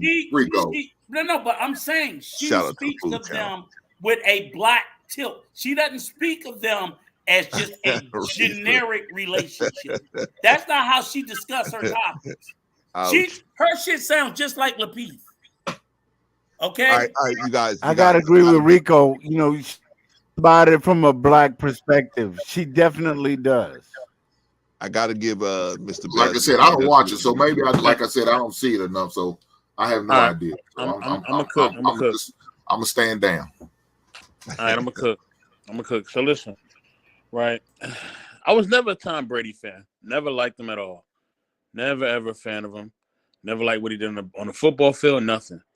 But when I became a fan, when people started hating on him, the more hate I seen for Tom Brady, the more I liked him. You know what I mean? Because the one thing, maybe it's the Brooklyn in me, I just can't stand a hater.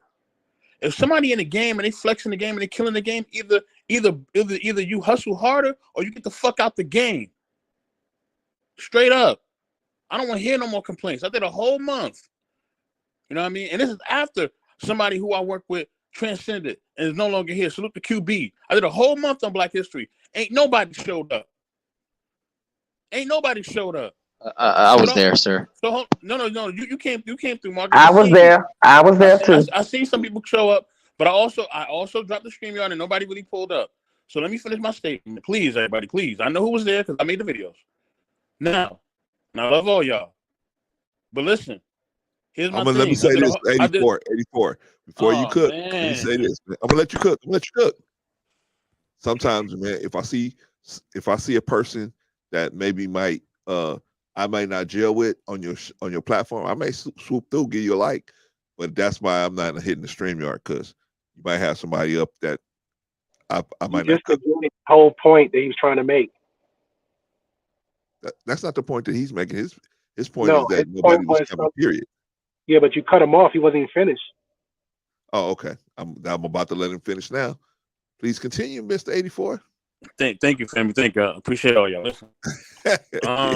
I'll say this, right? At the end of the day, you know what I'm saying? People don't want solutions. People don't really want solutions. They don't want to do anything about it.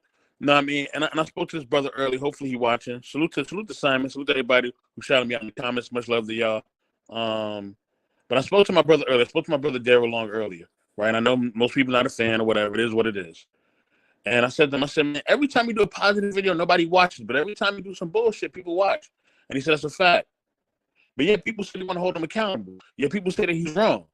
But people keep watching that bullshit, right? So to me, people don't want solutions. What they want to do is make reaction videos, and hopefully the people that are making reaction videos come up and give them some accountability to them. That's what they want. I'm introducing new content creators damn near every week. I'm coming up with new content damn near every week.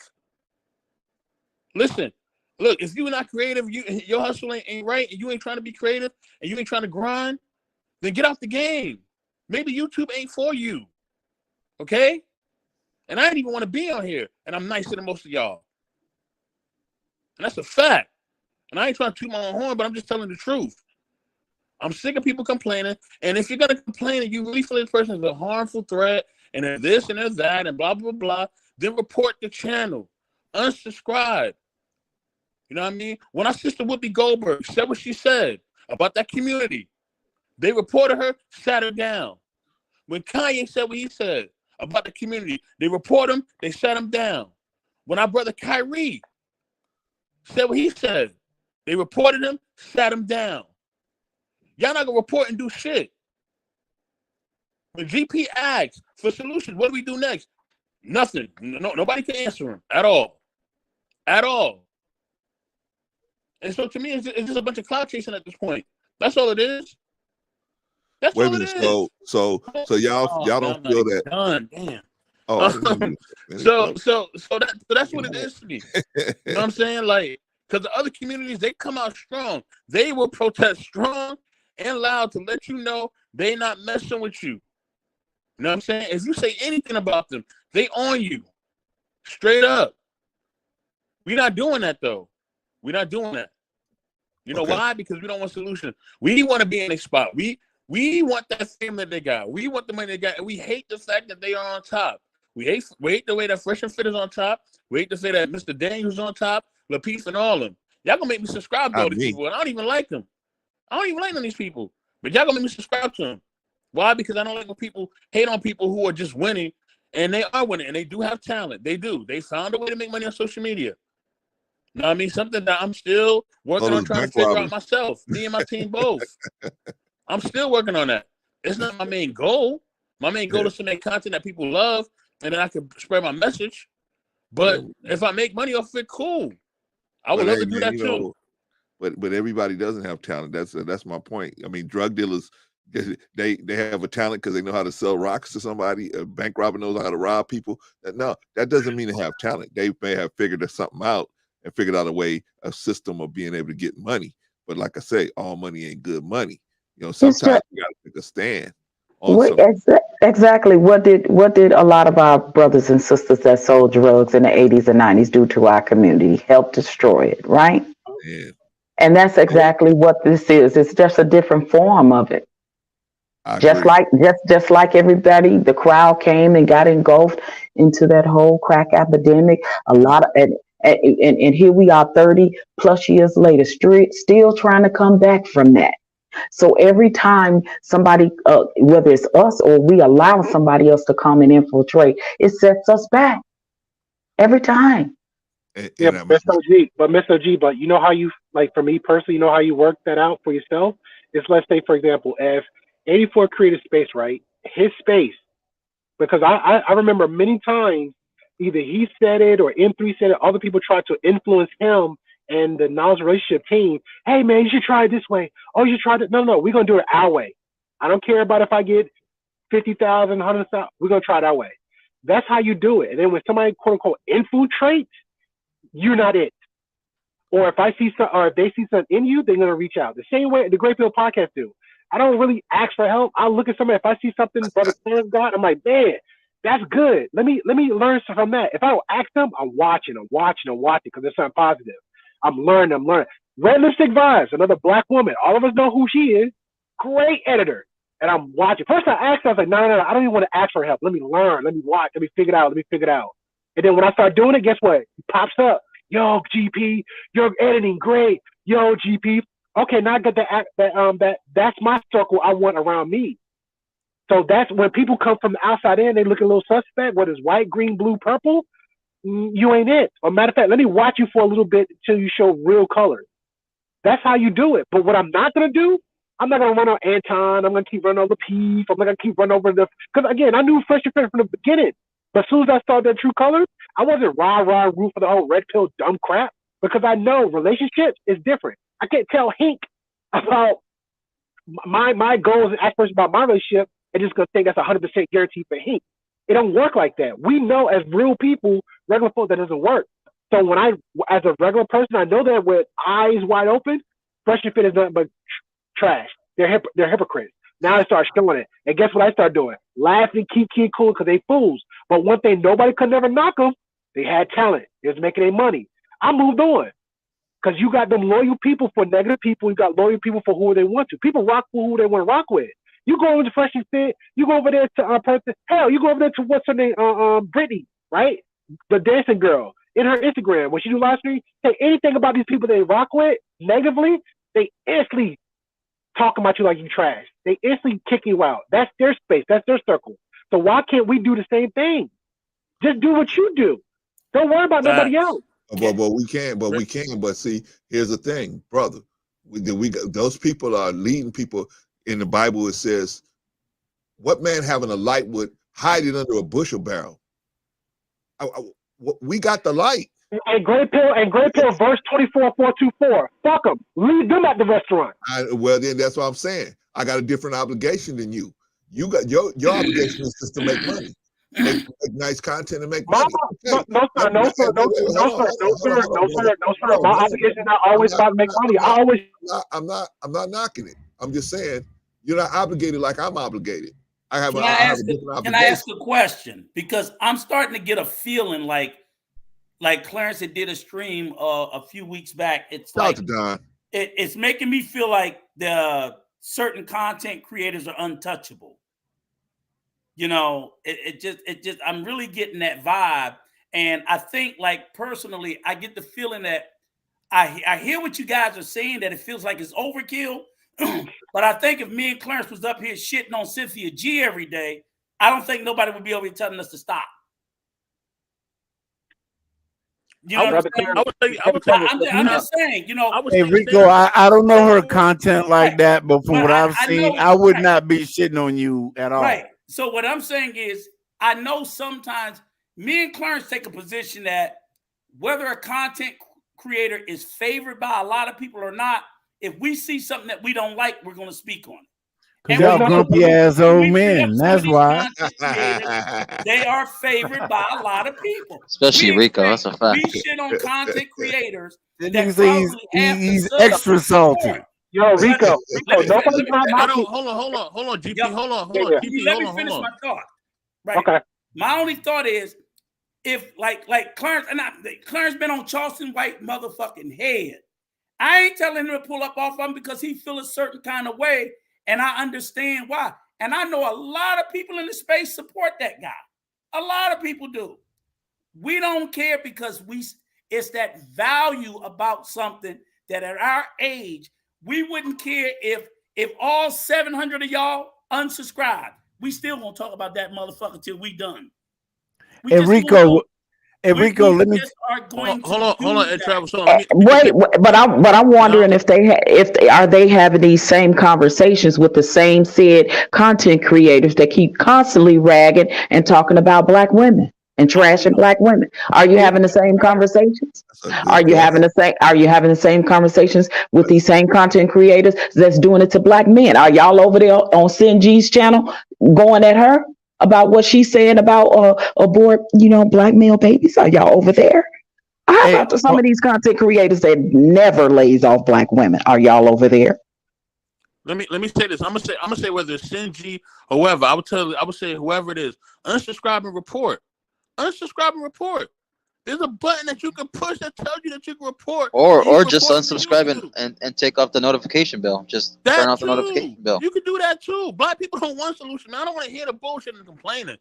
Like straight up, I don't want to hear it. Like I really don't. You know what I mean? Like I'm tired of it. I am. The great QB, the best person I ever met in this YouTube space, ever. Never complained about anybody. Rest in peace. Rest in peace. You know what I'm saying? All she did was let her message be heard loud and strong. And she did it every week. There'll be times when I was sick. There'll be times when I had health issues. There'll be times when I even had COVID. And she would call me. She's like, Mr. Best, let's get it. I would get up out my bed and go and do what I had to do. Because it was about spreading our message. Spread your message. I gotta go. I gotta go with Rico. At the end of the day, it's about the content. At the end of the day, it's about the content. Are you doing it because you truly believe in the content, or are you doing it because you want clicks, likes, and subscriptions? And that's what the fuck it boils down to. Are you just gonna sit back and get on the hottest trending topic and all of that? Mr. Best, I got to give you props on the fact that yeah, you might, a lot of people don't like Tom Brady, but Tom Brady had the results at the end of the day, regardless of what it is. Same, you understand what I'm saying? He had the results at the end of the day. Just Pearly took advantage of the opportunity that she paid for, that she had the help to give, even though it was bullshit. She still did it, and people subscribed to it, and she made her money. I'm not gonna hate on her for that. Now I will call her ass out on that bullshit about slavery wasn't that bad. You're not the one to talk about it, besides the fact that it was wrong as fuck. But you're not the one to talk about it. And I agree too with Hink. Hink, I'm tired of black people talking about shit and not doing shit. Why don't we turn around and make the sisters, like they got the mindset of OG Patrice, why don't we make them have 1 million subscribers? You understand? Instead of going over to Miss Pearly, because she's coming into our space.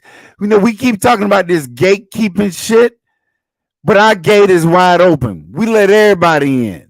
That's my problem. That's unfortunate, but you're right. That's what we do. We again, I'm gonna say it again. We're not gonna do shit. My solution, I said, was unsubscribe to her. Don't follow. Don't like the stuff. That was my solution. When you asked me that was the only one I got. Because other than that, we ain't gonna do shit. Because we can't come together as one. Well, we don't until we come together as one. We can move some shit. We can move the needle, but we're not trying to move the needle. But it got to start somewhere, Hink. Right? It can't just be like, well. But Clarence, do you think doing this right now is going to do anything for us, brother? I don't know if it is or isn't. I just know that we will be putting out the information farther, and maybe somebody will see that and say, let me look at her a little. Let me take a little deeper look at her, as opposed to just going with whatever she says. I think that's important. I mean, because there's nothing. None of us can control another content creator. We can't stop her from saying whatever she's gonna say. It's like I can't stop Charleston White, but we can put it out to the people and let the people know, push it along, and say this is the person that you going behind. Now, are you with that? If you're with it, be with it. But if you're not, I'm just letting you know this is what's going on behind the scenes. So I think, and if you say, hey, you know what? Because just because I'm pointing out something on somebody that I feel is wrong, don't mean I'm a hater. I ain't hating on them. I'm just pointing out what's wrong, right? Jesus go into the temple and kick over the tables, right? I know they was all saying, you a hater, man. We out here getting money. We getting money, man. You out there on that nasty ass donkey, but we getting money up in here. But that don't mean, but it don't matter that you getting the money. It's how you getting the money that matters. How you get this money. You misleading these people. You making these people come in here and pay you to come and pray. That's wrong. They're not supposed to pray. They're not supposed to pay you to come and pray. They're supposed to be able to pay however way they can. They're supposed to be able to pray, right? But see, the same thing here. You misleading the people. I know you misleading all of those people. So what can I do? I can't stop you as a content creator, but what I can do is expose the conflicts in what you're saying so that the people can have a clear, they can see clear who they dealing with, right? Because sometimes we don't know who we dealing with, right? But Brother Clarence, can I ask you a Hey, question? fellas, I gotta dip, y'all, man. It's been great having y'all on. I gotta go. I gotta go too. Peace. All right, Air Travels, you guys, please come back through again and see us. Hey, let me just say these two things real quick, and then I gotta go. I gotta just say because my battery's dying on my phone. I just want to say these two things. One, has anybody reported any of these videos? Because people have reported my videos for bullying, and I ain't even do nothing. Now, I did report a video that Charleston White was on. I actually did do that when Bro Clarence first did his first thing on Charleston White. I actually did that. Okay. So salute the OG for doing that. My last statement is this, right? This is my last statement. After that, I gotta go. You know what I mean? My only thing is I'm not coming at you, Bro Clarence or Rico, anybody up here. I'm not coming at nobody. Hope y'all know that. I love you guys. You know man, that. We just talking, You know what I'm brother. saying? We just talking. Exactly. Yeah. My thing is this. At the end of the day, you know what I'm saying? I'm like I'm just saying, we just gotta have solutions. That's it. We gotta have solutions.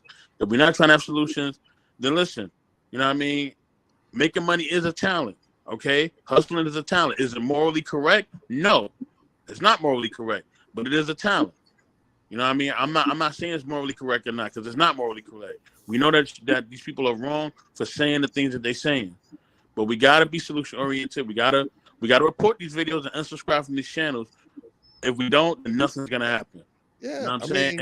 And if you know, and listen, if grinding on YouTube is not your thing, you know what I mean, and it's hard for you out here, then maybe you should get out the game. You know what I mean? Because they're killing the game right now. Maybe you should get out the Mr. game. 84. Or maybe you should find another way to get support.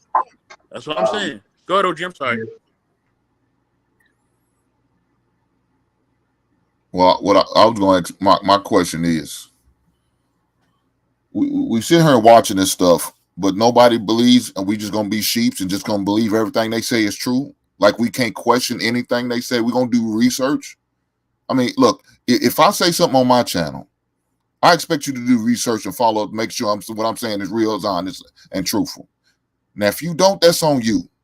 But I research everything, and when I hear something and I think is intriguing, but let me follow up and do some research, and is what that dude's saying, or is it what that lady's saying is right and true? Then that's what I'm going to do. Because I'm just not going to just blindly listen to what you say and trust everything you say, because I don't know you like that. I don't have that much faith or trust in you like that. So I'm going to move like I need to move, and I'm going to research what you're saying. I'm going to find out if what you're saying is real. I don't deal with fake people, and if I find that you fake, I will be done with you. If you spitting a fake message, I won't have nothing to do with you. I will not like, I will not subscribe. I will not be peeping in, I following you. I won't be doing, I'm not going to waste my time or yours. So that's I what can respect that. I research. I can respect that. Real talk, and it's just like when I respect what your stance in that, right? Because I do check out content creators as far as like seeing things they talk about regarding data and statistics, and if it's factual or whatever, is they just on their BS, or are they really just talking the talk and not walking the walk, right? So when I did a whole and bro Rico noticed I did a whole thing on reparations. You know, when I first got in these YouTube streets, and I got so much pushback from my own people. They go, oh, it's Victim Olympics, and talking about the said person, very person that y'all talking about, right? And some of these people on here giving me all the smoke, all the pushback, all of this and that. And now, and I think it's because sometimes when you are on certain people's platform that they don't like, they choose not to rock with it and listen, even though it's factual and it's true. But just because you was on so-and-so's platform when you said it, and I don't like them, so I ain't got to listen to this, so I ain't got to believe what you're saying, or I'm going to come and bring you the smoke just because you on said person's platform that I don't like.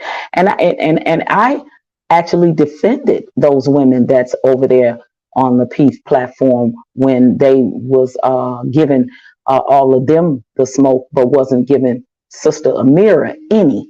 I actually defended that. Actually, me and Brother Rico did. I never forget that. And when you got brothers over there cooning for her while she's actually being racist in real time.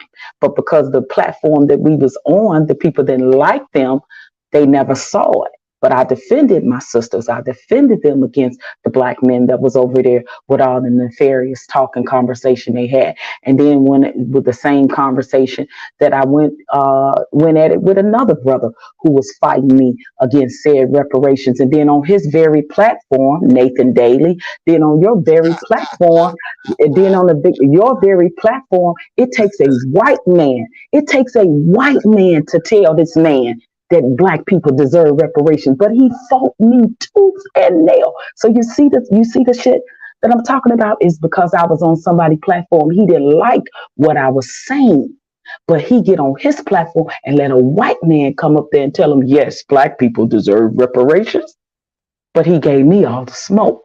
So let's call a spade what it is when our own people do this nefarious bullshit. I digress. All right, y'all. We're gonna start wrapping up because we having a good conversation, but we 4 hours and 20 minutes in, and we definitely, I love the pushback from Gray Pill and 84. I love even everybody, man, Marcus, everybody kicked in and made it really a two one of them knee slappers. So but we gotta start shutting it down, y'all. Hopefully the conversation gives us, at a bare minimum, I hope after this week and today, we all walk away with something to think about. And I hope that we start to look at ourselves. You're still going to talk shit. We let in our space and how we let people talk to us in our space. Because I would hope we would never see another situation where on a platform, a white person would be able to say and do something like that in the presence of black people and go unchecked. And then to subsequently see black men bend both knees and slobber whiteness like I thought it was the 1840s and they was on a fucking plantation. I ain't see slaves grovel that hard to defend misses. So, could the woman be forgiven? Yeah, I'm with Hank. I never heard her say, I'm sorry. I heard her explain everything. She went on point by point. Well, hell, we didn't hear Amira say, I'm sorry to those black women. Right. We didn't hear her apologize, but we heard Chicago Real up there. Oh, I dig your content, right. Amira. I think what you said wasn't nothing wrong with what you said. So I'm so sick of these. I'm so sick of these. Man, please. Never apologize, but like Patrice say, the offender never say I'm sorry, but the black guy be like, God damn it, that's enough. I'm like, what? They never said they were sorry. And forgiveness can't begin until an apology. That's it. Now, somebody can tell me where I can go. We see where Miss Pearlie said these words, I'm sorry. But sometimes Maso don't have to. Sometimes Maso don't have to apologize. I thought, but did she apologize on Obsidian? No, she explained everything. All she have to do is keep the money coming. I shouldn't have did this. I shouldn't have did that. Well, this is what I thought. This is how I think. We know what the fuck you did. I don't need an explanation. I need to hear I'm Shout sorry. out to Willie Dean, man. Glad to have you in the building. Well, I mean, I'm gonna ask you this real quick because I know Brother Clarence says he's gonna close up shop soon. But yeah, if you don't get it, what will happen to you? Nothing gonna happen. She didn't know what that means. Believe when they say who they are. Believe them. That's what it means. Right. That's what it means. All these fake B1 people. Stop it. You can't. What I don't need to hear then is nobody say she not racist. How the fuck do you know? How you gonna jump out the window and say she's not something that you don't know if she is? She feel like she's racist comfortable. What they saying? She's very comfortable around Nick Fuentes. They don't want you to say that she's racist, so they can keep making money with her. Right. Well, you know what they're gonna use? They use the excuse for the fact that she sleeps with black men. And that does not negate the fact that she still can be racist. There's people all the time sleep with the opposite race that can absolutely be racist. So that's not even a good talking point that they can stand on. They can miss me with that BS. Right. Ask your founding fathers and your former presidents. Yeah. Who were all hella racist and slept with black people. All right, y'all. Let's start wrapping up, man. Okay. There was a question I wanted to ask, but that's okay. We have to get to it next time. All right. Let's start getting out of here. Let's start with Hink. Hink. Oh, by the way, Hink. Yeah, I'm here. I can hear you. I thought you was walking out the restaurant. But you good, man. Hey, I'm gonna need you next week, brother. So I need you to get ready. But shout out to them Funko Pops. All right, brother Hink. First of all, Hink, when's the next time we can see you, brother? Well, you can see me tomorrow in the basement, big brother. That's where I'll be at 7 o'clock Eastern, 6 p.m. Central. Okay. What? Let me see. What would it be on your time? What, 4 p.m. Pacific? Yeah. Yeah, 6 Central is 4 my time. Yeah. So you're more than welcome to come over. You're more than welcome to come over and break bread with me, even though you never do, brother Klein. I don't. Yeah, man. Sometimes you have a good conversation. I want to slow it down with an old man. So I just let it go, man. I said, okay, I'll let it keep going, man. What you gonna be talking about? Well, tomorrow is going to be about can a woman or can women, let me get the title. I'm sorry, I don't want to just give you the wrong title. I think Mr. Best and Great Pill said he tired of y'all talking about that same shit. Great Pill said Great Pill said talk about something else. Talk about Great Pill. Well, mine's is called should women be willing to compete for a man? No. They still talking about the same shit, Great Pill. Go see him, Great Pill. Get him, Great Pill. Go get him. Shut him down. Well, I mean, if you ever come to the basement, that's not all I talk about. I very rarely talk about women. Hey, I'm gonna tell you, man. But you got to actually come to the basement and be a witness to it. You understand what I'm saying? Show. Like last Wednesday, I talked about our teachers / educators babysitters. You know what I'm saying? Well, he had a really good show, man. He had a brother on there that brought the restaurant to the basement. Let's go. I also talked about the other week before. I talked about child support. I talked about when you had the brother on there that actually works with people, right? Is that the one where you actually had the brother on there that actually worked with dads trying to get them, work through the child support system? Yes, sir. Yes, that was sir. A really good show. And the week before, I had what does a man have to offer? Has nothing to do about women, but what he has to offer, well, I guess it does, because what does a man have to offer to a woman or his wife or whatever the case may be? So again, I'm trying to uplift, I'm trying to encourage, I'm trying to build up black men. Right. Unfortunately, there's a calling for us because there's nobody's really speaking up for black men like it should be. Right. So if that means I gotta be that one man to do it, then I'll be that one man, and so be it. I'll be an individual fight. I'll fight by myself if I need to. So be it. True gangster road solo sometimes. See, that's my point, Hank. That's all I was trying to say, man. We got to start somewhere. Somebody got to do it. If people say, "Well, this ain't gonna work," don't do this because this ain't gonna work. Well, damn, you got to start somewhere, right? If it just be one dude that started, then the Boys and Girls Club was started by one man. One man started that whole thing. I agree. I agree with you, brother. Don't invite Rico. I do. I agree with you. But you know how you could again, like I said, when we could come together collectively. Yeah, I agree. That's a more powerful punch. I agree. And because an open hand is weaker than a strong closed fist, right? I got you. So if we could come together, yeah, we could make some movements. And see, that's our problem. Even the community, they come together and some of them are black. But guess what? What side of the fence they fall on? All right. Every other community, they come together as a collective. Asian folks very rarely ever vote. But guess who they put their money behind when they want changes? Who they need to, and they get shit done. We got to come together, brother. That's the most important. We got to come together. So That's facts. Y'all check me out Sunday because I'm gonna have brother Jerome Davidson, the one that won for Congress here in Arizona. That's actually who I'm going to interview. I'm going to have him. I'm going to interview him Sunday. We're going to talk about black men and, taking positions in politics and voting and things of that nature. So changing your community. So I'd love to see you brothers over there Sunday. Yes, sir. Yes, sir. Got your turn yet. Sorry, sir. Okay, Hank, you got any final words? That's all right. We had to let her get it out. It's all right. That's what we got to, bro. My final words is just black man, protect yourself at all times.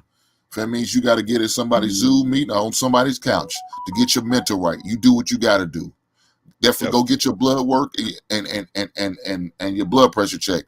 Heart disease and diabetes are the biggest killer amongst black men. So in order for us to be around as long as possible, I need for y'all to do what y'all got to do. Go get your prostate checks. Go get your colonoscopy. Colon cancer's a motherfucker, man. I hate to see anybody go through it. Man, my great-grandfather had it, and he passed away because of it. And it wasn't a pretty sight. So do what you need to do. Don't be scared. Don't be afraid. It doesn't make you less of a man because you get your prostate and your colonoscopy check. I promise you, it don't. Yes, sir. All right, thank you, brother. All right, and Vaughn or any, can you one of y'all put Hink's channel out there again? I saw you did it before, Vaughn, but if you could, please, thank you, brother. All right, brother, that's big brother Hink. Hink, I need you next week, man. So come on.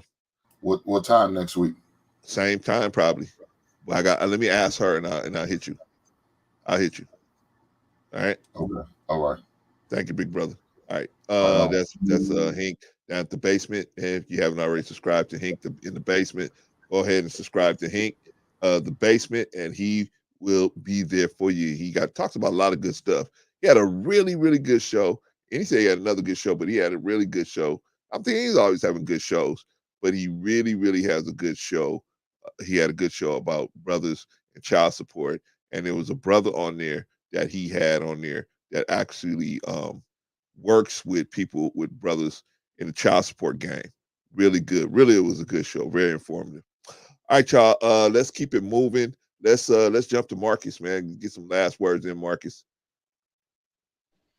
Yeah, I mean, great show, great panel. I know sometimes it got tense, or passionate, but there's nothing wrong with that. It's Usually, all just passion. That's all. Yeah, it's just all. It's a conversation. People are gonna do what they got to do to be successful. Sometimes, though, it will contradict or conflate with a moral standpoint. Don't agree with some of the things some of these content creators you guys mentioned today, in the past and the present, and who knows what they're going to do in the future. But like I said, what you feed will grow. Hopefully you understand that you're feeding into something that's actually good and healthy for you and successful.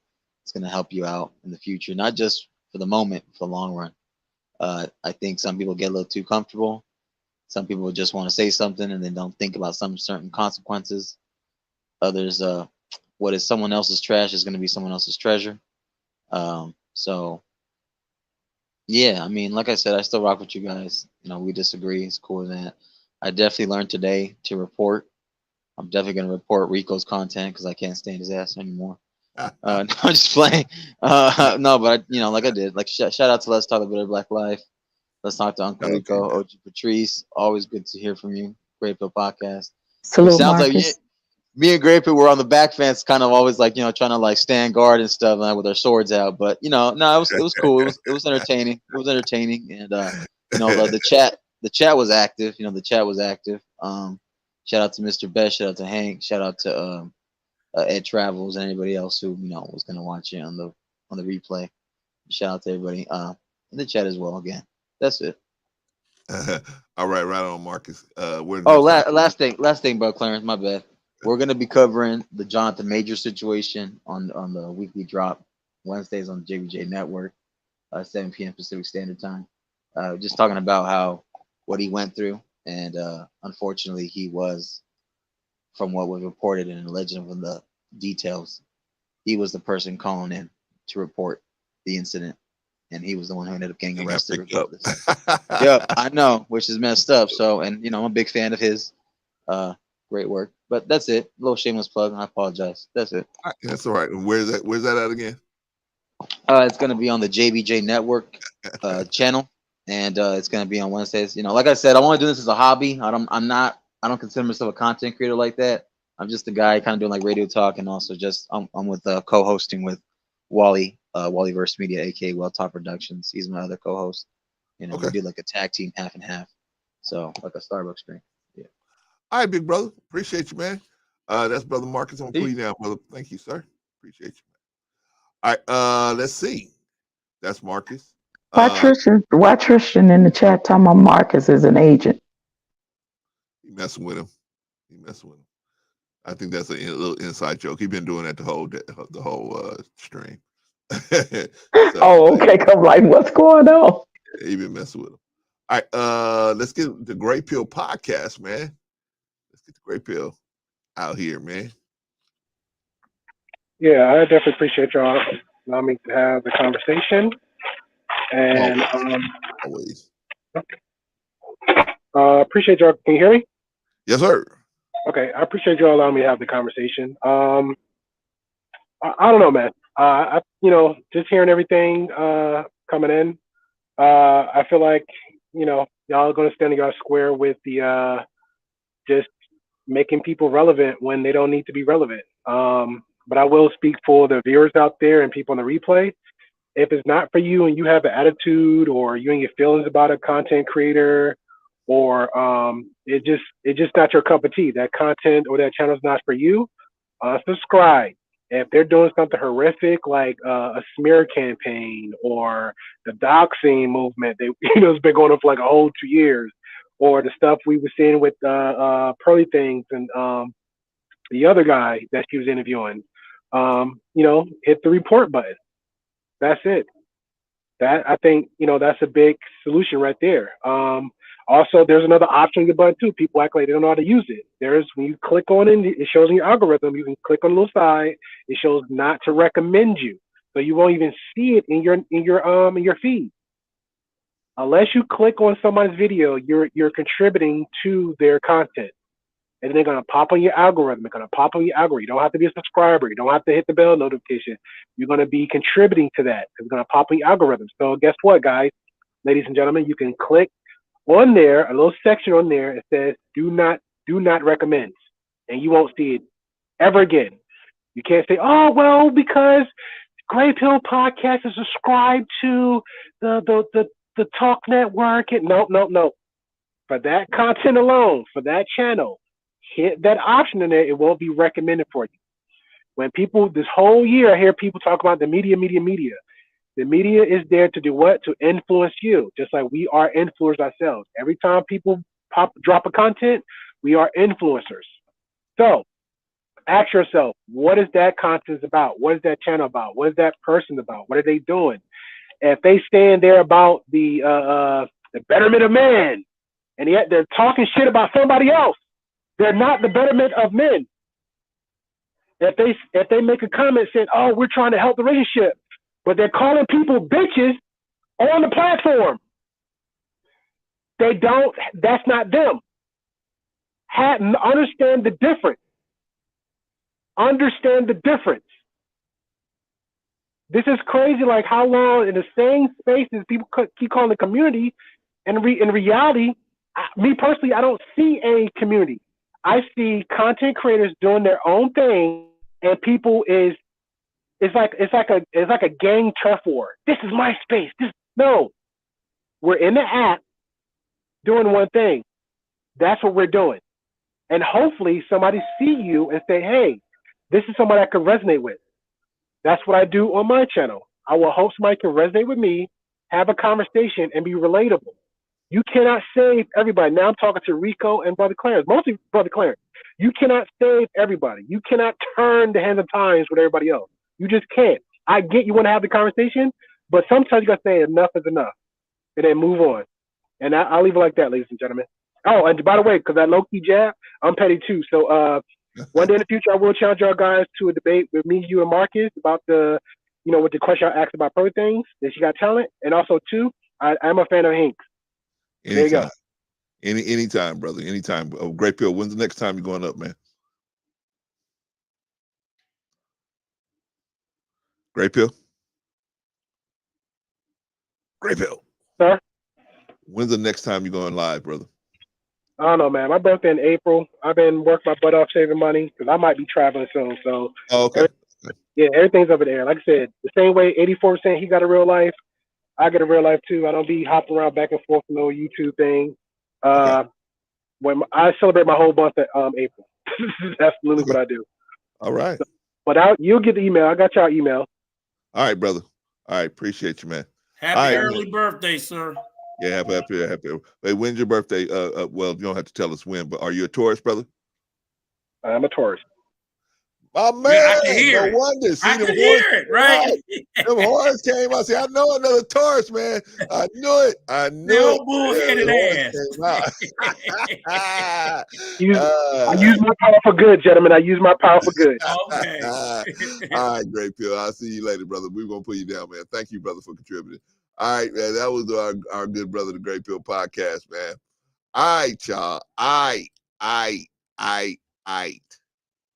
And then it was the 3 advisors, elders, counselors. What are we in these YouTube streets? The despised and the rejected. All right. Well, first of all, Patrice, do we need to holler? Do we need to conversate for a minute? Shout out to Marcus Garvin, by the way. Glad to have you, man. Good to see you. Haven't seen you in a long time. Actually, I'm good. It's up to Bro Rico. I don't know. Maybe a short one. If you don't long stroke, Don't he? Thank you, Patrice. Good God Almighty. Thank you. Then he say we soldiers or are we warriors? His damn clothes will be a couple of days, don't it? I'm like, damn. I'll go ahead and give my closing. This was actually a really good topic and conversation to have. So I appreciate you letting me up again, Bro Clarence. You know I love rocking with you and Brother Rico and Brother Vaughn and Sister Annie and Sister Jill and Sister Reese. Y'all my hearts. And y'all know how passionate I am about these topics and these things like this, right? Because y'all know in real time the stuff I fight for in real life. So this is just who I am. But I would say definitely we are not keeping content creators that you all are talking about relevant. It's the people that subscribe and acquiesce to their bullshit, their rhetoric, their talking points that is keeping them relevant because they are the ones that subscribe and listen to the content and acquiesce with it and be down with it, do business with them and all that. So no, we are not the ones that's keeping them relevant. The ones that are the subscribers are keeping them relevant.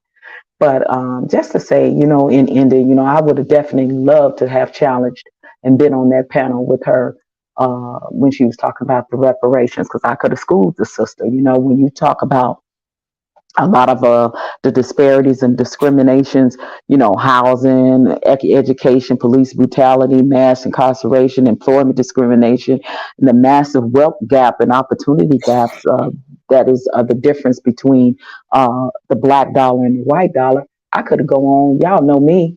I could have definitely debunked that.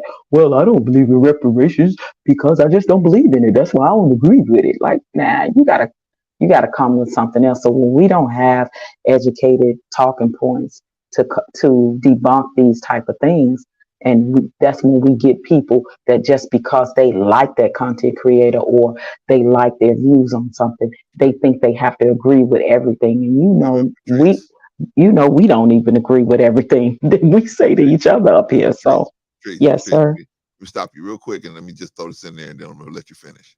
Mm-hmm. She know why she don't want it, but she don't want to further get her foot stuck in the ditch. So she is gonna say, I just don't. Because when people do that, especially you got I kids. just don't believe in it. Like, stop it. Yeah, the kids will say this stuff because they don't want to tell you for real. I just don't want to do it. I'm not gonna do it. I don't feel it's necessary, whatever. They're not gonna tell you the real reason. So they'll just say, I just didn't. I don't know why. Well, even when you heard some of our own people say, "No, I don't believe we should get it. I don't believe in it because we ain't gonna do nothing but mess the money up." That is the most ignoramus reasoning you can have to say that you don't think that your own people, and even if you don't live to see it, you think I fight for the fact that I would love to live in this lifetime to see it happen for us. But if I'm fighting for it to happen for my grandchildren, then I've done a work, I've done a good deed. And I think that that's where a lot of times it gets misconstrued. And it's not victim Olympics when it is something that is old to the descendants of slaves, right? So their talking points has absolutely no valid points. And if you don't have people that's educated in it to get up there and debunk her opinions and views on it, or even her objection to it, then that's where you get people to just clap, for the brownie points because she said she don't believe in it. See, she agrees with me, and there's nothing more that is more detrimental to our community is when we have people that look like us acquiesce and wants approval of white people so bad to the point that they disagree with the things of that can move forward and push the envelope for their own people. And I'll just say that, and I'll digress. I appreciate you letting me come up here. All right, girl. So what we gonna do? You gonna stay back there for a minute or what? Yeah, stay back. Yeah, I'll stay back for a minute. Yep, appreciate y'all. And Brother Vaughn, if you around, hit the link and hit the back chat. So Vaughn, hit the back chat. Great show. I see you after your 2 minutes. You got 2 minutes to close it out. Tell Vaughn, hit the back chat, and I'll see you back there. All right, bro. All right.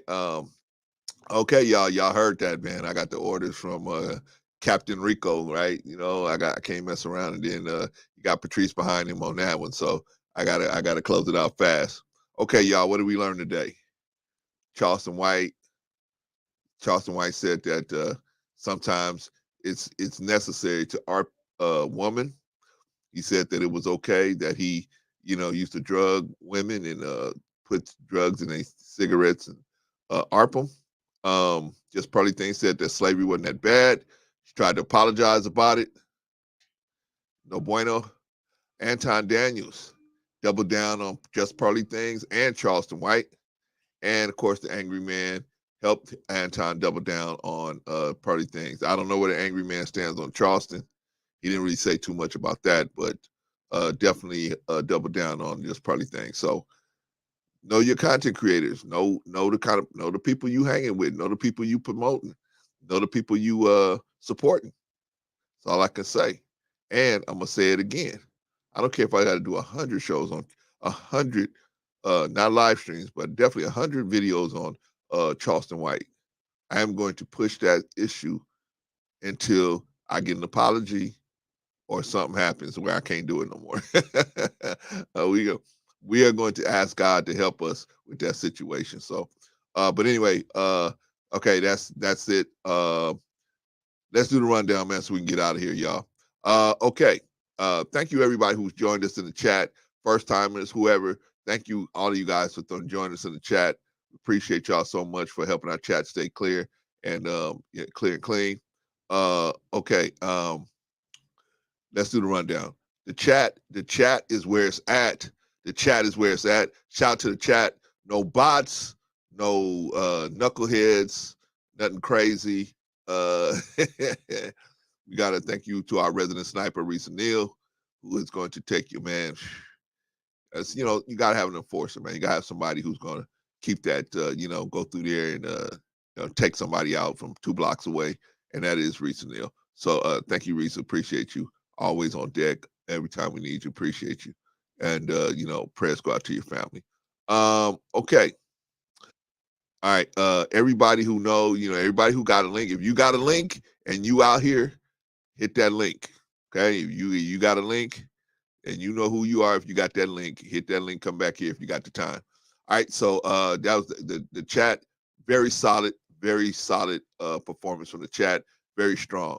Very strong. All right. Let's move on to the panel. Who was on the panel today? Guess who was on the panel today? Patrice. How she do? Yeah, she did all right. All right. She did wonderful, right? Very Ed Travels was very impressed with him, right? He was like, man, I didn't know you. I wasn't ready for it. I told you, brother. We don't play over here, man. Y'all, we are the best kept secret in YouTube, man. We got all these smart people over here, all this respect, all this love. Told you this girl's silly, man. This girl's crazy. But we got all this love over here, man. So we the best kept secret over here, man. So, and that's gonna turn all that love gonna turn some people off, man.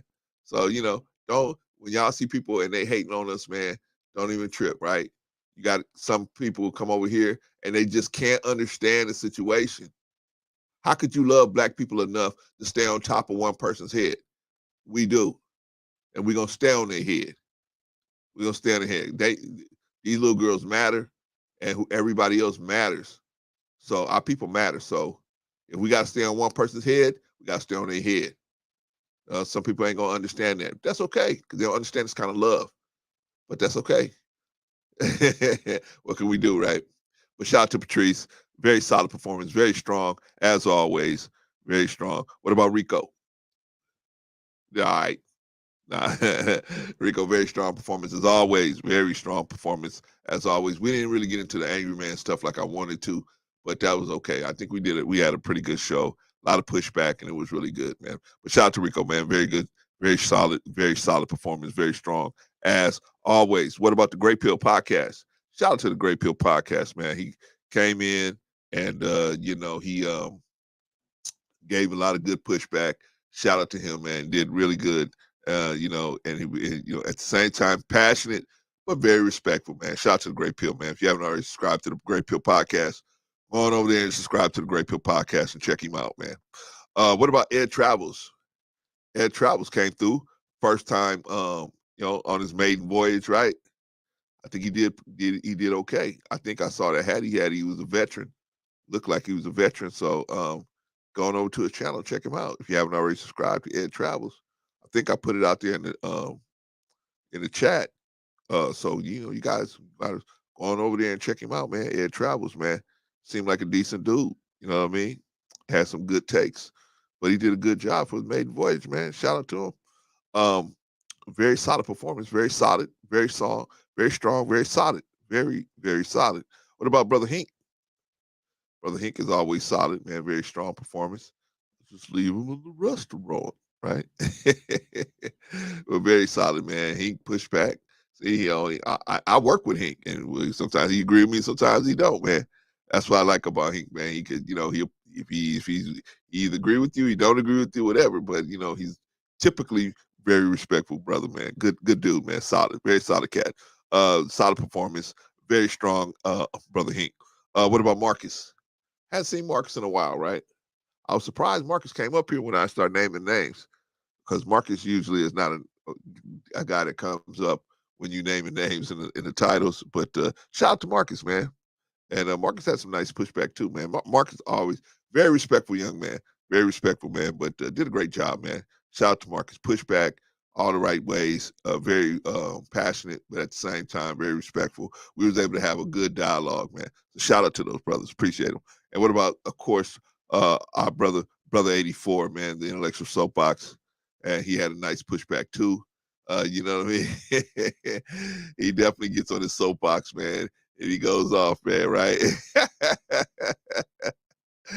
But I'm just saying, man, if you're gonna say, hey, we need some solutions, okay, one man can start a whole situation, man. One man, right? So just because you ain't got a whole group of people with you, don't mean you can't start a situation. So, don't be scared. Oh, I'm the only one out here. Well, then you the only one out here until somebody else come, right? So you got to do that. We got to do that, man. Don't be scared to take a stand and stand up for right. Don't be scared to take a stand and stand up for right because you're the only one. I'm the only one out here. Well, if ain't nobody else gonna stand up for right, then I ain't gonna stand up for right. Then you don't stand up for right then because you ain't standing up for right for the right reason. Stand up for right because it's the right thing to do. By the way, y'all, I think we're gonna try to hit that Luke 19. Was it Luke 8:19? I think we're gonna try to hit that Luke 19 in about maybe an hour and a half. Try to hit that Luke 19 in about an hour and a half. All right, maybe an hour. All right, but anyway, that's a whole nother thing. Let's see. Y'all, you want to go to Knowledge and Relationships Sunday. Sunday, Patrice's show is going to be on Knowledge and Relationships at what time, Patrice? What time?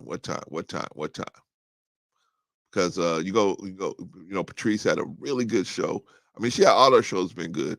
4 p.m. Mountain, so that'd be 2 p.m. Pacific. Yeah, Sunday Patrice had a really good show.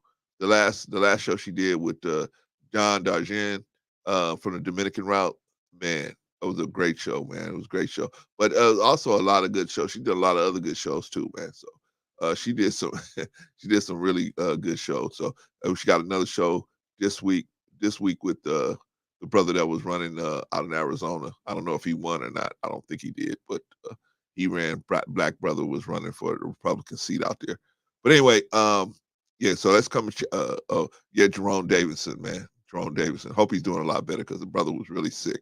But anyway, yeah. Let's go see Patrice on Knowledge and Relationships, man. If you haven't already subscribed to Knowledge and Relationships, get on over there and subscribe to Knowledge and Relationship. Platinum Pill podcast. I was never here. I got a suspicion that's Brother Don GQ, but we'll find out later, or somebody closely related. All right, let's see. Who else? Oh, Intellectual Soapbox. Definitely, Sister Annie, strong performance. Very, very solid as always. Shout out to Brother 84. All right, if you haven't already subscribed to Intellectual Soapbox, go on over and subscribe to Intellectual Soapbox. All right, y'all, that's it. I got people in the back, man, so I gotta wait. Now, if you know, shout out to Wally, by the way. Shout out to Wally at Wealth Talk Productions. If you know, yeah, I already got Ed Travel. I already got him, Patrice. If you know that you got this link, man, come on in, because once I end the stream, it might be a little difficult to get back in here. So anyway, let's go. Click. And we'll see y'all. Give me about an hour and a half, y'all.